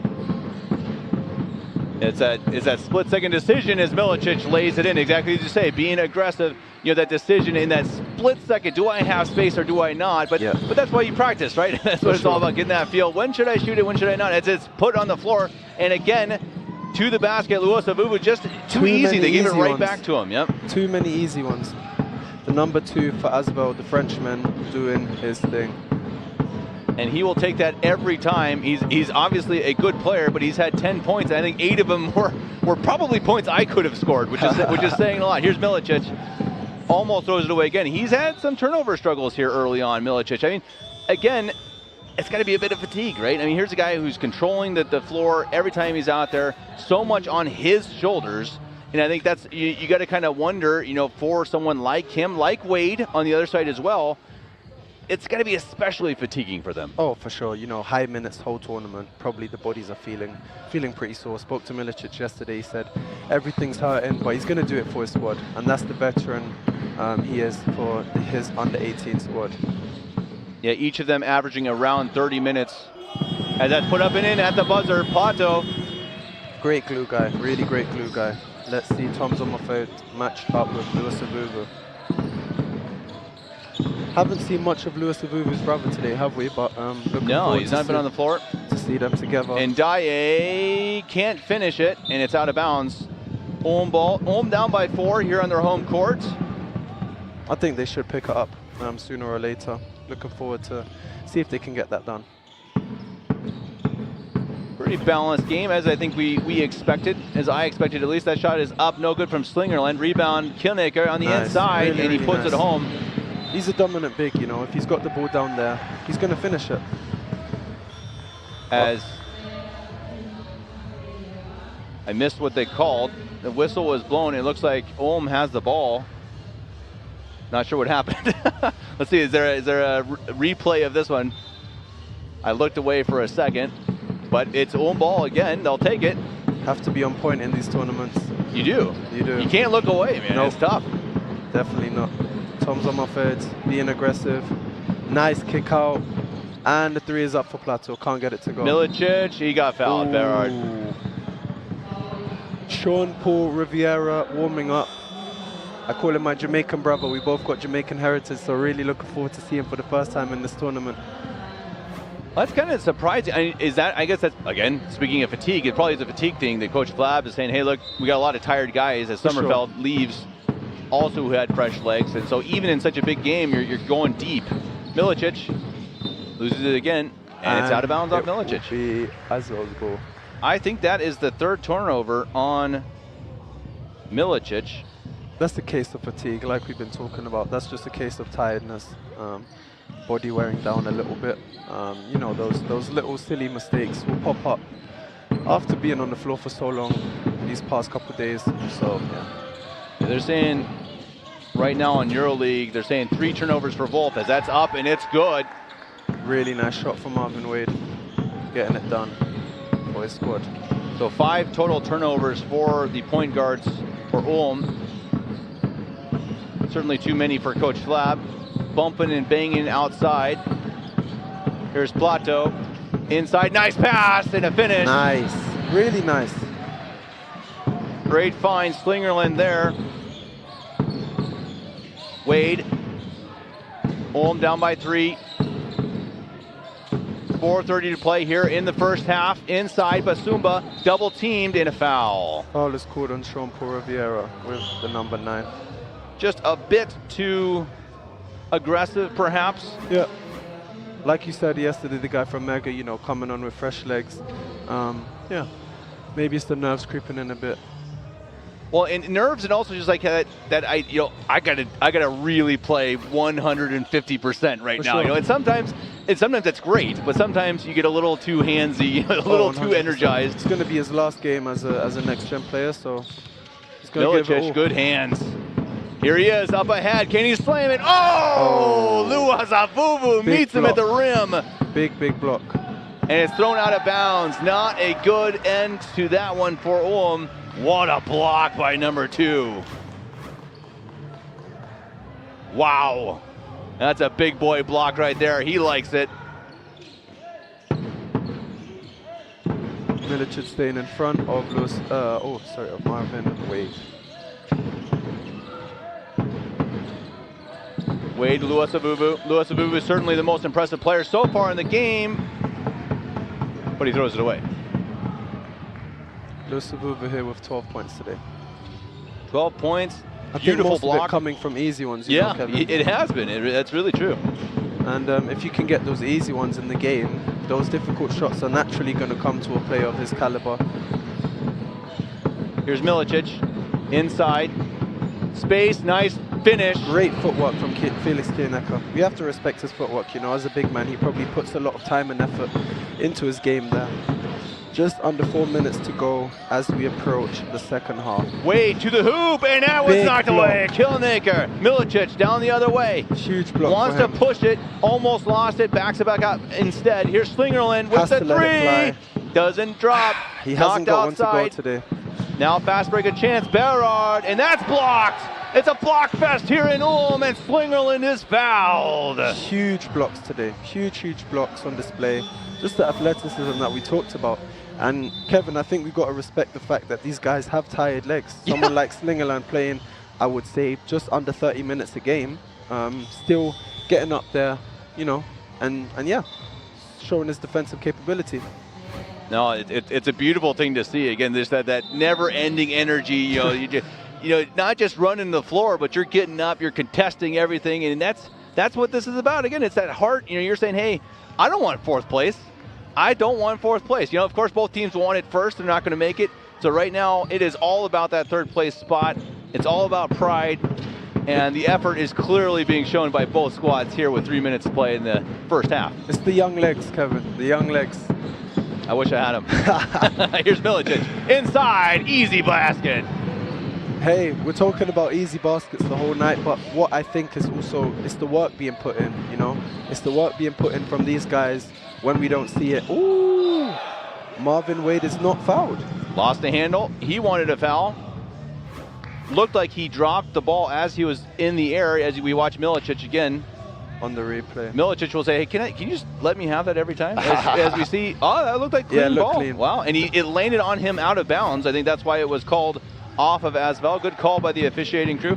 You know what's another thing, Milo? I've really appreciated the officials in this tournament. I think they've done a 100%. good job. I think they've not been, you know, overly calling fouls. They've let the guys play, and they've been a really high quality. Speaking of quality, Slingerland. Easy one, his first triple of the night. Yeah, like you said, Kevin, the officials, you know, as a player, it's difficult to sometimes respect the calls of them. You know, you get frustrated, you get annoyed, you get angry at them. Of course, it's normal as a player. You know, you have passion, you have love for the game. But like you said, I think this tournament, they've done a tremendous job of keeping it fair for each squad. You love to see it. Like you said, the gym is starting to fill up a little bit. Sunday afternoon, folks deciding to spend it here at the Orange campus. You love to see it, you know, the basketball passion, the community bringing everyone together. You know, I think I spoke about it a little bit on the first day with Oscar. You just see different age groups, different ethnicities, different backgrounds, different cultures, you know, all throughout the room, but they're all in one space, bringing it together. And at the end of the day, sharing their love and passion for the game. Well, that's what makes sports so beautiful, right? I mean, and it's such a cool tournament, too, because you see teams coming from all over Europe, right? Players coming from all over the world sometimes. I mean, sometimes from Africa. A few have come from America, Canada. Not this year, but in other times, you know. For sure. You've come over from Britain. I mean, it's such an amazing thing that they all come here for one sport. And it's fun to watch because you really see different philosophies from different countries, different coaches, different teams. You know, and that's been really a joy to watch, you know, the Spanish playing the Italians, you know, the Germans playing the French. And you do, not always, but sometimes you really do see a different style of play, which is fun. For sure. And I think with all the, you know, troubles going on in our society today, it's a great thing to see that cultures are coming together and, you know, regulating it under one roof. And I think that's something truly beautiful to witness firsthand as well. From a bird's eye view, I would say as well. 100%. No, absolutely. No, that's well said. And we hope everyone appreciated it this weekend. Everyone who watched us over on the EuroLeague channel or on the Ulm channel, which is now being commented by our friend Sebastian over there, our German friend. Special shout out to him. Absolutely. And also absolutely a shout out to the whole crew here. I mean, I've said it on most of these games, and it deserves to be said again. They've done such a good job. The folks who run the arena, the entire setup, the production crew, the guys who are running this stream. You know, I've done this for several different tournaments, and really here is one of the best. It really is. These guys do such a good job. It's such a, you know, really a flawless stream, and credit to them. Milicic. Tough shot from him. Spoke a little bit about the mid-range game. You know, basketball analytics don't really like that shot. But if you can make it, hey, give it a go and do your thing. Here's Ruel. Marvin Wade. Under 2 minutes to play here in the half. Wade getting contacted, looks a little frustrated. Ruel. And a foul. That is Ulm's 5th. As we see, for the last minute and a half, Milicic leaves. Sean Paul Riviera leaves, Marco Wolf and Gustav Brutans come in. They actually live together. Some of these guys, or most of these guys actually on the bench, share a house. So I think that also plays a great part in their, let's say, victory. Cool. And is that something too? Who are the two guys from Wolfsburg again? From Würzburg you have Paul Plato and Joao Lindsay. So yeah, they've come over together, and I think they've done a really tremendous job doing it all for their team, you know, putting their pride aside. They obviously match up against Ulm in the season actually, so you know, it's obviously probably difficult as a basketball fanatic, as a person who plays the game and has passion for the game, to come in and support an opposing team in your league. Right. Yeah, so, a rival. But then, but you also know what an experience you can get here at this tournament, as we see Slingerland and Wolf. That is an interesting dynamic, though. Has to let it fly, and it is not good. Long rebound. Ruel was not fouled. Hey, big slam for him. Boy, the officials certainly letting them play on that one. Yep, definitely. I saw a cheeky foul there from Slingerland maybe, but you know, like we said, officials doing a fair job of keeping it chippy for the last game here. Here's another turnover. Wolf looking for the fast break. Ulm up 7. Kick. Lato thought about it, didn't take it. Now pass inside. Nice. Could have been a foul, not called either. Killnaker can't finish. Boy, whoa. They are letting them play here at the end of the half. They are not blowing that whistle. Absolutely, let them play. Here it is, taken inside, and there's a whistle. I don't think you could let them play there, Kevin. No, eventually they got to blow it. Definitely. After, let's say, 3 missed calls, yeah, they had to give one. There was some street basketball in the last minute or so. There was some banging out there. But so as a player, though, I mean, that's got to be hard, right? Because you kind of, every official's different, every game is different, right? Obviously there are rules, but they're interpreted differently by different people, different times. What did you prefer? You preferred it then rather like, hey, just let me play. I think everyone loves a scrimmage, Kevin. I think everyone loves, you know, lacing up, maybe without a jersey sometimes, just with some shorts or some joggers, warming up and just playing, you know, without a referee in the gym, just you and your boys and your teammates and people that you love and care for, playing and going at each other. I think that's something so beautiful, and I think if the refs just give that feeling to the guys, that can really help them. I think Slingerland with the assist. I think on that one, I don't think he's not going to remember that one fondly, as that was tipped in. It might have been from the Asphalt player, but it looked like it was tipped in by Slingerland. I think it was from Slingerland. Not intentional, obviously, but definitely not. Those are the worst ones, Kevin. I have to say, I'm guilty of doing that myself. Yeah, maybe once or twice in my basketball career so far. Well, it's tough, right? When you're going up to get the rebound and maybe just tip it, it doesn't quite fall in your hands. You know, it falls in the basket instead. That's not gonna. I mean, you never want to do it on purpose. You know, it's never meaningful. I think you just want to do the best for your team at all times, and I think Slingerland didn't want to put his team in jeopardy there. I remember seeing a highlight from probably 1980s NBA. Where a guy did, like, I think he did it from half court, scored on his own basket. Wow. I forget who it was, but I just remember seeing that as a highlight. Like, oh, that's bad. You know, the teammates like, no, don't do it. Probably would be good for your brand. Bro, that's the other basket. You know, like, but you know, you can kind of imagine. You know, say you're in a scrum, you land on the ground, you get up, and it's kind of like, wait a second, which way was I going? What? Yeah. You don't see that very often, but that's one you're not going to live down. I think your teammates are going to give you a hard time about that one forever. 100%. As we have 35 seconds left here in the first half, Ulm's up by 5 here on their home court, playing in the 3rd place game versus Asphalt. Coming up later tonight at 6 o'clock Berlin time, Ulm time here in Germany. It will be the 1st place game, Belgrade versus Ljubljana. That should be a fantastic matchup. Some of the best teams, some of the best players. It's going to be fun. I'll be here with my buddy Oscar calling that one. And I'm really looking forward to that. And Milo, are you going to be here for that game, or are you going to go? 100%. You're going to go to sleep. We'll see how the body's feeling. Here's Slingerland, inside spin move, can't finish, spins again, and it's blocked. Blocked. Ruska almost stolen away under the basket, and finally Wade picks it up. 5-second differential on shot clock, play clock. Here's Wade. Slingerland picking it up on defense here. Really improved his defense over the tournament. I think he was sleeping a little bit in the first one, but that's allowed if you're having such a great offensive game. Wade trying to get around Slingerland. He does, to the basket, creates some space and dumps it home. Good. Nice shot. Really nice 2 points there using the backboard. As time expires! Oh! At the buzzer! Well, Ulm, they can head into the halftime feeling pretty darn good about themselves as the buzzer beater goes in, and they head to halftime with a 6-point lead. It's 47-41. We'll be back in about 15 minutes after a halftime break. Happy to see you guys in a bit.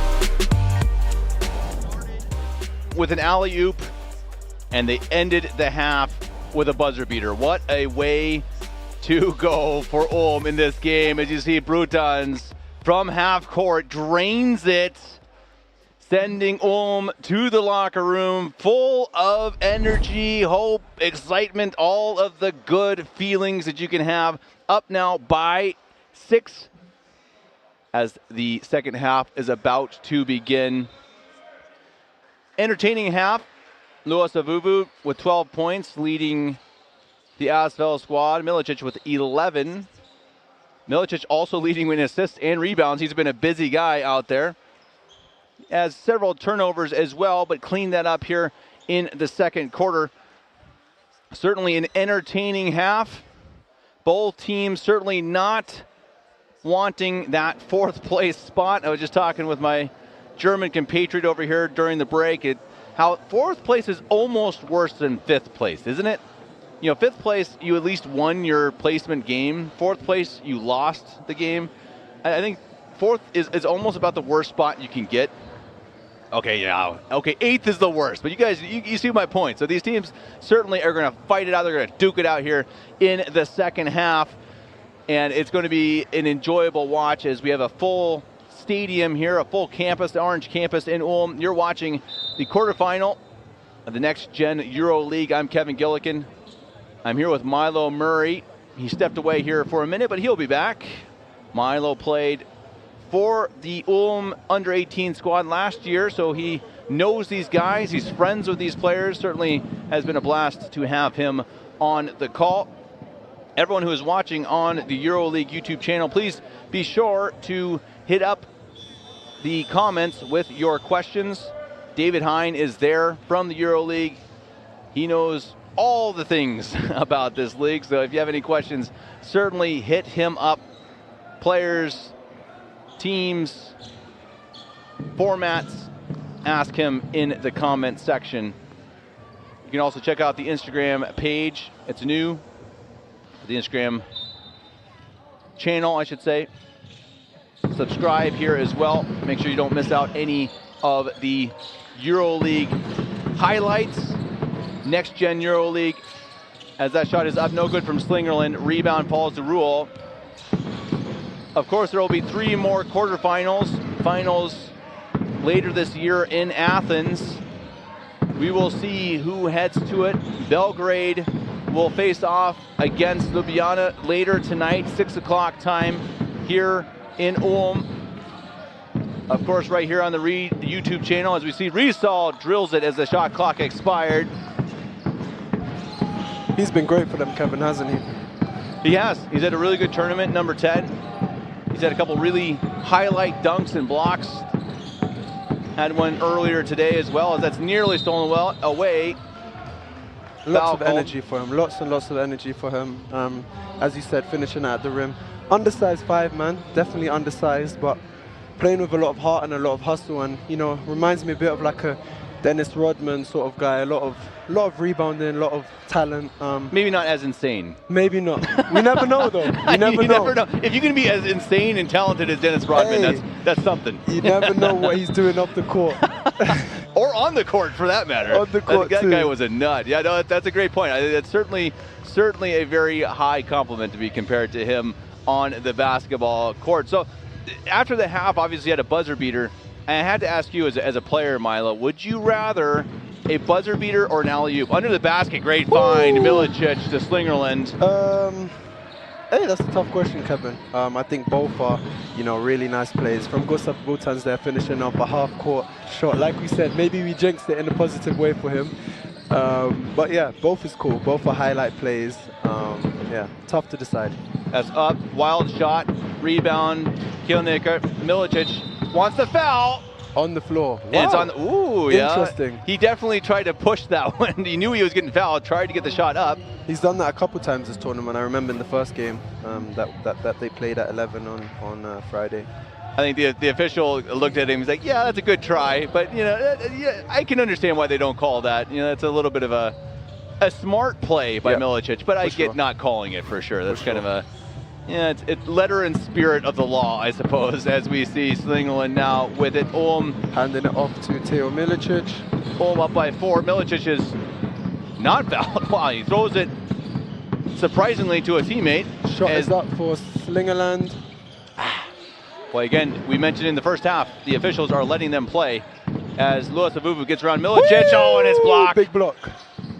And it's put up and in on the follow-through. Basumba. Big block from Felix Kieneka.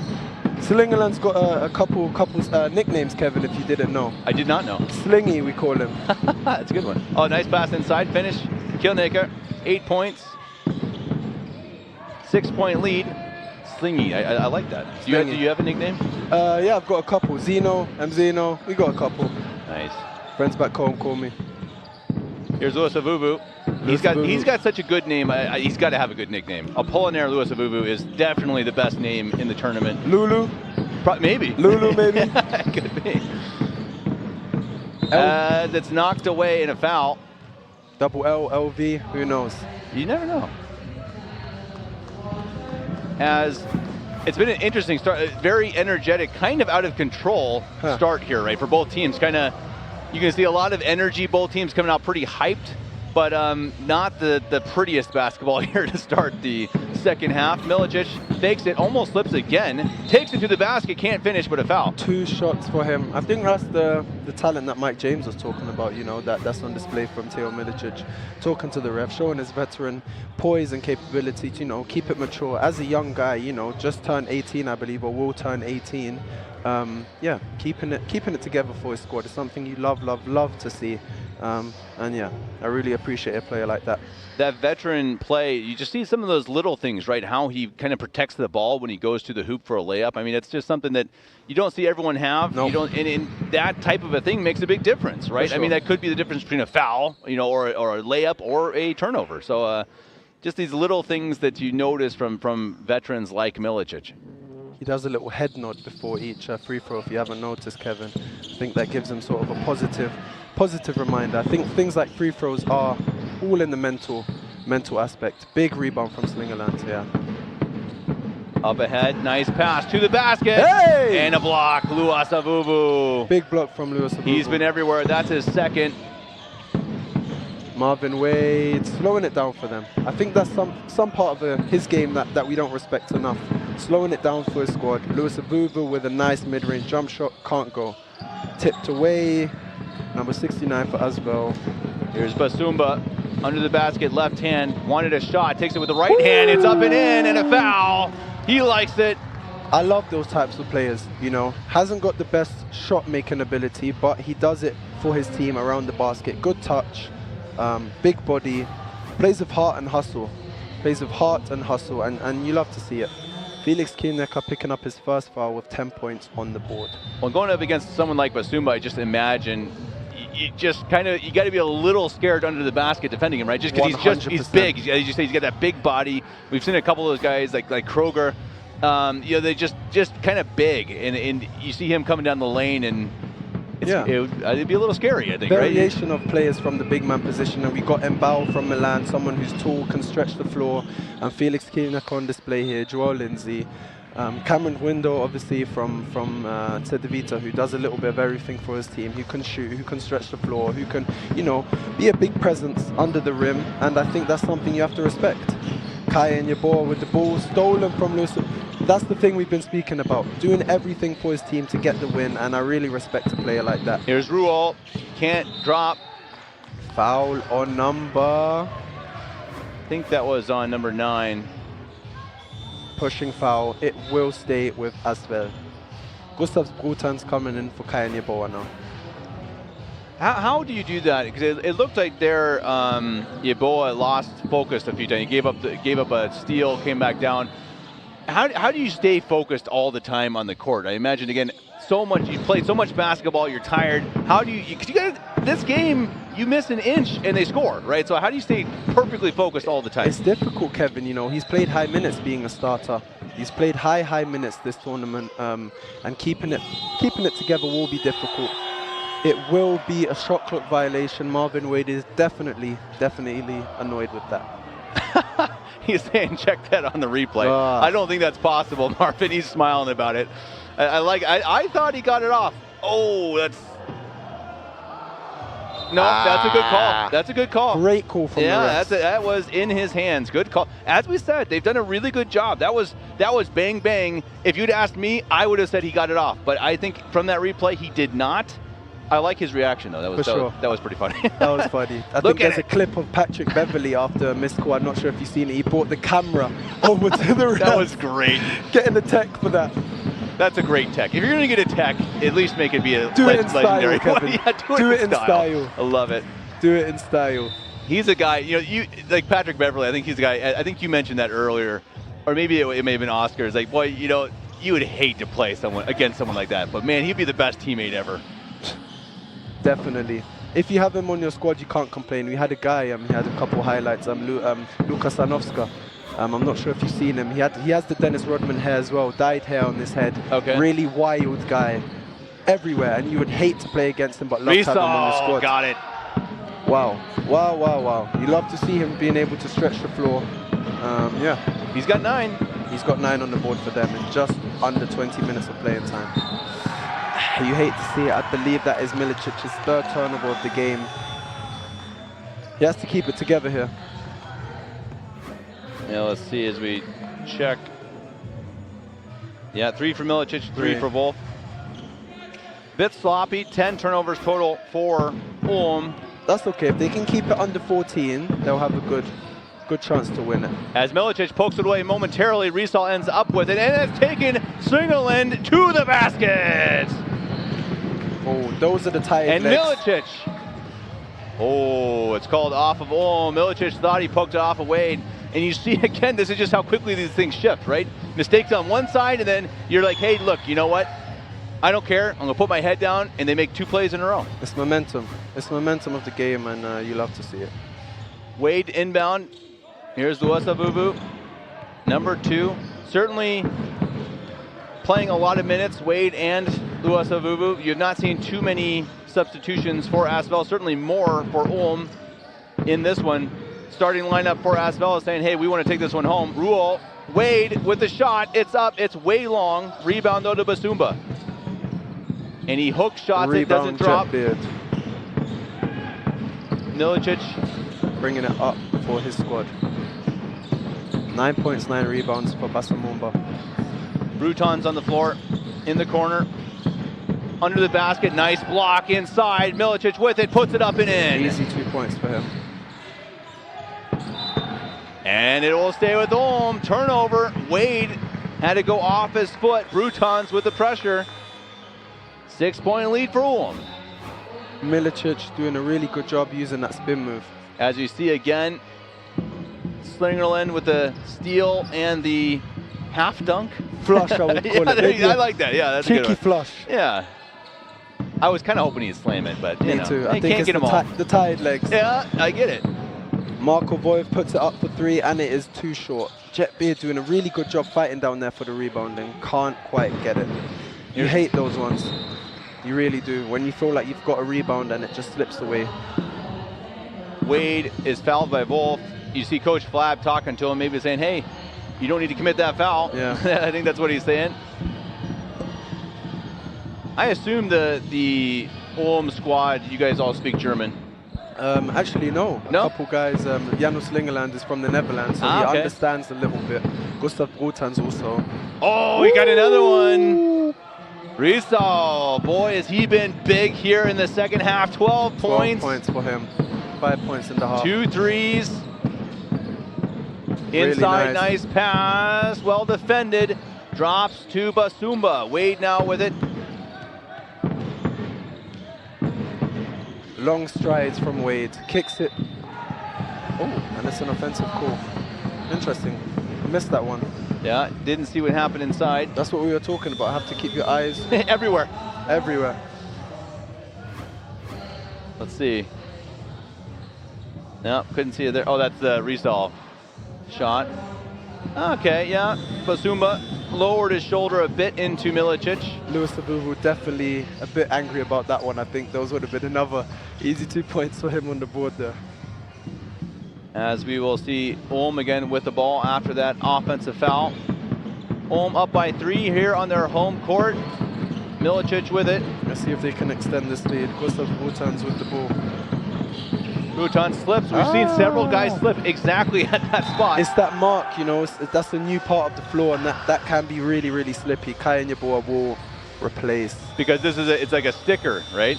Or no? Milicic. Is it a sticker here? Or is it, yeah, that makes sense. The next gen and the black Adidas circle is a sticker. We saw a couple ankle breakers last year from Adam Atamna. I don't know if you remember that. Yeah. Big one. Here's Osavuvu. Bringing it up the floor, using the screen. Not fazed by the defense at all. Just playing calm and collected. Ndaye back out there, number 7. He's played less today. You wonder again, obviously again with the tired legs. Here he is, into the basket. And this is why I wonder why he has not been on the floor as much as the previous games. He's been a really good player, long and lanky. Long and lanky for sure. A lot of athletic capabilities on those skinny legs. Yeah. Here's Brutons, almost lost it, poked away by Ndaye, gets it back. Good kick out. Kayan. Almost lost it, and it is Risal who ties it up. You really got to love number 10, Risal, out there. Yeah. He's been one of the more impressive players. He really does it all, right? I mean, really, he gets blocks, he gets rebounds, he's hitting threes, he's playing good defense. He looks, and when you watch him right now, he just looks like a big-time player, doesn't he? He's got the shape and the size. Kevin, he just wants it, and I think that's something that replaces talent in a lot of aspects. You know, if you want it, if you want to play with high energy, high passion, high love for the game, that's something you just have to respect, don't you, Kevin? Well, as you said, you know, you compared him to Dennis Rodman. He's probably the greatest example of that of all time. 100%. Obviously also talented, but it was the motor. With a Charles Barkley maybe as well. Oh, Louis Avuvu. Coach Flapp has to take the time out there. Oh, that is a highlight play. Osvald takes the lead. Something I just want to highlight, I just saw Louis Avuvu's brother being really, really happy for him. And I think that's something you love to see. Like we said earlier, basketball is a team sport, you know. It's a family sport. If you can be happy for one another, that is the most beautiful thing to see, Kevin. Yeah, I mean, that teamwork, that camaraderie. I imagine that's something, I mean, for you, you've moved up. Is that something you're kind of waiting for some of your buddies to join you? Or you kind of hope, or you actually get new friends? I mean, but that would be kind of hard. You can stay with these guys for a couple of years and then you move on. Hey, everyone has their own path and their own journey. Some guys will go on to new teams. Some guys will stay here for the rest of their time. I mean, I'm looking in the crowd and I see a lot of current teammates, a lot of old teammates, a lot of coaches. People that, you know, you've went to war with, I would say, Kevin. You know, sure. you've played some high-level, high-minute games. Yeah, and I mean, you just love to see it, Kevin. Well, as you say, some of these guys living together. So explain this to me. I don't know the BBL, honestly, that well. Yeah. Can you... When is it that you can be traded to another team? I guess not at this age, but... So it's a less of a trade system, but it's a system where teams will, for example, buy you, or your contract will run out, and then you'll join a new team, or you'll extend the contract of your current team. So Theo Milicic actually gets a few minutes with the Bundesliga team, so he's got something called a double license, where he'll play with Germany's third division team in the Pro B Bundesliga, Barmer Bundesliga, you know, to give him that experience, to give him that platform to really show off. And then he'll also practice with the pros, which will prepare him for tournaments like this and things to come. And who knows, if he stays here next year, you know, he'll get that chance to maybe step up those minutes there. And that's what Ulm does best out of a lot of teams in Europe, just pushes their young guys. And so he plays for a different German team than Ulm? No, he plays for the Bundesliga team of Ulm. I see. Okay. Right, so he has a double license, so he plays with the first team Ratiofarm Ulm and then plays with the youth teams here. So yeah, practices mostly then with the Bundesliga, because they had a lot of injuries this year, and their veteran point guard Tommy Kleppeich, who's actually a German champion.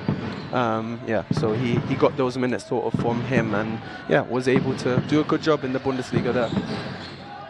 As we saw another turnover, another slip. Ndaye using his long body like we spoke about, can't get it to go, a little bit short there.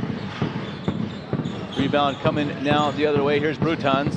Brutons bringing it down the floor, double drag screen, really nice action. Haven't seen that one yet from Ulm. Wonder if that's something new. Nearly thrown away. Wolf controls it. Shot clock at 7, thrown up wildly, but controlled. Now lost. 3-on-1. That should be a breakaway, and it is. That's something you love to see. Berard. Basumba passing it up to his teammate. I love to see it. You know, he's already got 12 points on the board. Let his teammate get the first 2 points. To the basket. Can't finish. Louis Avuvu pokes it away, and Ndaye saves it and crashes into Oh. A young girl walking by. She's fine. Yeah, she's probably loving it, you know. Her friends are laughing their heads off. There's the dangers of being courtside here at one of these games. I was talking about that. It happened earlier this weekend. That famous highlight of Shaquille O'Neal. I think he had to have been 35 years old. And he goes diving in. Heavy body. Oh, can you imagine that guy landing near? Wow. Oh my goodness. I just know That's an earthquake. I just know a clip of LeBron James always bumping into the lady Milicic. carrying the beers. Yeah, right. You know that one. Yeah, and it's always the same lady as well. Yeah, right. Here is Ndiaye. Ndiaye. Oh, he can't finish. Wanted the highlight dunk. Probably should have gone up with 2 hands. It's a bit safer. His coach is going to be like, hey, good try, but 2 hands next time. Slingerland, or aka Slingy. And he lets one fly. Is off. It was off, but it dropped in off the backboard. That did not look good from where we're sitting. Sometimes it's better to be lucky than good, and Ulm takes the lead after that one bounces off the glass, nearly stolen away. Here's Louis Avubu, 41 seconds in the 3rd quarter. Number 2 trying to shake it, finish to the basket. From Louis oh Avubu. my, has he looked good Man, today. I love his game. Man, I really love his game. High motor player, 16 points, 8 out of 11 2-point field goals. That was not an easy one. He's had a couple easy ones. No. That was a pretty one He right worked there. hard for it, you know. You stack those up, and yeah, it pays off. Hard work definitely pays off. Has to let it fly, doesn't he? Oh, he doesn't. 7 seconds on the shot clock. Locks it Pass up. inside and a foul. Bailed out a bit. That was a dangerous pass. Yeah. Trying to get it into Kilnaker. And he goes up. Okay. Good pass from Slingerland. That actually was a good pass. He got that in between 3 guys. Yeah. He found, almost could have finished. He found one of his best friends. They're really, really good friends, Slingerland and Kilnaker. Always messing around in practice. Don't let coach hear that one, Kevin. Of course not. As we see Kilnaker at the line. And it is a tie game at 61-61. Can it be 62? It can be. 13 seconds on the shot clock, or game clock, I should say. Shot clock should be turned off after this free throw. Yep, there it is.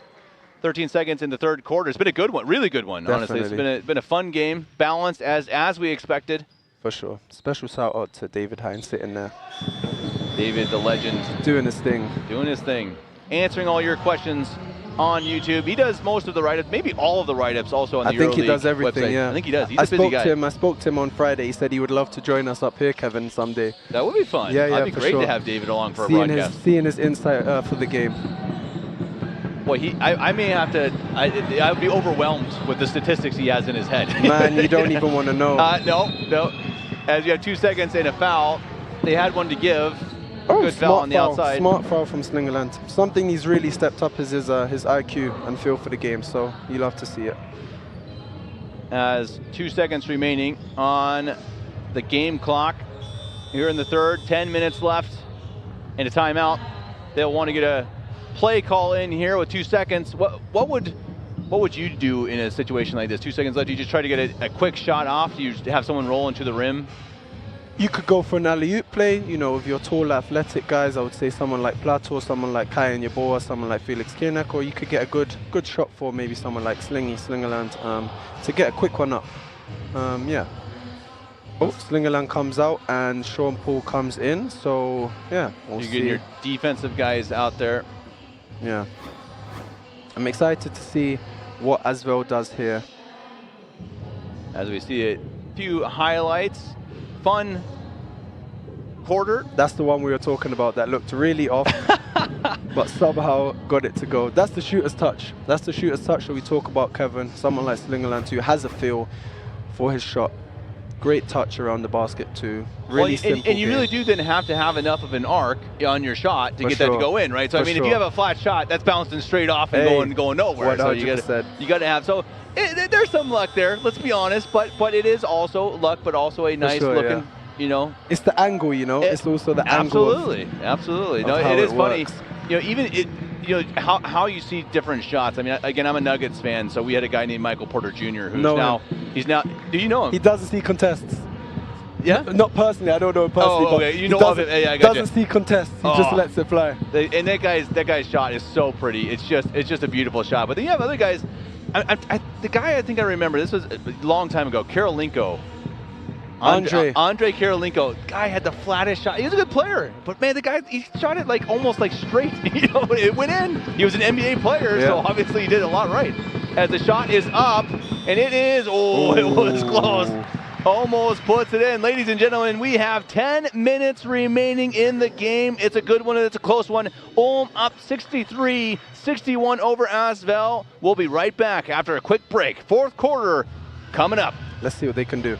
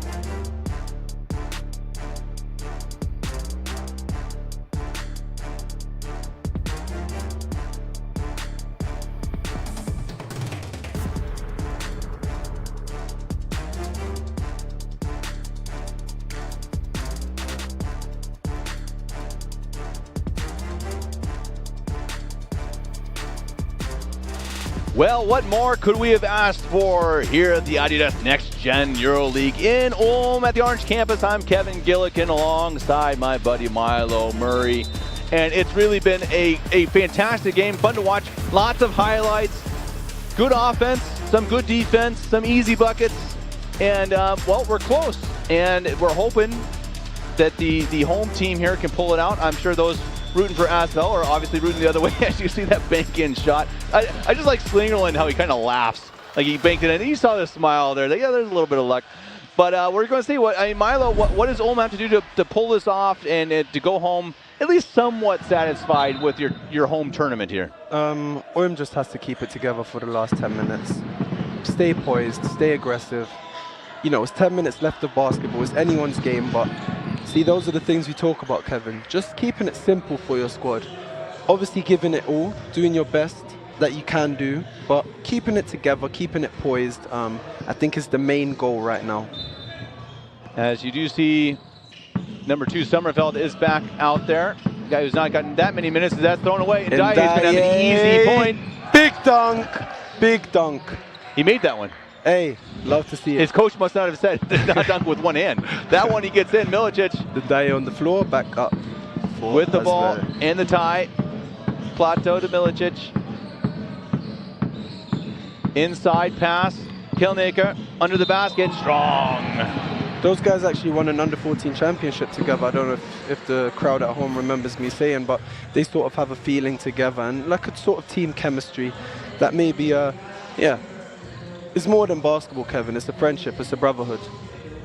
It makes sense, and again, it's something that we really noticed this year with the Next Gen team. They end up in 7th place, and it's such a struggle for them. They're guys who've come and played together a couple times, so it's kind of more like that was kind of more like a scrimmage, right? 100%. You're kind of coming together. You're playing at a gym with guys you barely know. That's tough, and they have won in the past, so you can do it. But that is you're starting at a much lower level. Yeah, for sure. It's the feeling thing, It's the feeling of rhythm, a feeling of who's feeling it on the weekend. Ndaye, and stolen away, pickpocketed. Rizal under the basket, throws it up, not getting that one in, and it's somehow stolen away. Back and forth we go, and a foul. Will go to Ulm. It's kind of like pickpocket. They're taking it from each other as Rizal is on the floor. Little shaken up. He looks like he's all right. Helped up by Kilnaker. Was it his knee or what was it? That was hard to tell. Yeah, he's limping a bit. He does have a bandage or a tape on his knee. Could be a pre-existing issue. Yeah. Or it could be that he's just played, like 100 minutes in the last 3 days. Respect to the guys, man. Totally. Really. Big respect to the guys. Guys like Theo, averaging 30 minutes a game. what's that, 120 minutes if we add it all up. Yeah, that's crazy. So what did you do? So you played in this tournament. Yeah. Did you just go back to school on Monday?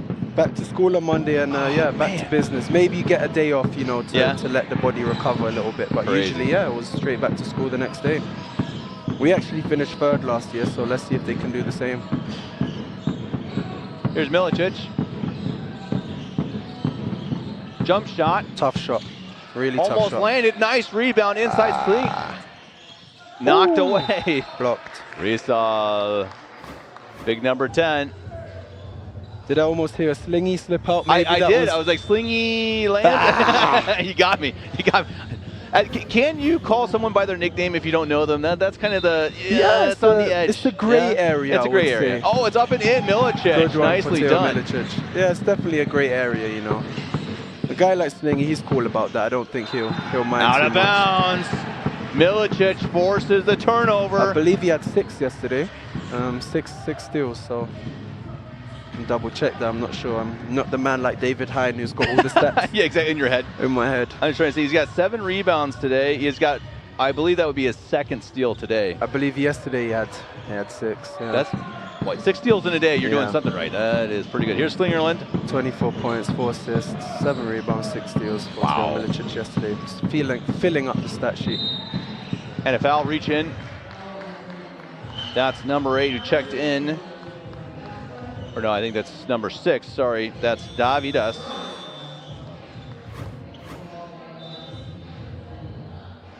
We have not seen number 6 that much in this tournament for Asvel. Also getting some fresh legs in there.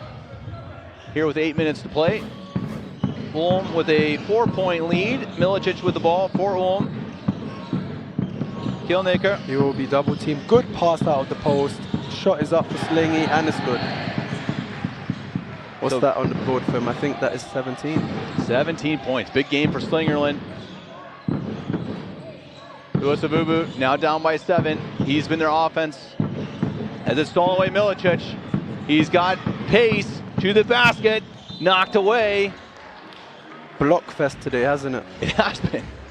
You saw Uosavubu coming trailing him, and I'm kind of cringing. Like, oh no! Watch out! He's behind you.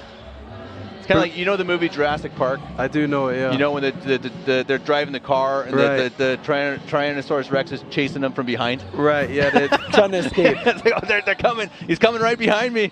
That's what that looked like right there. And the Milicic did have it knocked away, but it is still Ulm ball. 15 seconds on the shot clock. Pass inside, dangerous pass. Double teamed inside Kilnaker. Somehow ends up with it. And kind of a poor possession there, but knocked away by Rizal. And it's NFL. a unsportsmanlike being called. Wow. Interesting. Speaking of Jurassic Park, Coach Florian showed us a sort of a clip from Jurassic Park where it's like a relentless mentality going forward in the game. Just them hounding and hammering the T-Rex, trying to get in, finding the weak spots, you know. That's it. Interesting. I don't think Chris Ensminger agreed with that call. He looked at me a bit skeptical there. I like it. Any reference to Jurassic Park is good. Yeah. Dinosaurs and basketball. I mean, come on. What more can you wish for? That's a perfect combination. What more can you wish for, covered? As we see Rizal at the line. Interesting call. Knocks down on that unsportsman. Knocks down 1. Kevin, I'm guilty of not knowing the rules for how many free throws you get on an unsportsmanlike. 2. 2 free throws. In the ball. I'm just kind of curious why they gave that to him. I suppose he got him from behind. Interesting call. As that's almost knocked away. Rizal on the floor trying to get it to somebody. It's going to be a jump ball. Interesting. Took a while. It's kind of, that's one of the issues here where, again, I don't mean to complain because I think the officials have been great in this game as well. But I think that's when you have the mentality as an official, like, I'm going to swallow my whistle a bit. Sometimes it plays like that, it's like, it probably should have been a jump ball a couple seconds before. And definitely. The issue with that, when you don't blow that whistle, you can get guys kind of hurt, right? Because, I mean, if you get that ball on the floor, you get guys diving all over the place. You don't know what can happen. It gets a little rough, yeah, so. Gets chippy like we talked about. Absolutely. That's street ball. Foul on Paul Plateau, I believe. Yeah, he raised his hand at least. He wants it. He accepts it. So I think that will only be his first, if I'm not mistaken. Yeah, first foul for Mr. Paul Plateau, the Würzburg. 2 team fouls, knocked away, good defense. Here's Riesel. 9 seconds on the shot clock. Something Trying to get it to Wade. Really stingy defense. Here he is. And off the backboard! Milicic, Killmaker! That's the Milicic connection. with a grin running back. Oh boy, do you love it. You know, he could have finished himself there, Kevin, but he, woo! Oh, that's a Goaltending. goaltend. Hey, those young legs from Felix Killmaker, great respect. Huge passion for the game. Watch this play. He sees his teammate there off the glass. What a finish. What a play. That'll be on the highlight reel for the team for a bit. They're definitely happy about that. And that's off. That was off of a turnover by Milicic. That's thrown up wildly by Plateau. Up ahead, Ndaye on the other side, lays it up and in. And just like that, we're back to within 4. Back and forth we go. Milicic still on the floor.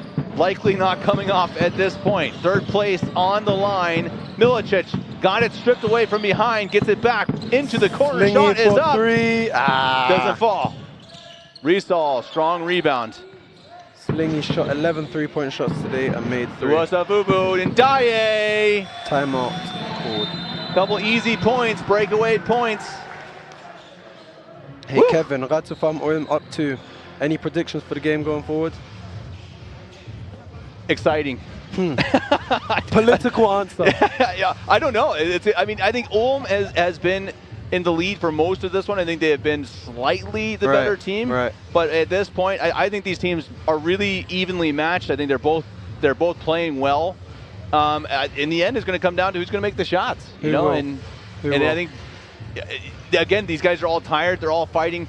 You have to have the mentality. I imagine you have 6 minutes left. You want the win, but you also have to be kind of like, can we just go home? Right? There's got to be something like that, right? Let's just put the sliders on, get into bed, watch a movie. Jurassic Park, probably. Hey, dinosaurs and basketball. Exactly. What a random combination that It's just pretty works. random. It's pretty. People are going to be watching this and they're, what are these guys talking What are they about? even talking about? Get these guys off the mic. Get these two off the Get mic. them off the mic. Next Sebastian year, looking at us a bit funny. Sebastian's going to be doing the English. He's going to be doing the English commentary next year. Oh, what a game. It's been fun here with Milo Murray. It's been a blast this whole weekend. Kevin. It's been a fun game, man. This has been a fantastic game. The home crowd also hoping, praying their team can pull it through. And let's see. They're up by 2. Ratsufam Ulm's BBL team is actually playing right now against Trier in the Basketball Bundesliga. So Sebastian's having a look at that. That's in the Ratsufam Arena, about 10-15 minutes away from here. That is true multitasking right there, our German colleague. On the phone, doing the scouting. What can this man not do? Calling the game. Oh, now taking a picture. Oh, man, this guy.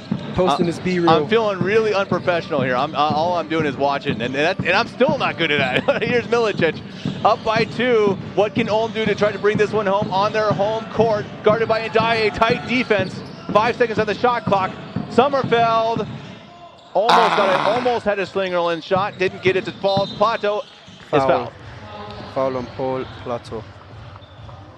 This game's got my blood going. It's fun. Oof. Man, this is a good game. It's been, I mean, really, I've done many of these tournaments. This has been one of the more enjoyable tournaments. There have not been too many blowouts. There have been a couple. Right. But it's been really tight games, a lot of highlights, lots of dunks. I don't know why, honestly. Sometimes these tournaments aren't. Yeah, I guess. I don't know. It's been fun. Here's Slingerland. Milicic, spin move, creates some space. Little bit of a dangerous pass. 5 seconds on the shot clock. Very deep 3. Oh, looked good for a second. Didn't fall. Ndaye with the rebound. Ulm not getting good shots here the last few times down the floor. And a very early foul by Plateau. Foul. Their 3rd team foul. They've got one more to give. Let's see how they use it. Hey, Kevin, I think we need to talk about that. Man, it is a mega game. Blown out by about 40 points. Like we said, 7 guys in double figures. That's something, you know, one of the maybe surprises of the tournament. Maybe I can call it that. Yeah, I think Mega's just been, they have looked that good, haven't they? For sure. Oh, Moving the ball around. Yeah. But I think the Serbians have always had a bit more edge to their game, a bit more flair. Riesel Using the banks backboard. it in and takes the lead. He looks calm, cool, and collected, focused. They're calling it a 2. The slingy shot we've spoken about. Slingerland, yeah, exactly.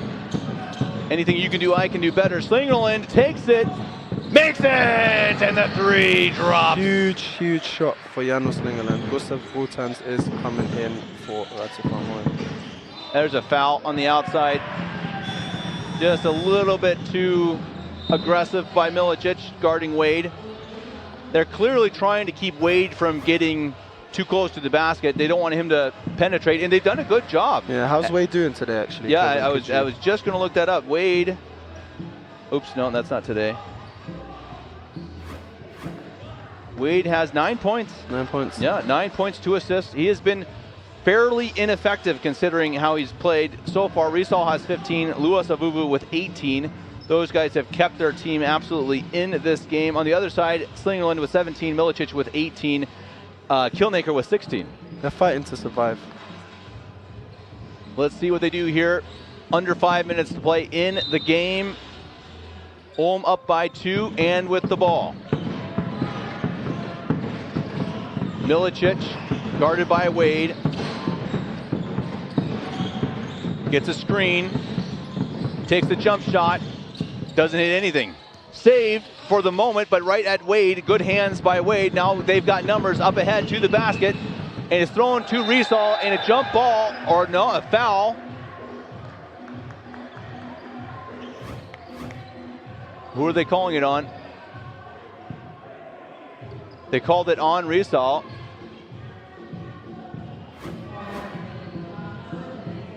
And it will be again Ulm ball.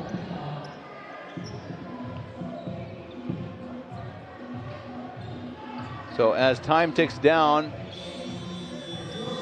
who's going to play hero? As Basumba checks in for Risal. I doubt he'll be out long. He's been one of their key players, both sides of the floor. Here's Milicic trying to stretch the lead. They would like a little bit of a cushion here. Felix needs to make a quick decision here if he wants to keep his team alive. Slingy. Oh, they got 11 seconds. They got some time. Here's Plato in the corner. 3. It's good! Important. Really important. Really important. And it's a 5-point lead. Plato with 12 points. Love to see it. Really love to see it. Let's see if Coach Flap wants to finish the game off with these guys on the floor. Doesn't drop. Luasavuvu had it for a second. Milicic ends up with it, keeps it in. Slingerland has it. He controls under 4 minutes to play. Now it's Milicic. Here's a corner shot. And he got it! Just like that. It's an 8-point lead. And just maybe Ulm is going to pull away. 12 assists for Teo Milicic, 18 points. What do you think? Is an All-Star 5 in the game for him? Yeah. I think so too. No, he just does it all, doesn't he? And he has 8 rebounds. So he's 2 rebounds away from a triple-double. Let's see if he can get that done. I'm not sure if he's aware of that, but yeah. Triple-double for a guard is pretty impressive, unless you're Russell Westbrook, of course, but it's still... Man, that is a topic for another day, and we could talk about that for hours, I'm a Nikola Jokic fan, and he's chasing right now that all-time record of triple-doubles, which he should get pretty easily, but that's a good point. Yeah, the stats don't always tell the story, but in a case of like Milicic today, I think it absolutely does. When you get put up those types of stats in a big game, that's huge, man. I mean, that's just amazing what you can do as the leader of the squad, as the point guard. Huge. Almost a triple-double is really something else. Yeah, he's had a couple of those in his life. I remember actually doing a table officialing one of his games, and he kept checking the stat sheet, and he saw he was a rebound away, and coach wanted to sub him off, and he said, please let me just get that rebound. He's telling his teammates, hey, just box out. Let me just let me have it, yeah. Grab it, and I'll be out of your hair for the rest of the night, guys. I get that, yeah. But then you gotta buy your friends dinner or something after that one, Get right? them some donuts or something, you know. Compensate. Here's Ndaye down by 8. Ulm has gone on a little run here to take a big lead. Just under 4 minutes to go. Ndaye to the basket, lays it up and in. Wow. I still don't know why we've not seen much of him. He's really good when he gets a head full of steam heading to the basket. 12 points for Mr. number 7, Ndaye. in only 16 minutes. That's thrown away. You can't do that if you're Ulm. A little bit of miscommunication there between Kilnaker and Milicic, and it's a turnover. 6-point lead, 3:15 to play. Here's Wade for Asvel, guarded tightly by Milicic, and it's foul? A foul. No. I wasn't sure at first if he stepped out of bounds. No, I think they did say, yeah, I think he stepped out of bounds, yep. Right. I missed the call there for a second, but I think she said he did step out of bounds. So really good defense there from Milicic to force the turnover. Respect to the refs, Kevin, for being able to ref this many games in such short time. Also, yeah, wow. Absolutely. My legs would be absolutely finished. Here's a shot, it's up, it is no good. Rebound, Kilnaker under the basket, and a foul. That's a big rebound, boy. These are the minutes, Milo, when you really, everything matters, right? Everything. Every free throw, every rebound, every hustle play, obviously through the game, but especially now, the last few minutes, you can't make mistakes, and this is where you really grit it out. Again, 100%. We've said it a million times, but these guys are tired, and so how hard can you play? And it's not even just how hard, because you also have to make shots, right? Have to convert for your team, have to get it done. As you see, LDLC Asvel with 5 team fouls. Let's see if they can, get it done without having any, margin of error here. Here's Kilnaker at the line. Wow, and he knocks it down. He struggled a little bit this tournament from the free throw line, but so far he's 50%. Let's see if he can get that into the 70s, 80s. He's got 17 points. Been a big game for him today. Big game, big reason why they're up, and he hits 2. Again, that's huge.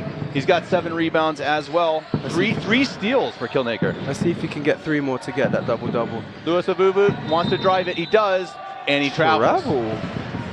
So again, as we say, every play, especially for Asvel at this point, you cannot make mistakes. Did a little bit of a hop there. Milicic knew it immediately. Called it for the ref. Here's Milicic, dropped it. Almost thrown away, and Daye on the other side. 2 hands this time. 2 hands. 2 hands this time. And Daye, did you hear us? I'm not sure. I think he did. Or his coach said something after 2 times. Like, okay. Kevin and Milo were telling you, use 2 hands. Do it, please, Daye, please. And Daye reaches in and fouls. Maybe not the best one. Not the best foul, sending Milicic through the line on the perimeter. That's, again, his coach is going to talk to him as you actually see Basumba. Or no, I'm sorry, that's Louis Avuvu saying, hey, what the hell are you doing, man? Yeah, you don't need that. You don't need to do that. You don't need to do that. You just had a great dunk on the other end. Reward yourself, man. Go get a steal. Go get a stop for your squad. And it probably does, right? It amps you up. You're probably amped. You're getting a little too handsy inside as Milicic hits 1. Now up by 7. 2:28 to play. 19 points. Let's see if he can make it 20 and combine for 40 with Jan Slingerland. Reminder to everyone out there that the first place game, the championship game here in Ulm, will be at 6 p.m., which is about 3 hours from now, a little less than 3 hours. So we'll have a bit of a break after this game, and then we'll see Belgrade and Ljubljana. Milicic will take a rest now. Interesting. 2:30 to play. Wolf on the floor. Physio Jan Brambach doing everything he can to keep Theo's body healthy for the rest of the tournament. Last game, just over 2 minutes to go. Reese, with the finish. Important one, really, really important one. Down 7 points. What can Asvel do? You want to end the tournament on a win, don't you, Kevin? Oh yeah, absolutely. No matter the place. Again, that 4th place is rough as it's turned over in a foul. Kilnaker reached in from behind, and that will be the 4th team foul as Ruol hit the floor. Under 2 to play.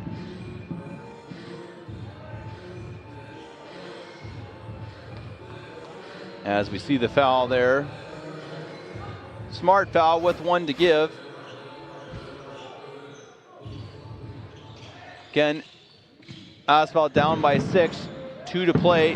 They have time, but they have to play perfect basketball from now on. Wade in the corner, shot from Ruol. It's up, it's no good. Rebound Kilnaker.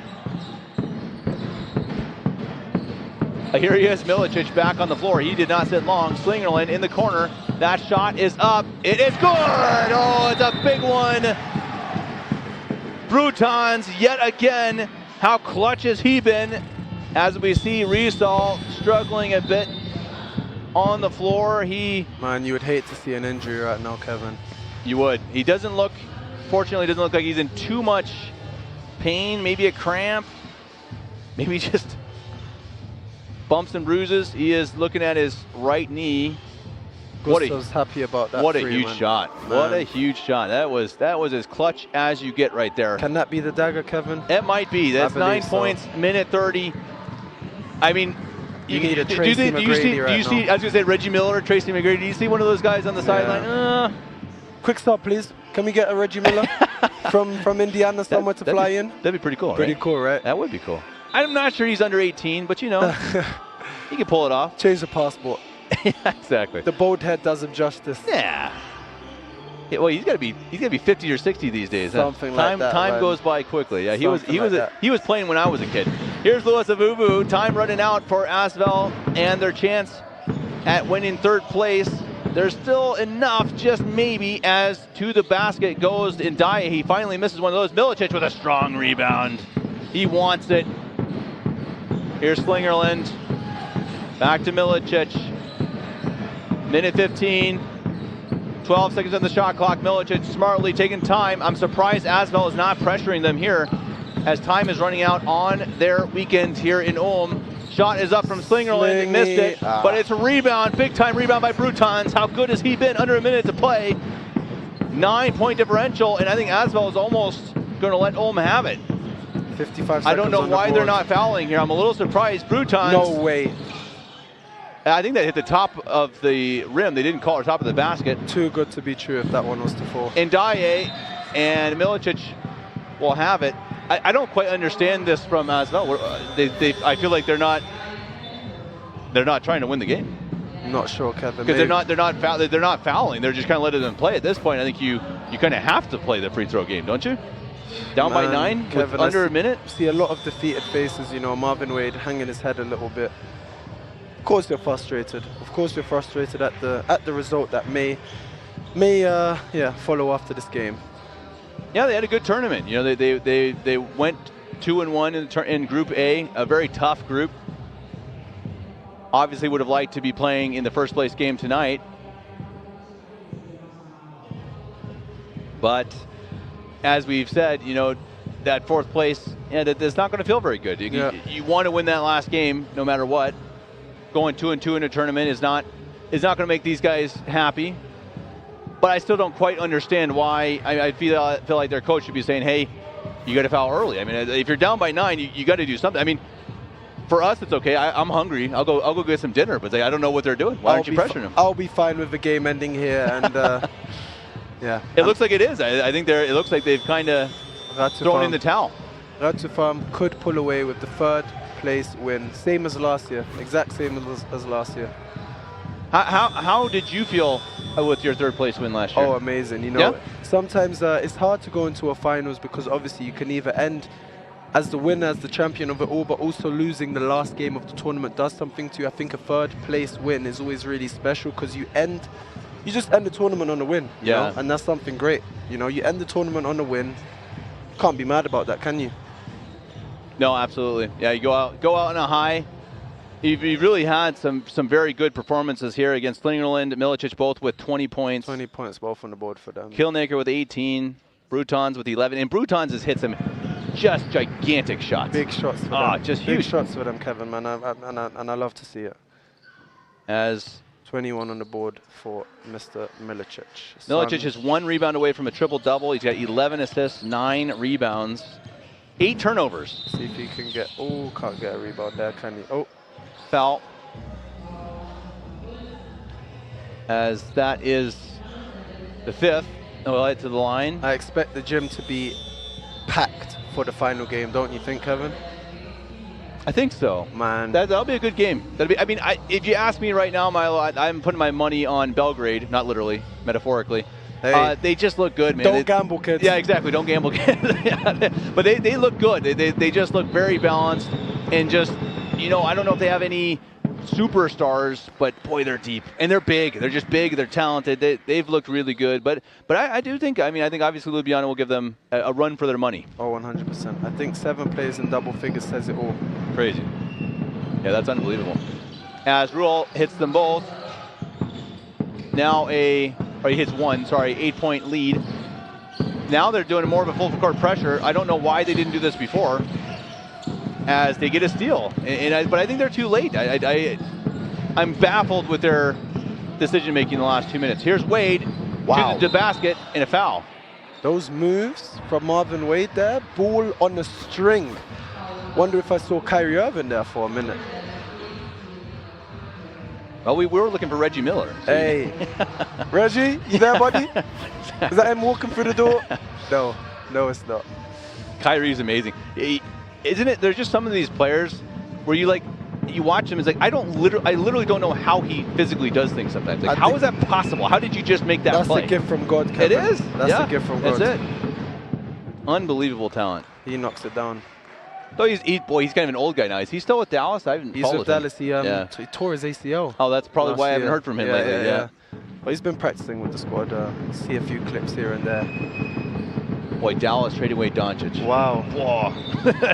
That was a year ago, but I'm still not over it. Do you remember the day, Kevin? I do. I do. I was here, actually, I think. Really? I think I was in Ulm, yeah. Yeah, that was wild. Couldn't believe that. As there's a foul. Again, I hate to repeat myself, but I have no idea why Asphalt didn't do this. Why now? Why are they doing it now? What were they doing from a minute 20 on? They weren't even doing like a press defense. Is that the French way, maybe? I don't know. I'm really baffled. I think that's just a gigantic mistake from head coach Gogian. Maybe I'm wrong. I'm no basketball expert. I would trust them to know better than me, but I think it was too little, too late. You have 15 seconds. You're down by 6. I believe we might need to ask our friend Mr. Hine for that one. We might have to. What he thinks. Maybe get him on a quick interview after this. He can interview the player, then he'll come up and he can talk with us. I think that's what we need. Milicic hits his first. He's got 22 points. Milicic just needs. You know what we need? We just need him to get a rebound. Yeah. All right, here we go. This is what we're rooting for. He's coming out. No. He's going to get a round of applause. Tournament. Great tournament from him, man. Really love to see it. Yeah, he's one of the top players, absolutely, in the tournament. No question. Definitely going to go away with an All-Star 5. I think I'll have to have a word with the Federation if he doesn't. Yeah, no, absolutely. Especially on your home court. Here's Louis Abubu, and he's fouled. We're into that time of the game where it is a free throw fest. Drums are beaten. A lot of the fans on their feet cheering on their home team. They know this game is just about over. Oh, Teo Milicic back on the floor. Maybe he can get that rebound. Yeah. Maybe coach said, hey. That's a nice coach right there. That's being pretty cool. Give him that chance. And I want to see both of his teammates really boxing out here. And let's see Milicic bust it to the basket after this free throw. Louis Abubu, I don't want to say it, but please, miss it. Let my boy Teo Milicic You can say it. Go and get that rebound. Now he hits it. So we have a 7-point game, 8 seconds. Up ahead, Plateau. Time ticking down, and a foul. Could be Gabriel's first points of the tournament for the Belgian native. So Gabriel de Koning. Yeah, it's a Dutch word for king. Ah, that makes sense. Oh, that's a good name. You say it in German, König, so the Konig got a bit of similarity there. Okay, I like that name. Gabriel the King. That sounds like a rapper's name. Hey, maybe you're gonna he's tell got him some that. Tell him bars. I said that. Maybe he's got some bars tucked away in his notes app on his phone. I like it. Here he is at the line. 4 seconds remaining. 7-point lead. Ulm is going to wrap this one up. Misses the first. See if he come on, get a point. Get one. Come on, Gabriel. Come on. He's still got 2 years. 2010 born, so he's got a couple more years left. How does that look for Ulm next year? For the tournament, so it'll be the 09 born guys. So guys like Paul Tans, Marco Wolf, Gabriel de Koning, those sort of guys. And you think they'll have a good squad as it's up? No good. Yeah, they'll have a good squad. Man, I love to see Ulm getting the win there. really good. Look at the emotional moment shared between Milicic and Slingerland and his team. You love to see it, don't you? You do? You want to go and celebrate with him, Milo? For sure I will. Awesome. Milo, it's been an absolute pleasure. It's been a blast with you. It's been a great game. Great win by Ulm. They take home the 3rd place spot here on their home floor at the Orange campus. The first quarterfinal of the NextGen EuroLeague. We enjoyed having you all here with us. Thank you to the whole crew. David Hine in the comment section. Everyone who's watched, thank you very much. Don't forget, coming up at 6 o'clock in about 2.5 hours from now, Belgrade versus Cedevita Ljubljana. Kevin, should be a blast. Been a blast, Kevin. Milo, let's do it again sometime. Yes, sir. Have a good one, Kevin. Until too. next time, man.